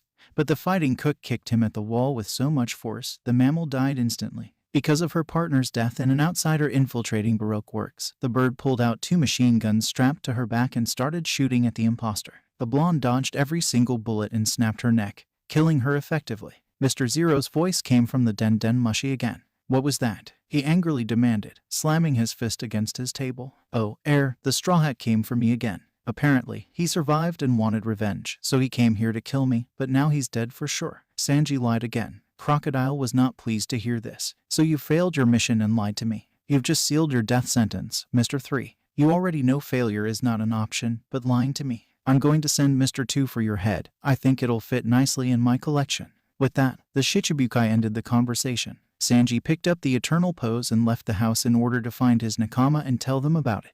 Present timeline. And that's how I got here. The cook finished his sentence. You talked with Crocodile. The Alabastan exclaimed in disbelief. Yep, he didn't sound like a nice guy. He simply said, we have to go to Alabasta. The blue-haired was acting like she was stung by a scorpion, hectic and rushed. Her nakama and friend, Nami, tried to calm her down. Easy, we can't reach Alabasta in one moment to the next. We have the eternal pose, so let's leave already. She continued. The navigator sighed. Fine, we're leaving now. On the ship, there were lots of animals stuffed into one big pile. It turned out Dory and Brogy gave them to their new human friends as a parting gift. Jejianjianjianjia. We've seen your battle together after ours finished. You did pretty good for humans, especially you, Straw Hat. Dory complimented. Thanks, Dory, but I don't think I'll ever be as strong as you. Luffy commented back. Gababababa. You don't need to be as strong as us, you're not giants. Brogy laughed. But still, you are our friends and always welcome in Elbaf. I want to go to Elbaf once I'm stronger. Usopp beamed, stars in his eyes. Jejianjianjianjia. That's the spirit, my boy. The Straw Hats lifted their anchor. I think this is our goodbye. The captain spoke with a hint of sadness in his voice. Gababababa. We wish you a happy journey on the Grand Line. I have the feeling you'll be famous one day. Goodbye, everyone exclaimed, bidding farewell to the giants. Suddenly, after moving away from the prehistoric island a bit, a titan-sized red and white goldfish emerged from the water, scaring the pirates greatly. He looked like he was about to eat them for lunch. That's the island eater, the long-bearded giant angrily exclaimed. He's the main reason ships leaving this island never reach their destination. The Viking added. He will. Everyone on board except Luffy screamed, fearing for their lives. We need to save them. Ready, Brogy? Dory said, lifting his sword. I'm always ready. Brogy answered, lifting his battle axe. Hakoku. The two giants shouted the attack name at the same time, just like they threw their weapons at the savage fish at the same time. After the hit, the monster ceased to live due to the fact he was cut in half. Sanji, I want a big piece of that fish. The occasionally childish captain exclaimed, getting a fork and a knife. You can't eat that, idiot. How is only a small piece of that humongous monster fit on this small ship? Besides, we already have meat thanks to the giants enough for 6 months. But knowing you, you'd eat that in 6 days. The blonde yelled at the black-haired with sharp teeth, giving him a bump. Guys, Nami began, holding her head. Sorry for interrupting you, but I'm feeling a little sick. What's wrong, Nami-san? Sanji asked, speeding towards her like a flash. Everything feels so hot. And she answered, before passing out. Her head was as red as a matador's flag. Nami, Vivi exclaimed, kneeling down next to her. We're changing our direction. Luffy ordered. We need to find medical help for Navi as fast as possible. Usopp looked at the log pose. The next island is Drum Island. He informed his crew. Zoro ran to the steering wheel. I'm taking over. Where do we have to go? For the first time, he was really concerned for his nakama. He might have hated her money-loving attitude, but she was his crewmate and like family for him. Oh, Nami-san, please become healthy soon. Sanji begged, crying. In situations like this, he'd never act like he normally does around ladies. He had a functioning brain after all. Chopper, please save Nami. I know you can do this. Okay, sadly the chapter is over. And if you enjoyed the video, just leave a like and subscribe with post notification. So when the next chapter is ready, you will be notified. Okay, see you in the next video. Bye. The Straw Hats sailed towards Drum. They were in a hurry and had a bad mood. Who wouldn't be if one of their nakama was deadly sick? Drum was a winter island, an island where it's constantly winter. But not only the island itself is cold, the area around it is freezing cold too. Sometimes, the water around Drum freezes, just like this time, when the Straw Hats encountered said phenomenon.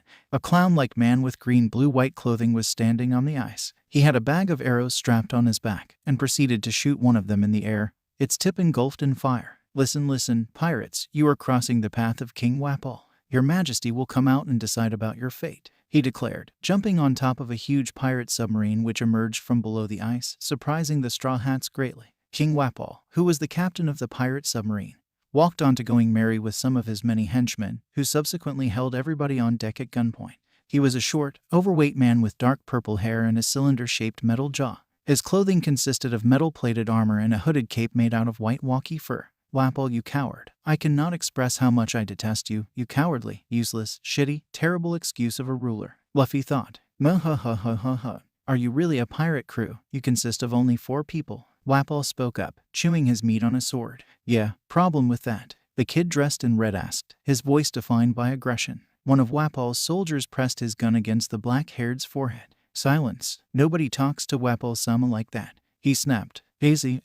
The former king of Drum calmed his follower down. I didn't come here to kill. The glutton, who ate his sword after the meat due to his baku powers, turned to the Straw Hat. Do you have an eternal pose to Drum? I'm in need of one, he asked, licking metal particles off his metal snout. No, we don't have an eternal pose, the 17-year-old answered, crossing his arms. His message was clear, get the hell out of my ship. Muh-ha-ha-ha-ha. If that's the case, then I'll take your ship and treasures, the metal man proclaimed. You won't take shit. The pirate captain was fuming. First he steps on our ship and holds us hostage. Then he wants to take our ship and treasures. Heck no, I'm gonna teach him some manners. What was that? The purple-haired spat, ordering his men to load their rifles. Ooh, I'm hungry. His expression changed from angry, obnoxious man to goofy big eater. The ex-royal walked over to the railing and ripped out a big chunk of it with his humongous mouth. Hey, stop eating our ship, the teen exclaimed, punching the soldiers around him. That's it. Open fire. A higher-ranking soldier yelled, shooting at the Straw Hat pirates. To his misfortune, the power levels of their enemies were way stronger than their own.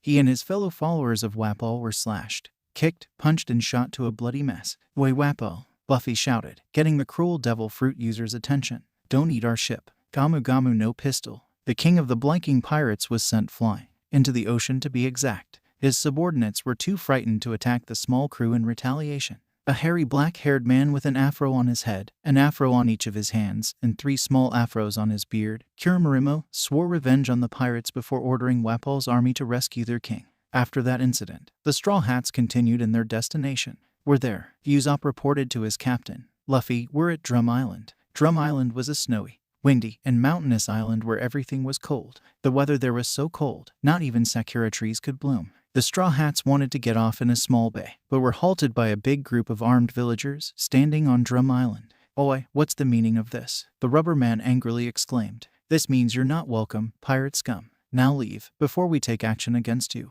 One villager shouted. But we need a doctor. Our nakama is sick. The sniper tried to explain. We won't fall for that trick again. Return immediately. A shot came out of the villager's pistol and it barely missed Sanji. Oi. The latter was about to jump, but Vivi held him back. Flinching because of the cook's reaction, the man pulled the trigger another time due to reflex. Before the bullet could hit the princess, Luffy stepped in using Zoro. He was moving so fast. Not even Usopp or Zoro were able to see him. It looked like he, the villager of Drum, missed and shot at the same spot again. Try that one more time and you'll die. The people of Drum shivered first, then readied their guns. A battle was about to start until Vivi intervened.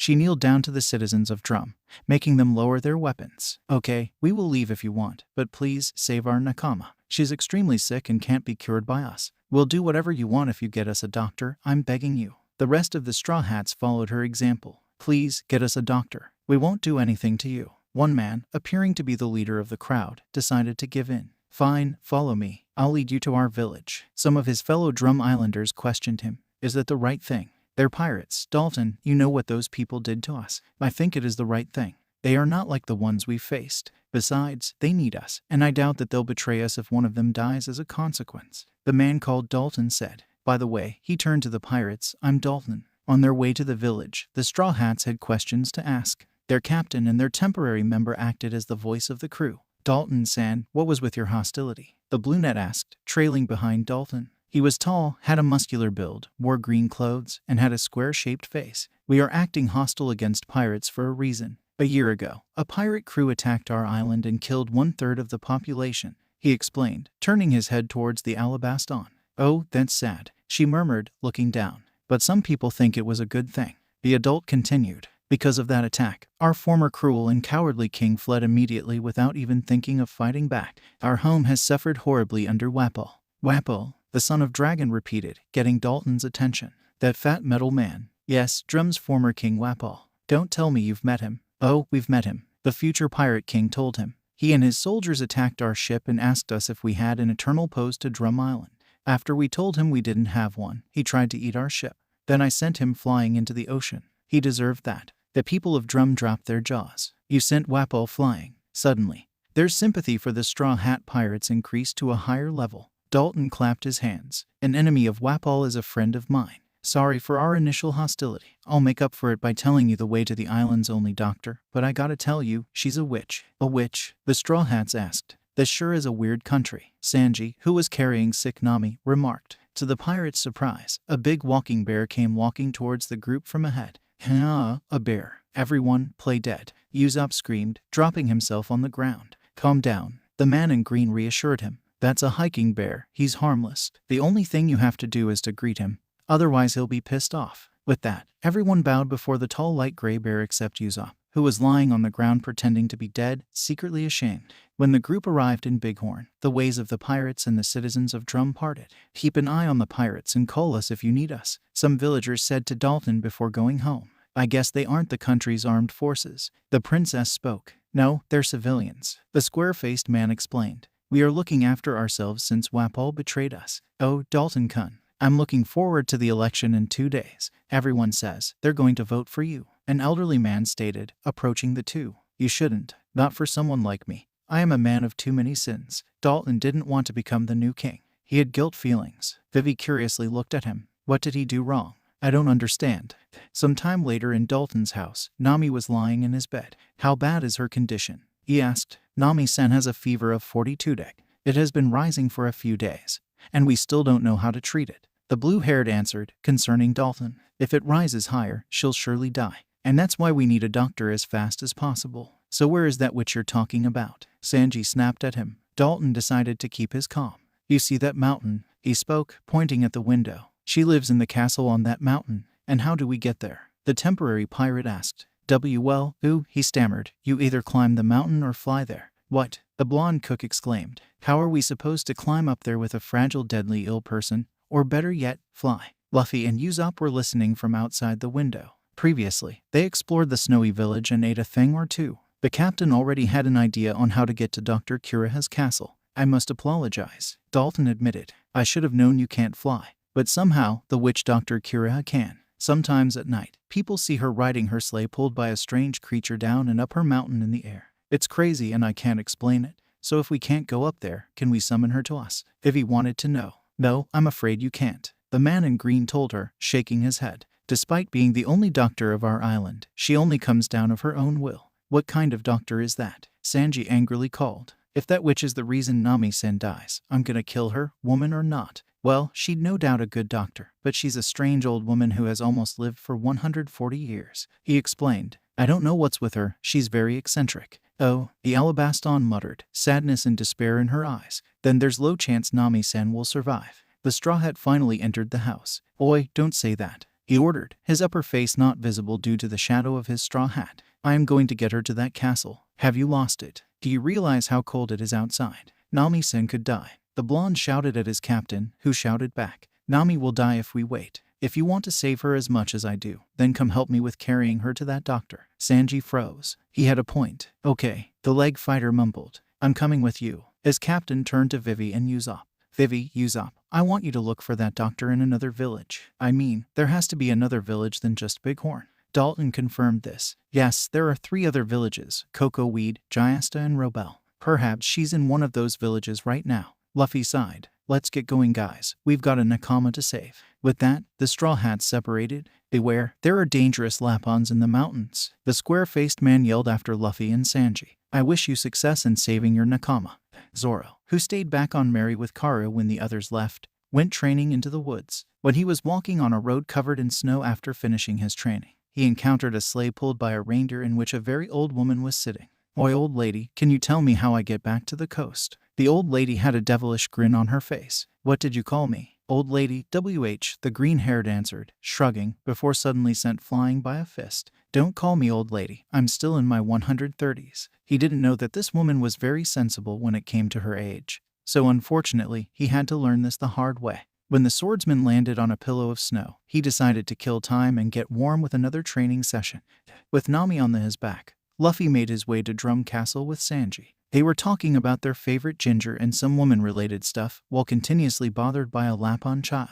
The white rabbit with red eyes and razor-sharp teeth tried to bite the two, but the running duo effortlessly dodged the mammal and talked to each other at the same time. When Sanji finally had enough of it, he kicked the carnivore into a tree. Piss off, or I'm going to make roasted hare legs out of you. 30 seconds later, after the little killer rabbit recovered, a pack of angry adult Lapons, each of them as big as an ice bear, blocked the way of the black-haired and blonde with standing on top of a big cliff out of snow and ice. Their leader, who had a scar on his face, had his child hugging his back, still visible on his shoulder. The 17-year-old didn't know what to do. He'd put the life of his navigator in danger if he fought, even though he was much stronger than before. Sanji, what are we doing now? Should we fight them? His cook lit up a cigarette. No, he declared with a stern voice. Promise me not to fight, Luffy. We can't risk Nami-san's life. Understand? The young pirate replied with the same tone. You'll do the fighting. One Lapon attempted pouncing on the fighting cook, but the latter's reactions were a lot faster than a heavy beast's attack. Flanch it, shoot. The attacking Lapon got kicked into the stomach.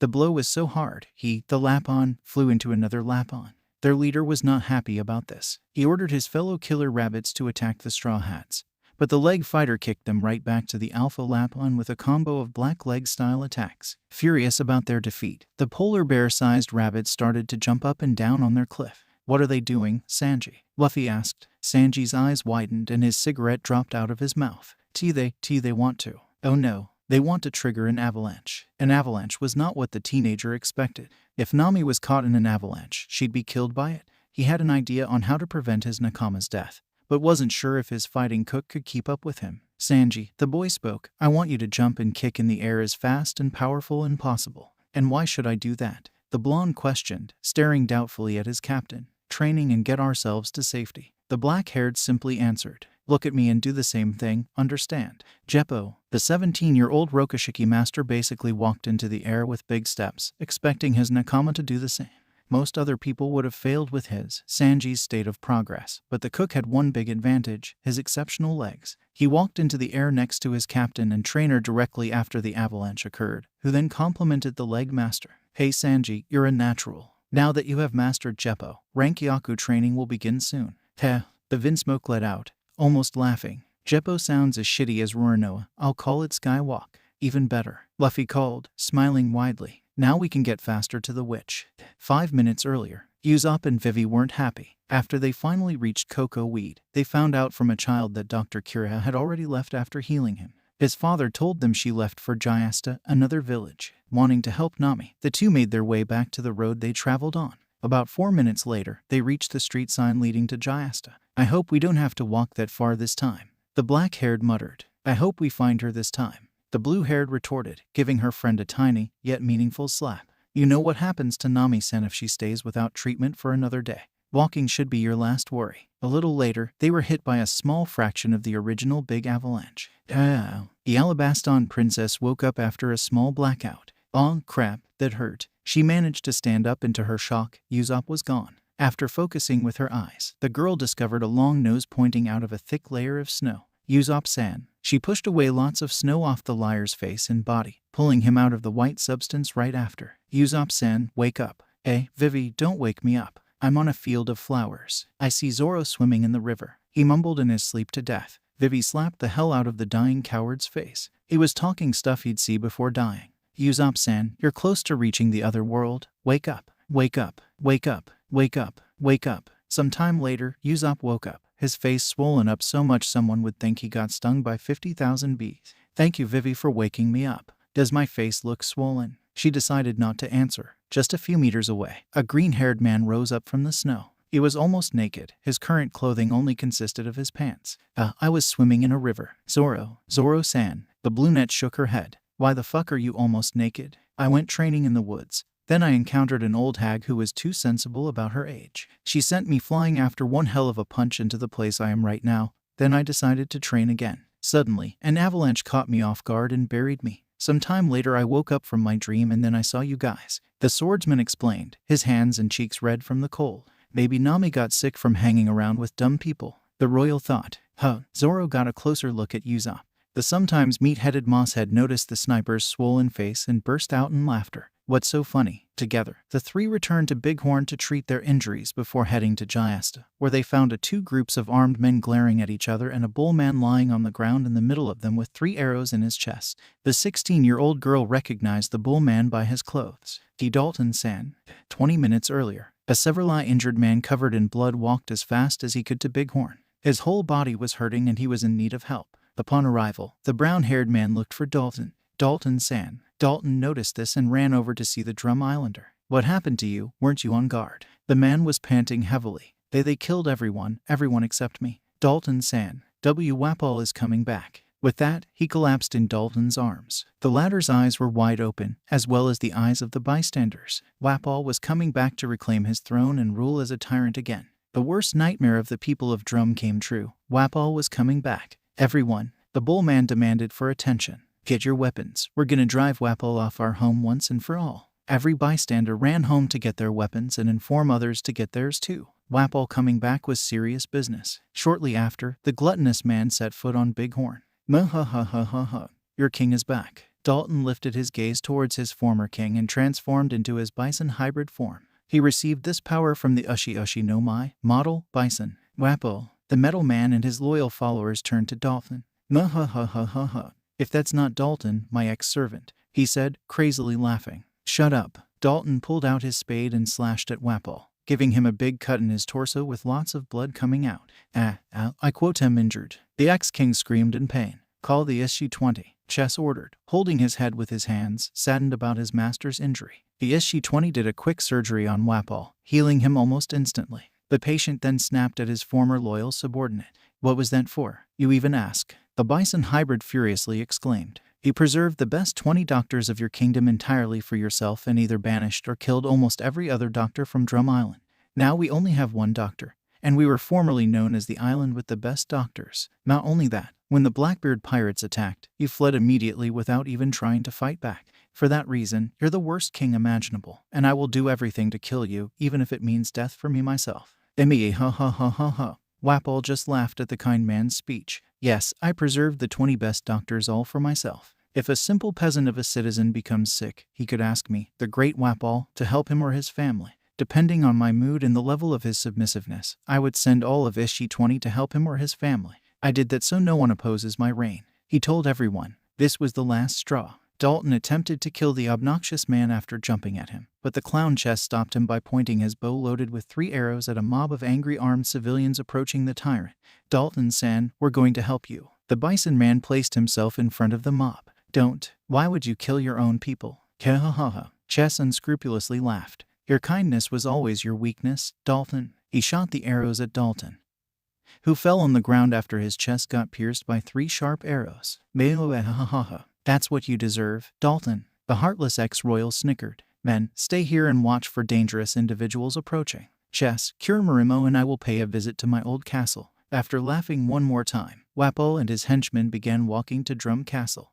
Present timeline. Dalton-san. Vivi didn't hesitate and raced to the injured. She noted the arrows in his chest. Can anybody tell me what happened? The caring princess shouted at the villagers. He isn't dead, but heavily injured. He protected us from Chess arrows. One man informed. Ha. The currently highest ranked in command of Wapol's battalion laughed. You're nothing without Dalton. How pathetic. Before anyone could notice, Zoro punched him in the head and knocked him out. The reason for that was his coat. After putting on the coat, the swordsman sighed from euphoria. He was no longer feeling cold. Thanks for the coat. How warm. The remaining soldiers of Wapol's army got mad at this. Kill him now. They yelled at the same time, but were silenced by a few slashes to their bodies.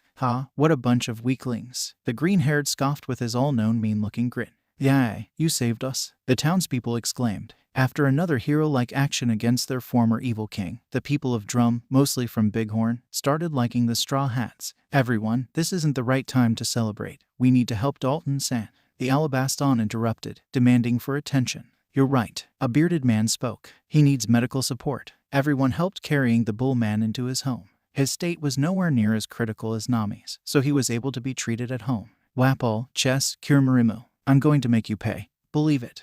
Two people were living inside Drum Castle, an old woman over the age of 130, who was the only doctor of Drum, Dr. Kureha, and a 15-year-old reindeer. The strange one of them was not the doctor who lived way longer than most humans would. The strange one was her apprentice, a reindeer who had eaten the Hito Hito no Mai at a very young age, Tony Chopper. He'd gained the ability to think and talk like a human. After the consumption of his Zoan devil fruit, he was deemed too different by his fellow reindeers and then disowned. Following this event, he has lived a sad life, until becoming an apprentice of the witch Dr. Kureha.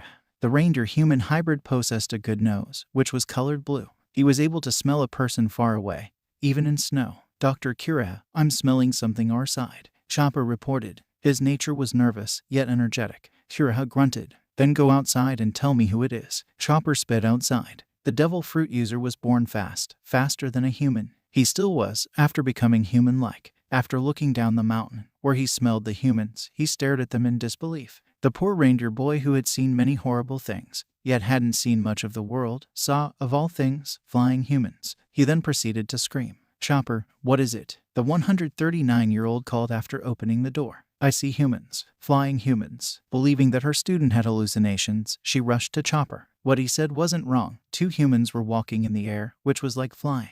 What? Meanwhile, Luffy and Sanji saw two figures standing in front of their destination. An incredibly old lady and a toddler-sized reindeer-human hybrid with light brown fur wearing a pink hat and purplish maroon shorts. Chopper, oi, the blonde yelled. Are you the witch doctor everyone's talking about? Yes, that's me, the witch confirmed. What do you want from me? The Jeppo Skywalk users were wheezing after their strenuous way to the castle. Please, save my nakama. She's deadly sick. The Straw Hat asked her. Yes, Sanji begged, still wheezing. Please save Nami-san, otherwise she'll die. Kureha thought out loud, her chin resting in her hand. What do I get for it? What? You witch, our nakama is dying and why? The pirate cook furiously shouted, but the old woman cut him off. It was a joke, I accept. And what did you call me, brat? She roared, kicking him off the mountain with her powerful legs. Luckily for him, the 19-year-old managed to control the situation and escape death by falling, using Skywalk. Luffy sighed in relief. So you are going to heal Nami. He beamed, his eyes full of joy.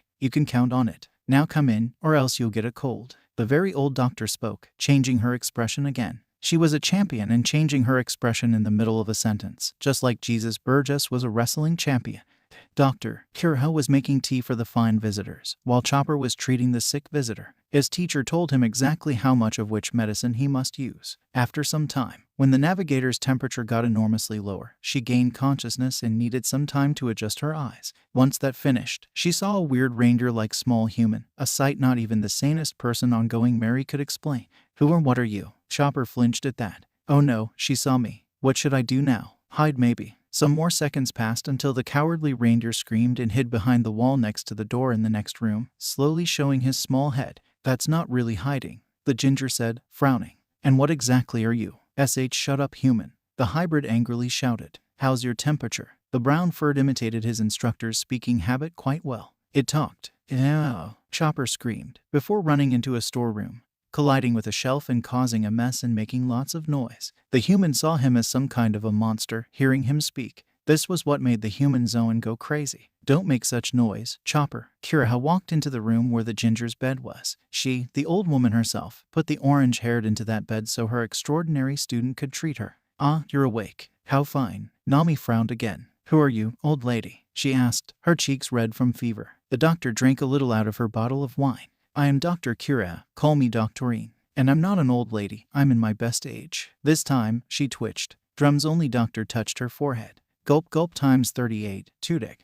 That kid did a good job there. The white-haired observed, drinking her alcohol. Girl, could you pull up your shirt? Complying, the teen pulled up her shirt. She was shocked as she saw purple spots on her belly. Aha, this was the cause. Mumbled. It's a bite from Kesha, a venomous insect extinct for over 100 years. They still live in prehistoric islands though. Tell me, were you walking on one of those islands with a bra? The young girl turned red from shame. Her doctor observed this and smirked. What's that? Seems like you're ashamed. Young people are so silly. Doctorine, the patient asked, what exactly is my disease? Kureha sat on the side of her bed. This disease, my foolish little girl, is called the 5-day disease, a disease lasting for 5 days, even without treatment. It causes high fever over 40 degrees, abnormal pain and many other things you don't want to have.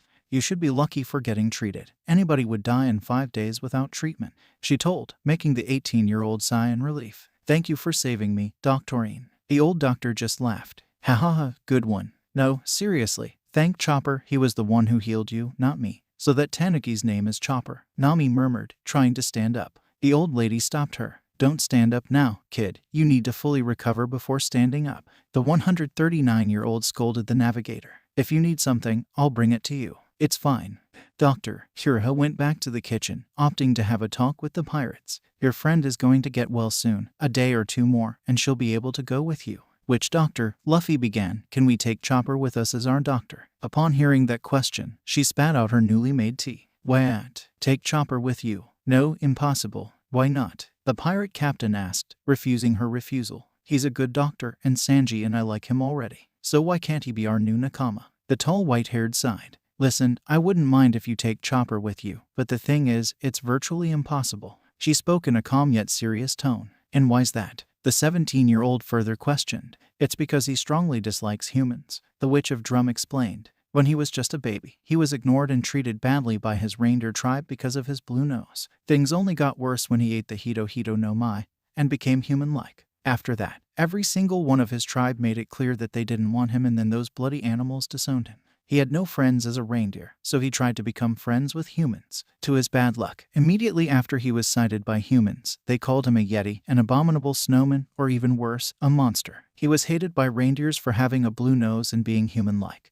and hated by humans for not being a human and a monster. Poor little Chopper was hunted by humans until one day, when they severely injured him, almost killing the poor thing. An old friend of mine, Dr. Hiluluk, saw how bad Chopper's life was, so he took him in as his son, named him Tony Chopper, and looked after his wounds. Together, they had fun, and Chopper finally had a friend. But there wasn't going to be a happy ending for them. Hiluluk suffered from terminal, incurable disease. He truly believed blossoms from the Sakura tree could heal every disease in the world, so he spent 30 years of his life on a Sakura blossom medicament to heal everything and everybody. One day, when Chopper's wounds fully healed, he threw him out. His reason was that he didn't want his adopted son to see him die. On one of our conversations, curious little Chopper secretly listened and found out the shocking truth. Believing that the skull on the Jolly Roger of Hiluluk was the symbol of healing everything, he, Chopper, made his way to find the Amyudik, a mushroom capable of killing a grown human in 12 hours. Hiluluk initially welcomed his son hostilely, but after hearing what his beloved son did for him, he broke out in tears. Wapol, who was king at the time, set a trap for the two remaining doctors not under him, me and Hiluluk.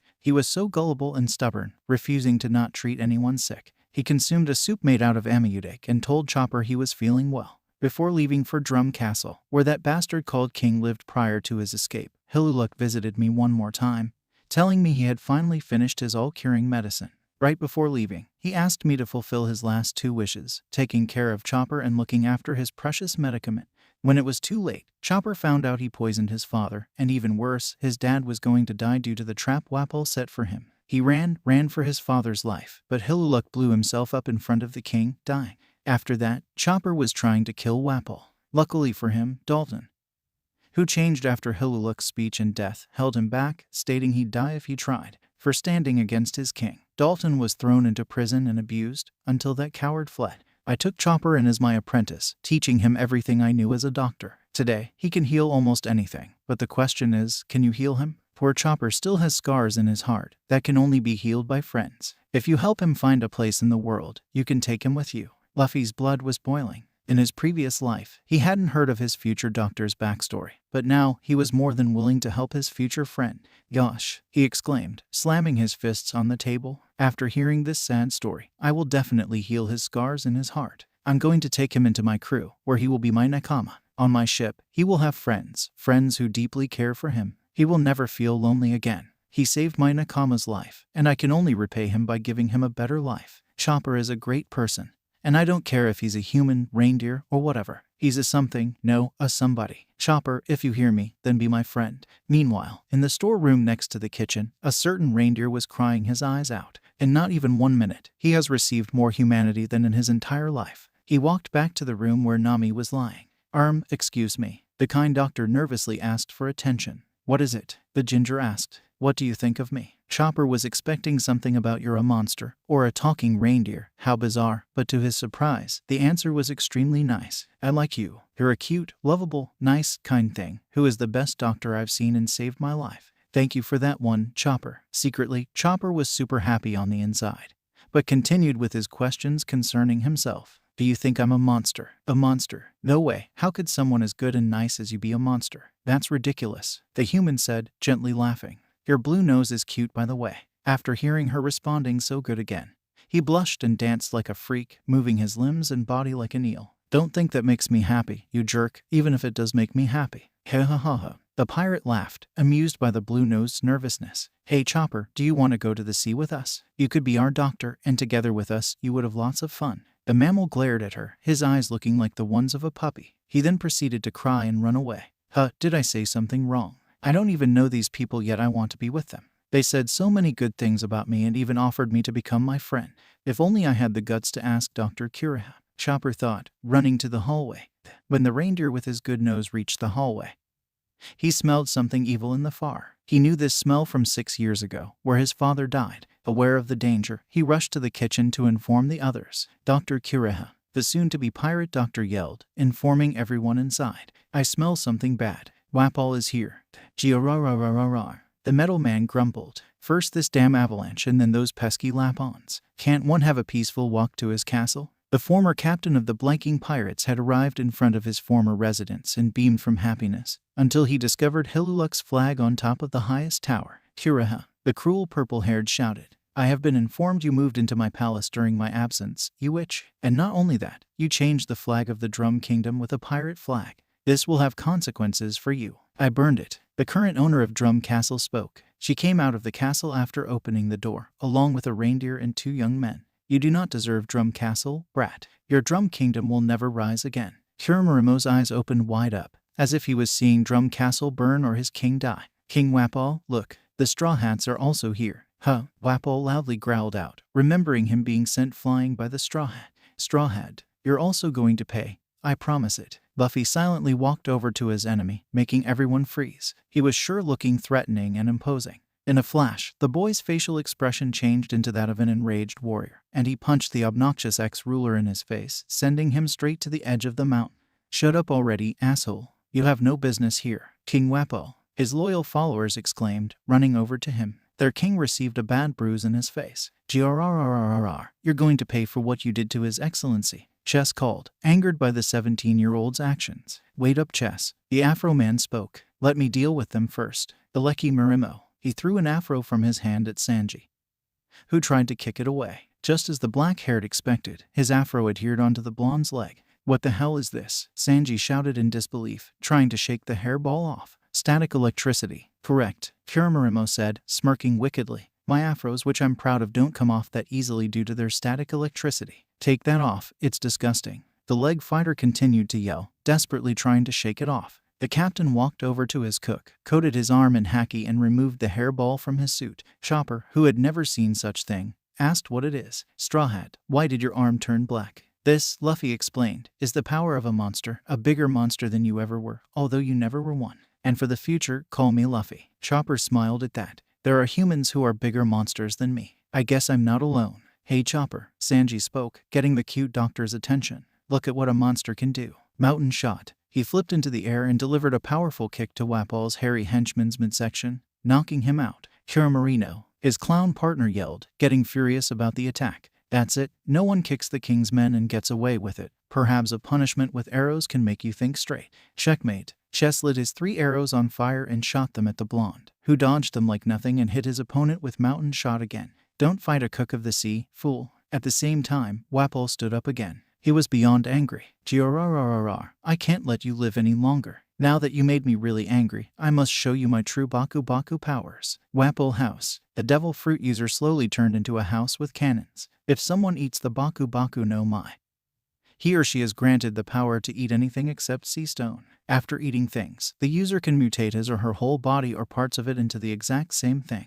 Wapol, when he was in Bighorn, ate a house and a cannon. Whoa, Sanji exclaimed. He turned into a house. Yuck, said Luffy. When it comes to omnivores, he really takes the cake. Muhahahaha. The walking house laughed. I'm not done yet. Baku Baku Factory. The tyrant picked up his henchmen who were screaming for their lives and literally ate them. This was a disgusting thing to watch for everyone, seeing the terrible king even eat his own people. After he was finished with the process, his door opened and a strange creature came out. Chessmarimo, Drum's mightiest warrior, come out and crush your enemies. Wide-eyed, the defenders of Drum Castle gazed at the fusion of Chess and Kuramarino, now Chessmarimo. The fusion had 2 heads, 4 arms, and looked overall creepy. His new weapons were 4 axes, 4 hammers, Kuramarimo's afros, and Chess arrows. Ha ha ha ha. Chessmarimo's voice sounded like both components' voices combined. Chopper, the rubber man, spoke. Can you defeat this abomination? Yeah, the hybrid yelled, staring at his future captain in disbelief. You want me to defeat that guy? You know, I want to see your powers. Being a reindeer-human hybrid should make you powerful, don't you think so too?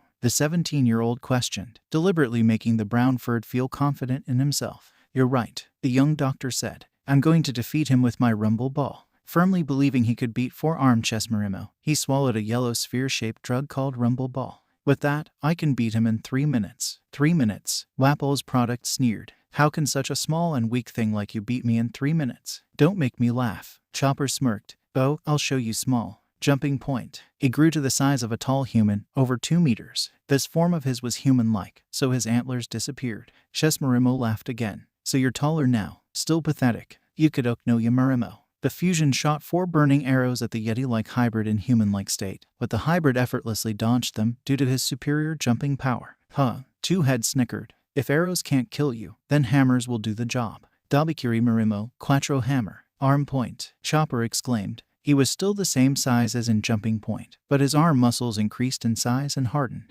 With these arms, he effortlessly destroyed Chessmarimo's hammers. All right, the mightiest warrior of Drum snarled, gritting his 64 teeth. You've had enough fun. It's time to get serious. Dabikiri Marimo, Quattro axe. Wapple's creation pulled out his strongest weapons, 4 large red axes. His next attack would be deadly for normal people. Hapo Yukadeor. Chessmarimo charged at the young doctor, swinging his 4 axes wildly. The future pirate knew he couldn't win with aimlessly hitting his enemy, so he reverted back to brain point to figure out the axe wielder's weakness. Scope. Chopper scanned his opponent with his superior intelligence. His good eyes and his hooves held like a scope. Once he found out his opponent's weakness was his chin, the reindeer transformed to arm point again, preparing for his final attack. Kokute Rosio. The combination of clown and Afro Man was sent flying in the air after a devastating hit to Afro Man's chin. The hit was so hard, Chopper's hooves left an imprint looking like a Sakura petal. After the defeat of his best man, Wapple finally lost his mind. That was the last straw. I'm going to kill you all. The ex-king hysterically screamed, loading his cannons. At the same time, Luffy's patience with Wapple was wearing thin. In his current life, the Metal Man was the nastiest, most annoying person he's met. Abruptly, the future Pirate King activated his armament haki and made sure to hurt the evil man as much as possible. Gamu Gamu no Marinoko. The teen stretched his arms and grabbed Wapple, while he winded himself up like a bow gun. Then he kicked off from the ground and delivered the hated Big Eater a haki headbutt, sending him flying to the place the Straw Hat sent him in his former life. Good riddance, asshole. That was far less than you deserved for what you did to Chopper and your people. Dalton was watching everything from the drum ropeway, sitting in his trolley.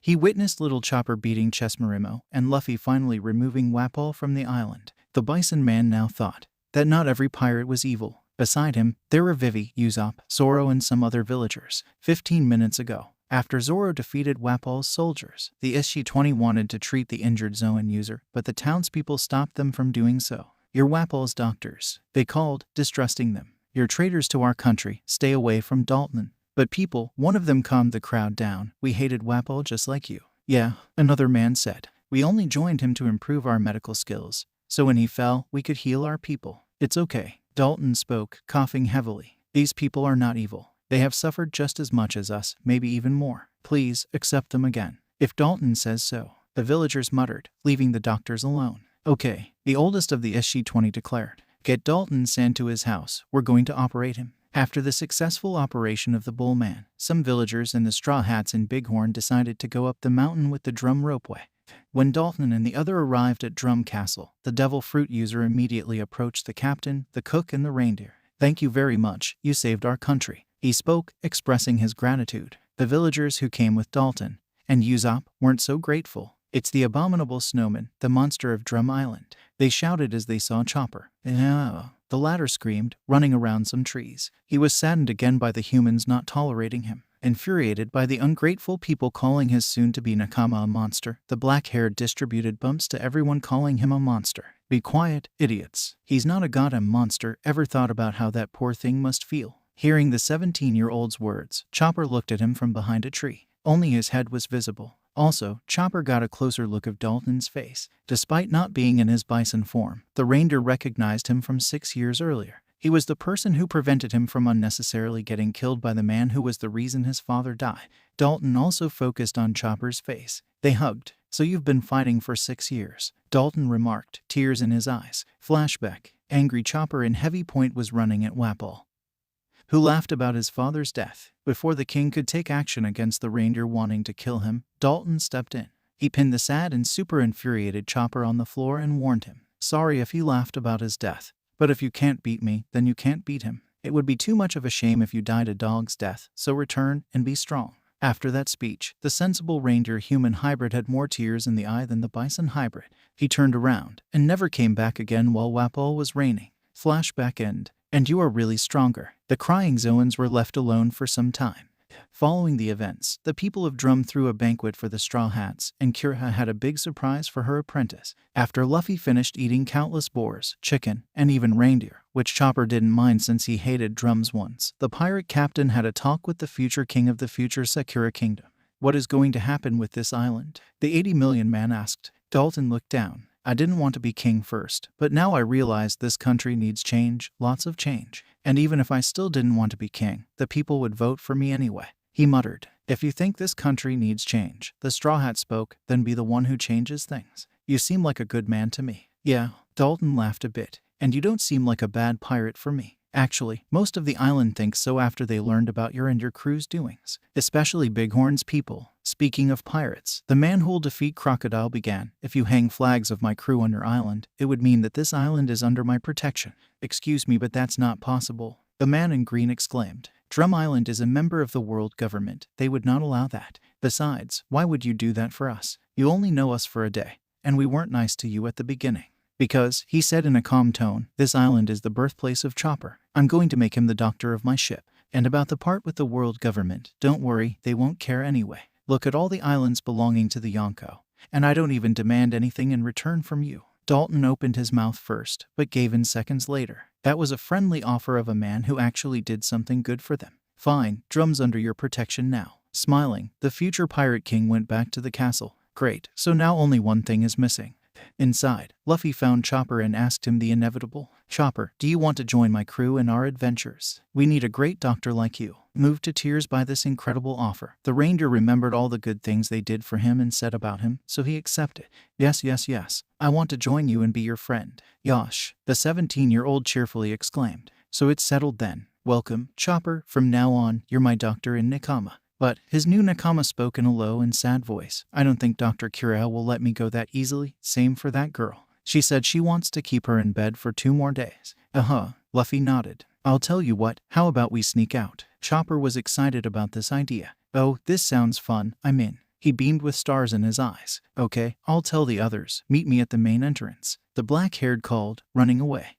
The rubber man gathered his crew at the castle's door, with their new doctor serving as a getaway vehicle. With Kureha being absent, helping the villagers set up her students' surprise, they had a good chance of getting away. But the old woman wasn't dumb. She figured the brats would try to get away without saying anything, so she went after them, throwing sharp weapons at the pirates. Chopper, she yelled, throwing an axe. You're staying here, understand? I'm not allowing you to become a pirate. You're my son. Run, Chopper. The Straw Hat screamed, sitting in a sleigh pulled by Chopper in Walk Point, his natural reindeer form. When they were too far away, the white-haired stopped throwing weapons at them. Oh, Chopper, she quietly and happily mumbled to herself. You're growing up so fast. Dalton approached her from behind, curious about the surprise. Dr. Kureha, he asked. What exactly is the surprise? TZ. The old lady cackled. You're going to see soon enough. Despite her old age, Kureha had good eyesight. When she saw that the ship of the Straw Hats departed, she ordered the villagers to shoot out the surprise. On all of Drum's mountains, several cannons were aimed at the sky. The surprise was inside. After the oldest person on the island gave the permission, the men shot the surprise in the sky. But what was the surprise? Sakura blossom powder, lots of Sakura blossom powder. Mixing with the snow, the entire winter island turned pink and resembled a Sakura tree. This was Kureha's way of saying goodbye. Meanwhile on Mary, the Straw Hats declared this is the most beautiful thing they have ever seen, especially Chopper, who broke out crying. Sakura blossoms were good memories of his deceased father, who made the reindeer cry always. His nakama, who hated to see one of them cry, tried to cheer him up. You shouldn't cry. Luffy spoke. I'm sure he wants to see you happy and smiling right now, not sad and crying. Yeah, Zoro reassured him. I think this is a good memory where you should smile, like I do. I've heard your story and I was speechless. Sanji began. For your future I wish good memories outweigh bad ones. I haven't heard your story, but you talked about friends, right? From now on, you don't have to worry about two things, friends and friendship. Nami promised him. Sorry for calling you a monster, that was dumb from me. Usopp apologized. Thinking about it, you're the coolest thing I've ever seen. Just like the others, I like you too, you adorable little thing. Vivi told. Kwa. Karu asked. Chopper ceased to cry over Hiluluk's memories, but was now about to cry due to the friendly words of his nakama. It was too much for the emotional reindeer. Thank you for everything, my friends. Welcome, Chopper. Alabasta was forgotten for the night. Everything that mattered was the party thrown in honor of the Straw Hat Pirate's new doctor. The next day, one day before reaching Alabasta, the Straw Hats encountered a pink ship full of strange nakamas. One man was especially odd. Oi, hello there, he called, leaping onto Mary over his ship's railing. What are you doing on sea on such a day? Bon-chan, how I miss you, old friend. Luffy thought, remembering the days in Impel Down. We are going to Alabasta right now. Where did you come from? The black-haired man wearing makeup and a pink cape spoke. I came from Little Garden, where I wanted to search for 3chan. But sadly, he wasn't there. Anyway, do you want to see my devil fruit power? Yes, the other black-haired responded, knowing what the queer's power was already. The next thing he felt was a hit in his face from Bon Curie's hand. His nakama were shocked. A random stranger hit their captain in his face, not knowing how powerful he was. Zoro drew Watto in retaliation, but the Swan Man stopped him by waving his hands. Wait. I told you I'm gonna show you my devil fruit power. This is just for entertainment, so give me a break. Most Straw Hats were even more shocked. The man in front of them now had Monkey D. Luffy's face and even his voice. Surprised. Kahahaha. Luffy laughed, dancing ballet. And if I touch my face with my left hand, he continued, touching his face with his left hand, I return to normal. See, that's the power of the main no Mai 8. Mr. 2 now had his normal face, body and voice. Wow, even the voice, Usopp remarked, slightly impressed by the Baroque agent's abilities. Some others, Nami, Vivi and Zoro to be exact, were repulsed by that. Amazing, the 17-year-old exclaimed, while his future friend was touching the cheeks of Usopp. Nami, Chopper and Zoro, who were standing on the main part of the deck, to copy their faces too. Look at me, the imitating human ordered, getting everyone's attention. Everything I have to do is touching others' faces with my right hand, so I can copy everything. The order went from the sniper, over the swordsman and the doctor, to the navigator. As the last imitation, Bon Curie stepped in front of the youngest 3 permanent Straw Hat Pirates and opened his coat, showing them the ginger's bare chest. Bodies too. Mr. 2 really didn't expect a fist to his head, leading to a bump.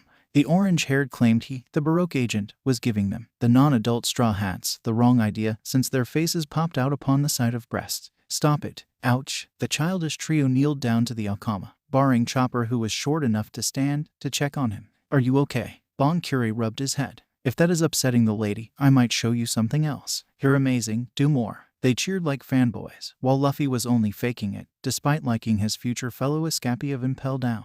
The queer began dancing like a ballerina again. Furthermore, I am equipped with a memory feature. Here we go. He spoke, changing his face to the ones of men he had seen before. One of his imitations was an imitation of Alabasta's King Cobra Nefeltari. Vivi, who was standing on a higher stage of the main deck, gasped for air. She realized Mr. 2 from Baroque Works was on their ship and impersonated her father. After his show was finished, Mr. 2 danced with Luffy, Usopp and Chopper, who he had impressed and now befriended, like monkeys. You know, I like you guys, he said, serious again. I'd like to stay more with you, but I gotta go now, work is calling. His new friends, especially the marksman and the reindeer, were sad about him leaving. Please don't go. The darker skin begged with watery eyes. I know it's sad, the nakama with hairy legs stated, but journeys are always accompanied by farewells, don't forget this. We're friends, right? Friendship has nothing to do with how long we've known each other. Bentham, the real name of Bon Curie, then leaped like a ballerina with open legs over Mary's railing to his own ship. Don't cry. The fan of Emporio Ivankov yelled during the process. See you again. The youngest male Straw Hats shouted after him, eager to see their friend again.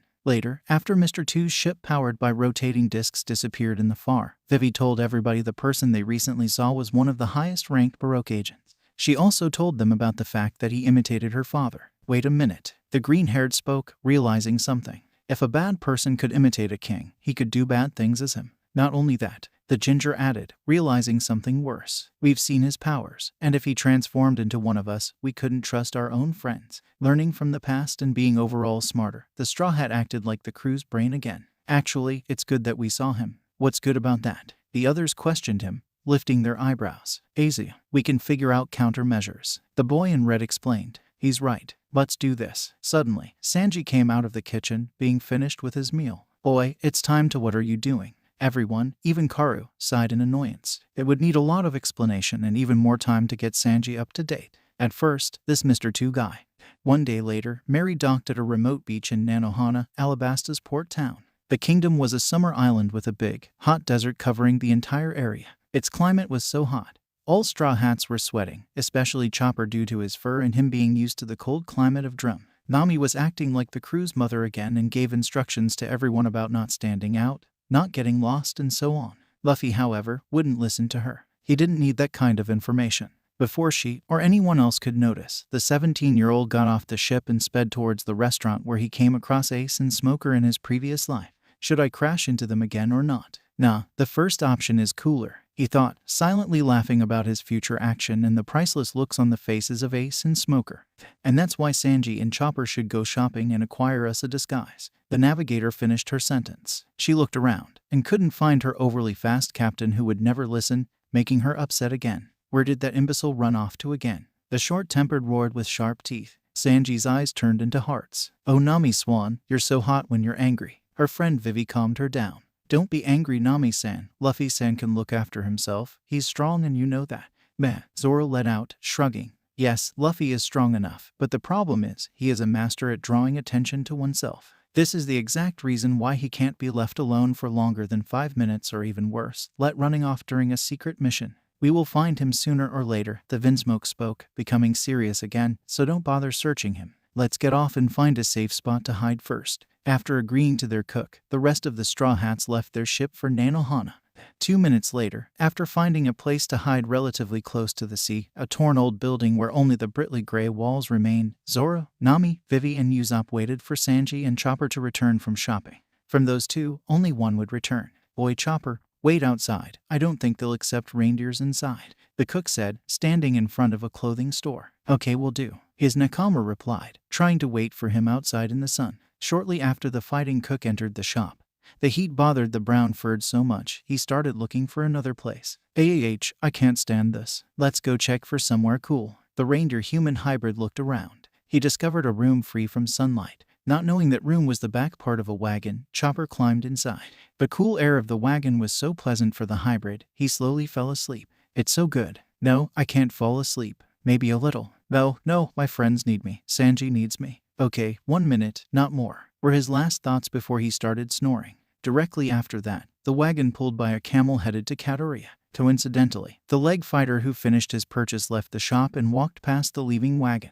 He wondered where his friend and drudge was. Chopper, the blonde loudly asked. Chopper, where are you? After unsuccessfully searching for the devil fruit user, Sanji returned to his nakama's hiding, feeling regret. Where's Chopper? Was the first thing his nakama asked when the cook returned. I don't know, the pervert admitted, looking down. I told him to wait outside, but he disappeared. My search for him was unsuccessful. The swordsman shook his head. Damn it, he cursed. Another crew member split up. We must keep together. Nami stood up. I agree with you. We must stay together, but first, let's dress up.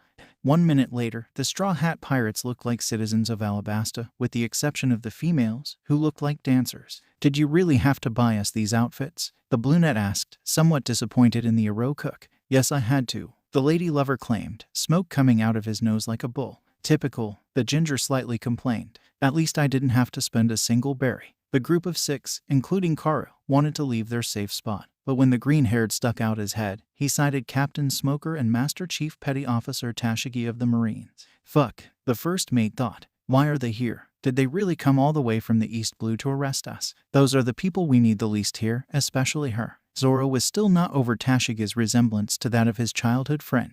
The longer he stared at her, the worse the feeling got. Tashige, Smoker barked at her, making his blue-haired subordinate flinch, then turn around. Why yes, Smoker-san. I am sure Straw Hat's here in Alabasta along with his crew. You know why we came here, right? The female swordsman slowly repeated. To arrest Straw Hat Luffy and his crew, then send them to impel down. That's right. The cigar smoker energetically retorted. You take my men and search for his crew while I go defeat him by myself, understand? She gave him a salute. Yes, sir. I won't disappoint you. That's good. The white hunter spoke. I value you very much, so you better get the job done. With that, the Marine captain walked away and hoped to catch his enemy. Fire Fist Ace was eating rice and meat in a restaurant called Spice Bean. Suddenly, the Yonko commander fell asleep. Everyone in the restaurant shivered in fear, thinking he was dead. The next moment, the 20-year-old suffering from narcolepsy woke up, making the Alabastans exclaim in disbelief. It was just sleeping. While the black-haired was eating the next plate, potatoes with chili, a white-haired Marine stepped in. He was wearing a white jacket and carried a jit with him. That man wasn't very happy to see a pirate, a Whitebeard pirate to the least. If that isn't Fire Fist Ace of the Whitebeard pirates. What are you doing here? Smoker asked, clenching his fists. Luffy's brother turned around. Oh, a mawine, he mumbled, chewing on potato. Gulp nothing, I'm just here to eat. The people of Alabasta have all heard of the feared and mighty Whitebeard pirates, but never seen one in person. Some people in the Spice Bean restaurant now have, although they didn't believe that a dimwit how Ace is called by them is under a Yonko. What? How is a dimwit like him a Whitebeard pirate? Smoker stepped forward a bit. I know someone important as you isn't here just to eat.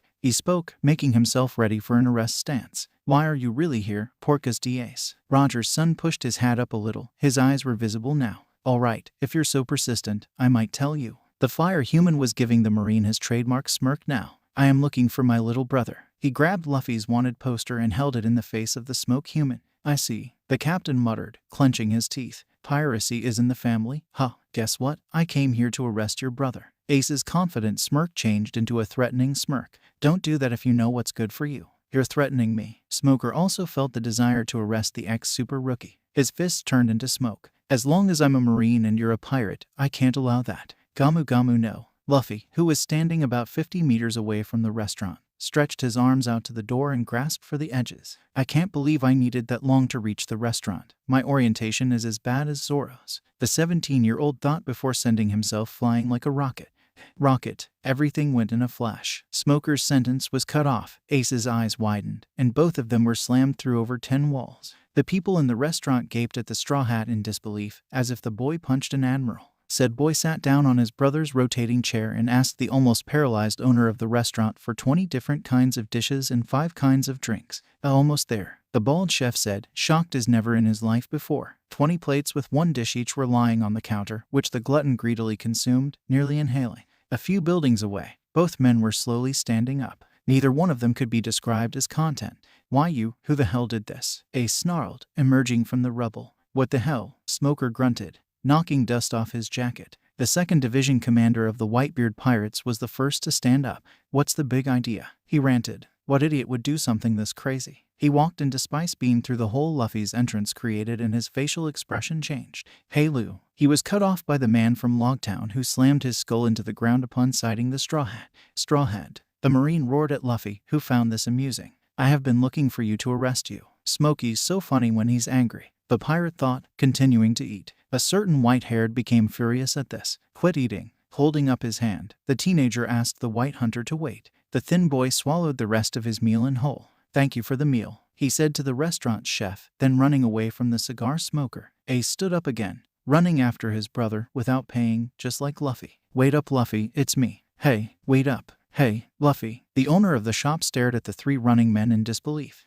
They ran off without paying. On the run, both captains ran across Tashigi. She noted her superior. Captain Smoker, do you want a towel? This kingdom certainly is hot. Tashigi, the muscular man called. Catch that guy, it's Straw Hat. Straw Hat. The blue-haired snapped. I'll catch him. She swung her blade at the 80 million berry man, thinking she could catch him, but the future pirate king dodged by jumping on a building, then continuing to run. The future vice admiral followed him. Tashigi, gather the Marines at once. Search every square inch of this town for his crew. Yes, sir. The glasses-wearing responded, thinking of an evil Zoro. Meanwhile, the other Straw Hats except Chopper were still sitting in their hideout. Zoro, the only one who had haki, noticed Marines chasing a familiar aura, Luffy. He then opened his eyes and told the others, Luffy's being chased by Marines, we gotta do something. Coincidentally, their captain ran in their direction, being followed by tens of Marines and Captain Smoker. Oh, there you are guys. Usopp facepalmed at Luffy's stupidity. Luffy, why are you leading them in our direction, you idiot?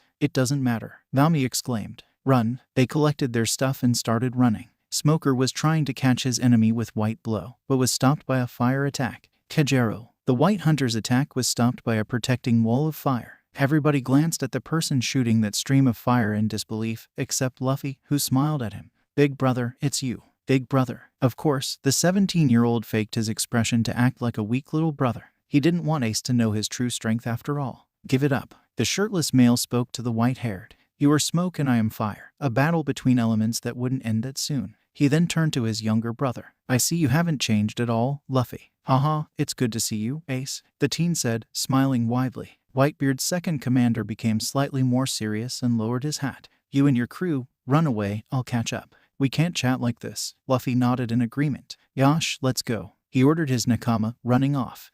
When the Straw Hats were on the beach where their ship was, they encountered Chopper riding a camel. Tony-kun, Vivi called. Where have you been? And who's that camel? Chopper began, frowning and getting red. It's a long story. 30 minutes earlier, Chopper woke up in the same wagon he fell asleep. Whoa, he rapidly exclaimed. How long did I sleep? The reindeer got out of the wagon and approached the camel who used to pull it. Because the Straw Hat Doctor originally was an animal, he was able to communicate with animals. Excuse me, the Blue Nose spoke up. Can you tell me where I am? This place looks different to where I've been before. You're in Katakurii, kid. The camel answered in his language. Katakurii. Oh no, can you tell me how to get to Nanohana? Just cross the desert in that direction. The saddled animal said. But wait a second, how about a deal? A deal? The hybrid repeated, confused. Set me free and I'll bring you there. Chopper then smirked and transformed to Heavy Point. You've got yourself a deal. After freeing his fellow animal who introduced himself as Eyelashes, the two went back to Nanohana. Present timeline. You were in Katakurii. The princess asked another time, noticeably upset. Yeah, why do you ask? Because, the royal explained, Katakurii is the rebel army's headquarters. So, the swordsman asked, raising his right brow. The Bluenet sighed. The rebel army is the force against the king. Each day they gain more and more followers. Crocodile wants a war between the royal guards of Alabasta and the rebel army. Once both factions are heavily weakened, he will make his move to become king of his perfect country, she explained. Luffy slammed his right fist against his left palm. What a swine. Don't worry, Vivi, we will prevent the war and kick Crocodile's Shichibukai ass. He promised his temporary nakama. Thanks Luffy-san and all you others, you mean a lot to me. No need to thank us, we do everything for our friends, and you are our friend. The black-haired told her. Now let's get on our ship and wait for Ace. After some time, the captain's brother stepped foot on Mary while overhearing the conversation between his brother and his crew. I never beat Ace as a kid, but I'd kick his ass now, the 17-year-old claimed, telling his nakama about his older brother and a little of his childhood. Whose ass are you going to kick, Luffy? The fireman jokingly asked, jumping on the railing from his striker raft. Shishishi. The Straw Hat laughed. Ace, meet my nakama. Ace beheld the Straw Hats and made a friendly face. Thank you all for taking care of my little brother, he said. He might be a little hard for you to handle, but no, not at all, the crew responded. Take good care of him. The Whitebeard pirate finished his sentence. He then leaped over to the teen wearing a captain's coat. Looks good on you, Lou. Seems like you're taking being a captain seriously. Of course, Garp's biological grandson spoke, smiling. I want to protect my nakama and be a good captain. Roger's son noticed a barrel on deck. Hey Lou, how about some arm wrestling to see how strong you've become? Sounds good, the younger black-haired answered. Seconds later, those two were pushing each other's right arms to their left to see whose arm slams on top of the barrel first. Both of them were getting red. Luffy was holding back, of course, but observed that Whitebeard's 2nd Division commander has gotten stronger too. Ace, do you use haki? Yeah, the freckled responded. Sabo and I learned how to awaken it. Took us long enough, but we mastered it. Suddenly, the barrel broke. Looking at each other for a moment, the brothers fell on the floor, laughing like crazy. I don't get it, the long-nosed commented. What's so funny? Unexpectedly, 5 ships were approaching Mary from the far. Vivi's eyes opened wide up. It's Baroque Works, she exclaimed, wildly waving her arms. Fire Fist Ace and Straw Hat Luffy. A man yelled through a megaphone. We've come for your bounties. Surrender now or we'll open fire. Ace pushed his hat a little deeper. Let me clean them up. He jumped on his raft powered by his Mira powers and rode on it towards the enemy ships. Try to get past 5 of our ships if you can. A Baroque agent shouted, challenging the Yonko commander. But the 550 million berry man didn't fool around. Heiken, he cried out, shooting a massive blow of fire from his fist, annihilating the fleet, much to the Straw Hats' amazement. Wow, almost all of them let out with their jaws dropped. Amazing, Ace, the future Pirate King exclaimed, the only one smiling. Humph, Ace grinned, returning to the ship. That wasn't much, you know. Luffy laughed out. Ha ha ha ha, you're funny, Ace. Say, do you want to join my crew? He joked. His brother held his hand up, which meant no. No, oh pass. But do you want to join Whitebeard with your crew? You'd have lots of fun. Everybody except 2 on the ship shuddered. WWW Whitebeard. The orange-haired fearfully stammered. One of the freaking Yonko. Don't tell me you're serious. The sniper yelled, a certain reindeer hiding behind him. The captain of the Straw Hat Pirates didn't think for long. No, I want to be Pirate King, not some underling. Ace laughed out too. Now I see it. You haven't changed one bit. He sat down and became a bit more serious. So Luffy, where are you going? Looking around a few times, the 17-year-old spotted his navigator, who surely knew where he and his crew were going. Nami, where are we going? Nami sighed to her captain's cluelessness. I asked Vivi. She said, we're going to Yuba. So tell me, Ace. The Straw Hat spoke in a calm and serious tone, turning around. Where are you going? The young pirate took his hat off and started explaining. I'm on a mission. An ex-subordinate of mine who calls himself Blackbeard stabbed a crew member, almost killing him just for a devil fruit. He basically committed one of the worst sins a pirate could commit on a ship. Following that, he jumped ship and created his own crew. I've received information that Blackbeard has been sighted in Yuba, and that's where I'm going. Oh, if we have the same destination, then why don't you hang with us a little, Ace? Luffy suggested. Whitebeard's second commander liked that idea. You know what? The 20-year-old said, clapping once, I'm in. After beaming in excitement, Luffy ordered his cook to make some party dinner and his swordsman to open up some booze who objected.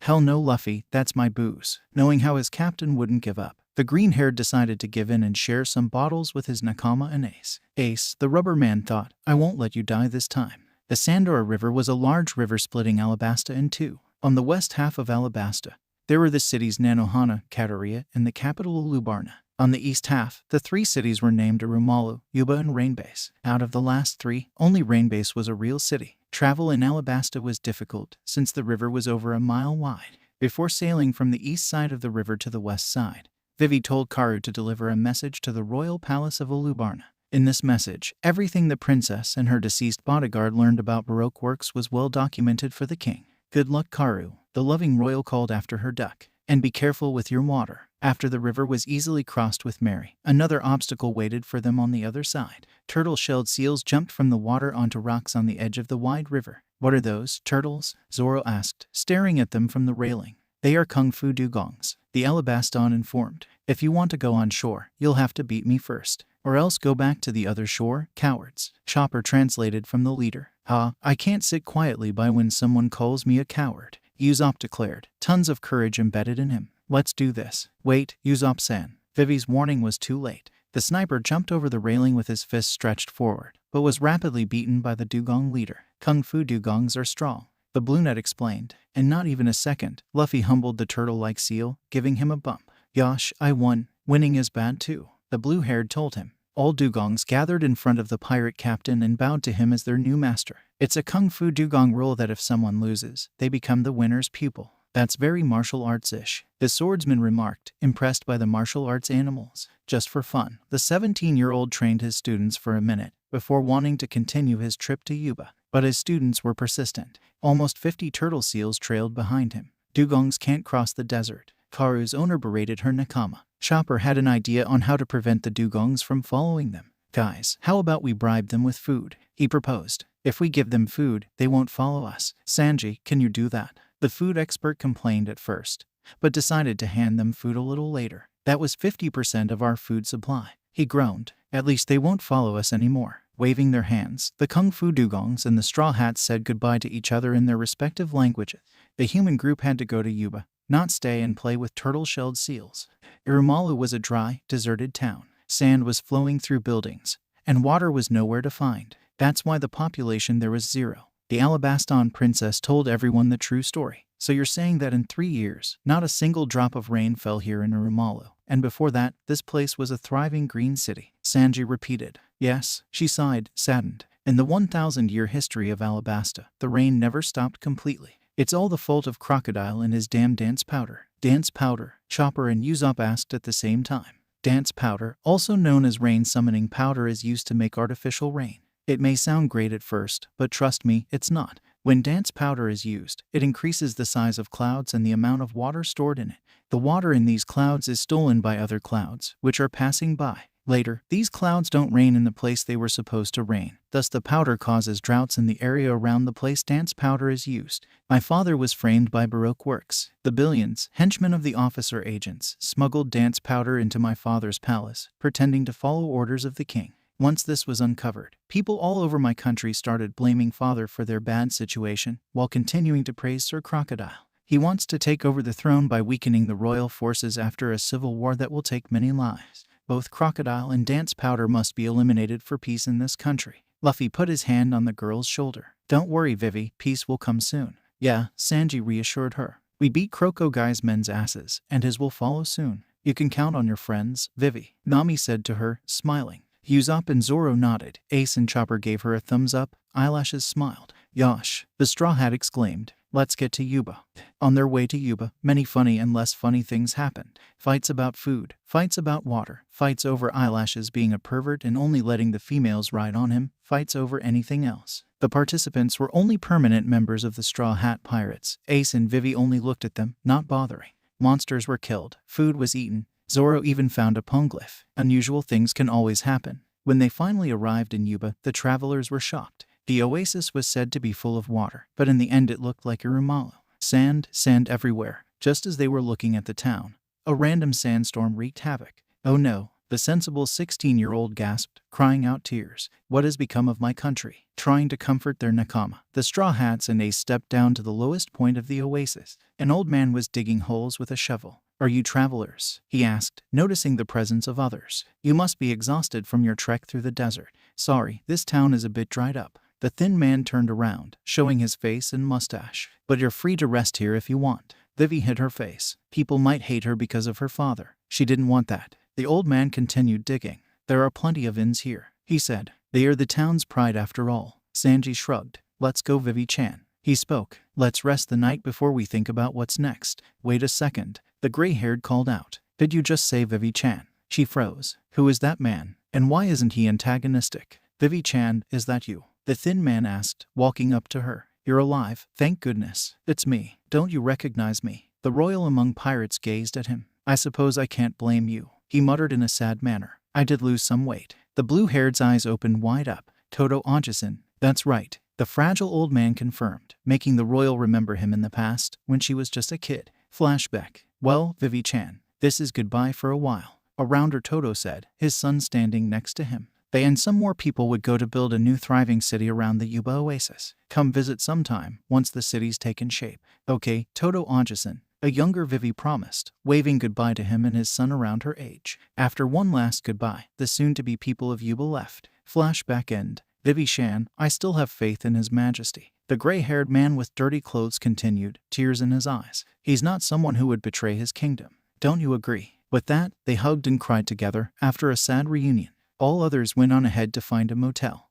Later, while everybody else were sleeping, Luffy and Ace approached Todo. Excuse me. The 20-year-old spoke. Did someone called Blackbeard pass by? Blackbeard? The old man asked, frowning. No, never heard of him. He's a big, fat man with black hair, a big nose and darker skin. Roger's son went into detail. He's also accompanied with 4 equally tall men and a horse. The gray-haired still had no clue who this Blackbeard was. No, I haven't seen such people. Understanding. The commander of Whitebeard's 2nd Division nodded. Thanks for the info, you've helped me a lot. Wondering what his brother will do next, the 17-year-old asked him some things. Ace, what are you going to do now? I don't know for sure, the Whitebeard pirate admitted. Maybe I'll return to Moby Dick, maybe I'll continue my hunt. There's one thing I know, Lou, I'll be leaving tomorrow. We can have one last chat if you want, in the morning of course. Yo, and I gotta sleep now. Good night, Lou. Good night. With the freckled gone, Luffy kneeled beside Todo. How much water is under here? The old friend of King Cobra smiled. The biggest resource aside from the Sandor River. His face then turned sad. If all these sandstorms didn't ruin everything, this would be the best city in Alabasta. Oh yeah, the sandstorms. Who did that? Crocodile. I'm gonna kick his ass for sure. The pirate set a goal for himself. Old man, I'm gonna help you digging. Really? The mustached man gratefully beamed. You're such a kind young man, thank you. No need to thank me. Luffy digged and digged. After only 10 minutes, the boy digged so deep he discovered water and had to Gamu Gamu no rocket himself out. You're welcome. With that, the future Pirate King joined his nakama and Ace in the motel. Next morning, they all woke up with a yawn. After breakfast, Toto gave everyone a small barrel of fresh, clean Yuba water to endure the heat of the Sandora Desert. Before Ace left, he talked one more time with the Straw Hats, especially his brother. The fire human pulled out 2 pieces of paper out of his pocket. The left one, the 20-year-old explained, ripping off a piece of it, is a Viva card. If you rip off a piece of it, that piece will show you the way to the other piece. Here, Whitebeard's 2nd Division commander said, handing the Straw Hat the ripped-off piece of the Viva card. Come to me whenever you want, you'll know the way. The right one, he continued, is the number of Pop's Den Den Mushy. If you own a Den Den Mushy, you're free to call the Moby Dick whenever you desire. Woo-oh, Luffy beamed, looking at the papers his brother's given him. Thanks, Ace, you're the best. The Whitebeard pirate smiled again. So, I think it's time to say goodbye. Honestly, I'm happy to have seen you again after 3 years. The young adult turned around, putting his bag over his shoulder. See you again, Luffy. Byye, Ace. The sometimes childish pirate called after him, waving his hands. Say hi to Sabo from me. After the 17-year-old's brother was gone, Nami decided to ask her captain about this Sabo. Luffy, who's Sabo? Slurp Sabo. He's my other brother. The rubber man answered, drinking from his barrel. What? His nakama exclaimed, looking at him in disbelief. You have another brother? Luffy shrugged. Yeah, he's also my big brother and 2nd Division commander of the Whitebeard Pirates alongside Ace. You should meet him one day and see him in action. He's only a little weaker than Ace. Sanji lifted his law again and fixed his gaze. Hold on a sec. The cook spoke. So both of your brothers are Yonko commanders and insanely strong. What's next? Your father is the most wanted criminal in the world. Actually, he is. The tallest member of the Straw Hat Pirates confirmed, rolling his eyes. To the others, it seemed like their captain has got the weirdest, probably most dangerous family. What's his bounty? Vivi asked, wondering what kind of monster the black-haired's brother is. The teen in a captain's coat murmured. Sabo's bounty is 450 million berry, over 5 times more than mine. Ace's bounty is 550 million berry, since he's a little stronger and doesn't hold back as much as Sabo. That's almost 7 times more than my bounty. The princess then fainted anime style. SSS such high bounties, she thought while crying anime style, before passing out completely. What's wrong? Dragon's son asked, frowning. You even ask? His crew yelled at him with sharp teeth. Luffy shrugged once more. If she passed out, then Perv Camel should carry her, he suggested, triggering a tick mark on Eyelash's forehead. Hey, I like that name, Zoro told, grinning. Yosh, the pirate captain exclaimed, slamming his fist against his open hand. We've wasted enough time, let's go to Rainbase. Rainbase was a fine city, the only place with rain in Alabasta beside Olubarna. Vivi, who was awake again, told her nakama everything about it. So Crocodile's base is in a golden casino. Usopp repeated, curious about this building. Yes, the Bluenet informed him and everyone else. The Rain Dinners is Crocodile's casino. You cannot possibly miss it. It's in the middle of a lake, a huge golden pyramid with a golden bananawani on top. There must be a secret base of operation inside. I believe it. The sniper nodded.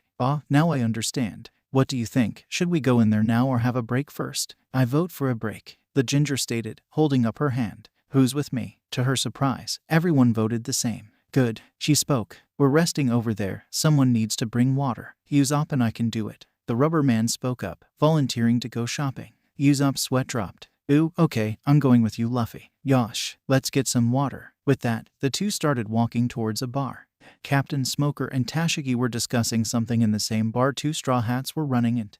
They had a serious discussion. Do you think Straw Hat has connections to Crocodile? Because I think so. Smoker-san, what makes you think that? I don't know Tashigi, but something's with this country, I know that by now. Oi bartender, give us 5 barrels of water. Here they are, kid. Both Marines turned their heads to their right. The voice demanding water sounded familiar. As their heads were fixed at the 17-year-olds drinking water, they glared at the pirates in disbelief. Feeling observed, the thirsty pirates turned their heads to their left. There was silence for a few seconds. Then both criminals spat out their water onto the smoke man and the female swordsman. It's Smokey, run. Luffy and Usopp ran away, realizing they pissed off Captain Smoker. Tashigi, gather, the Marines, were going after them. Chaos ensued. The Straw Hats, including Vivi, were forced to shake off the Marines. To achieve that, they had to split up. One group consisted of Luffy, Zoro, Usopp and Nami. The other group consisted of Sanji and Chopper. Vivi roamed around alone. Damn it, the white hunter cursed under his breath. They are damn good at running away. Eventually, the white-haired managed to follow the track of Luffy's group,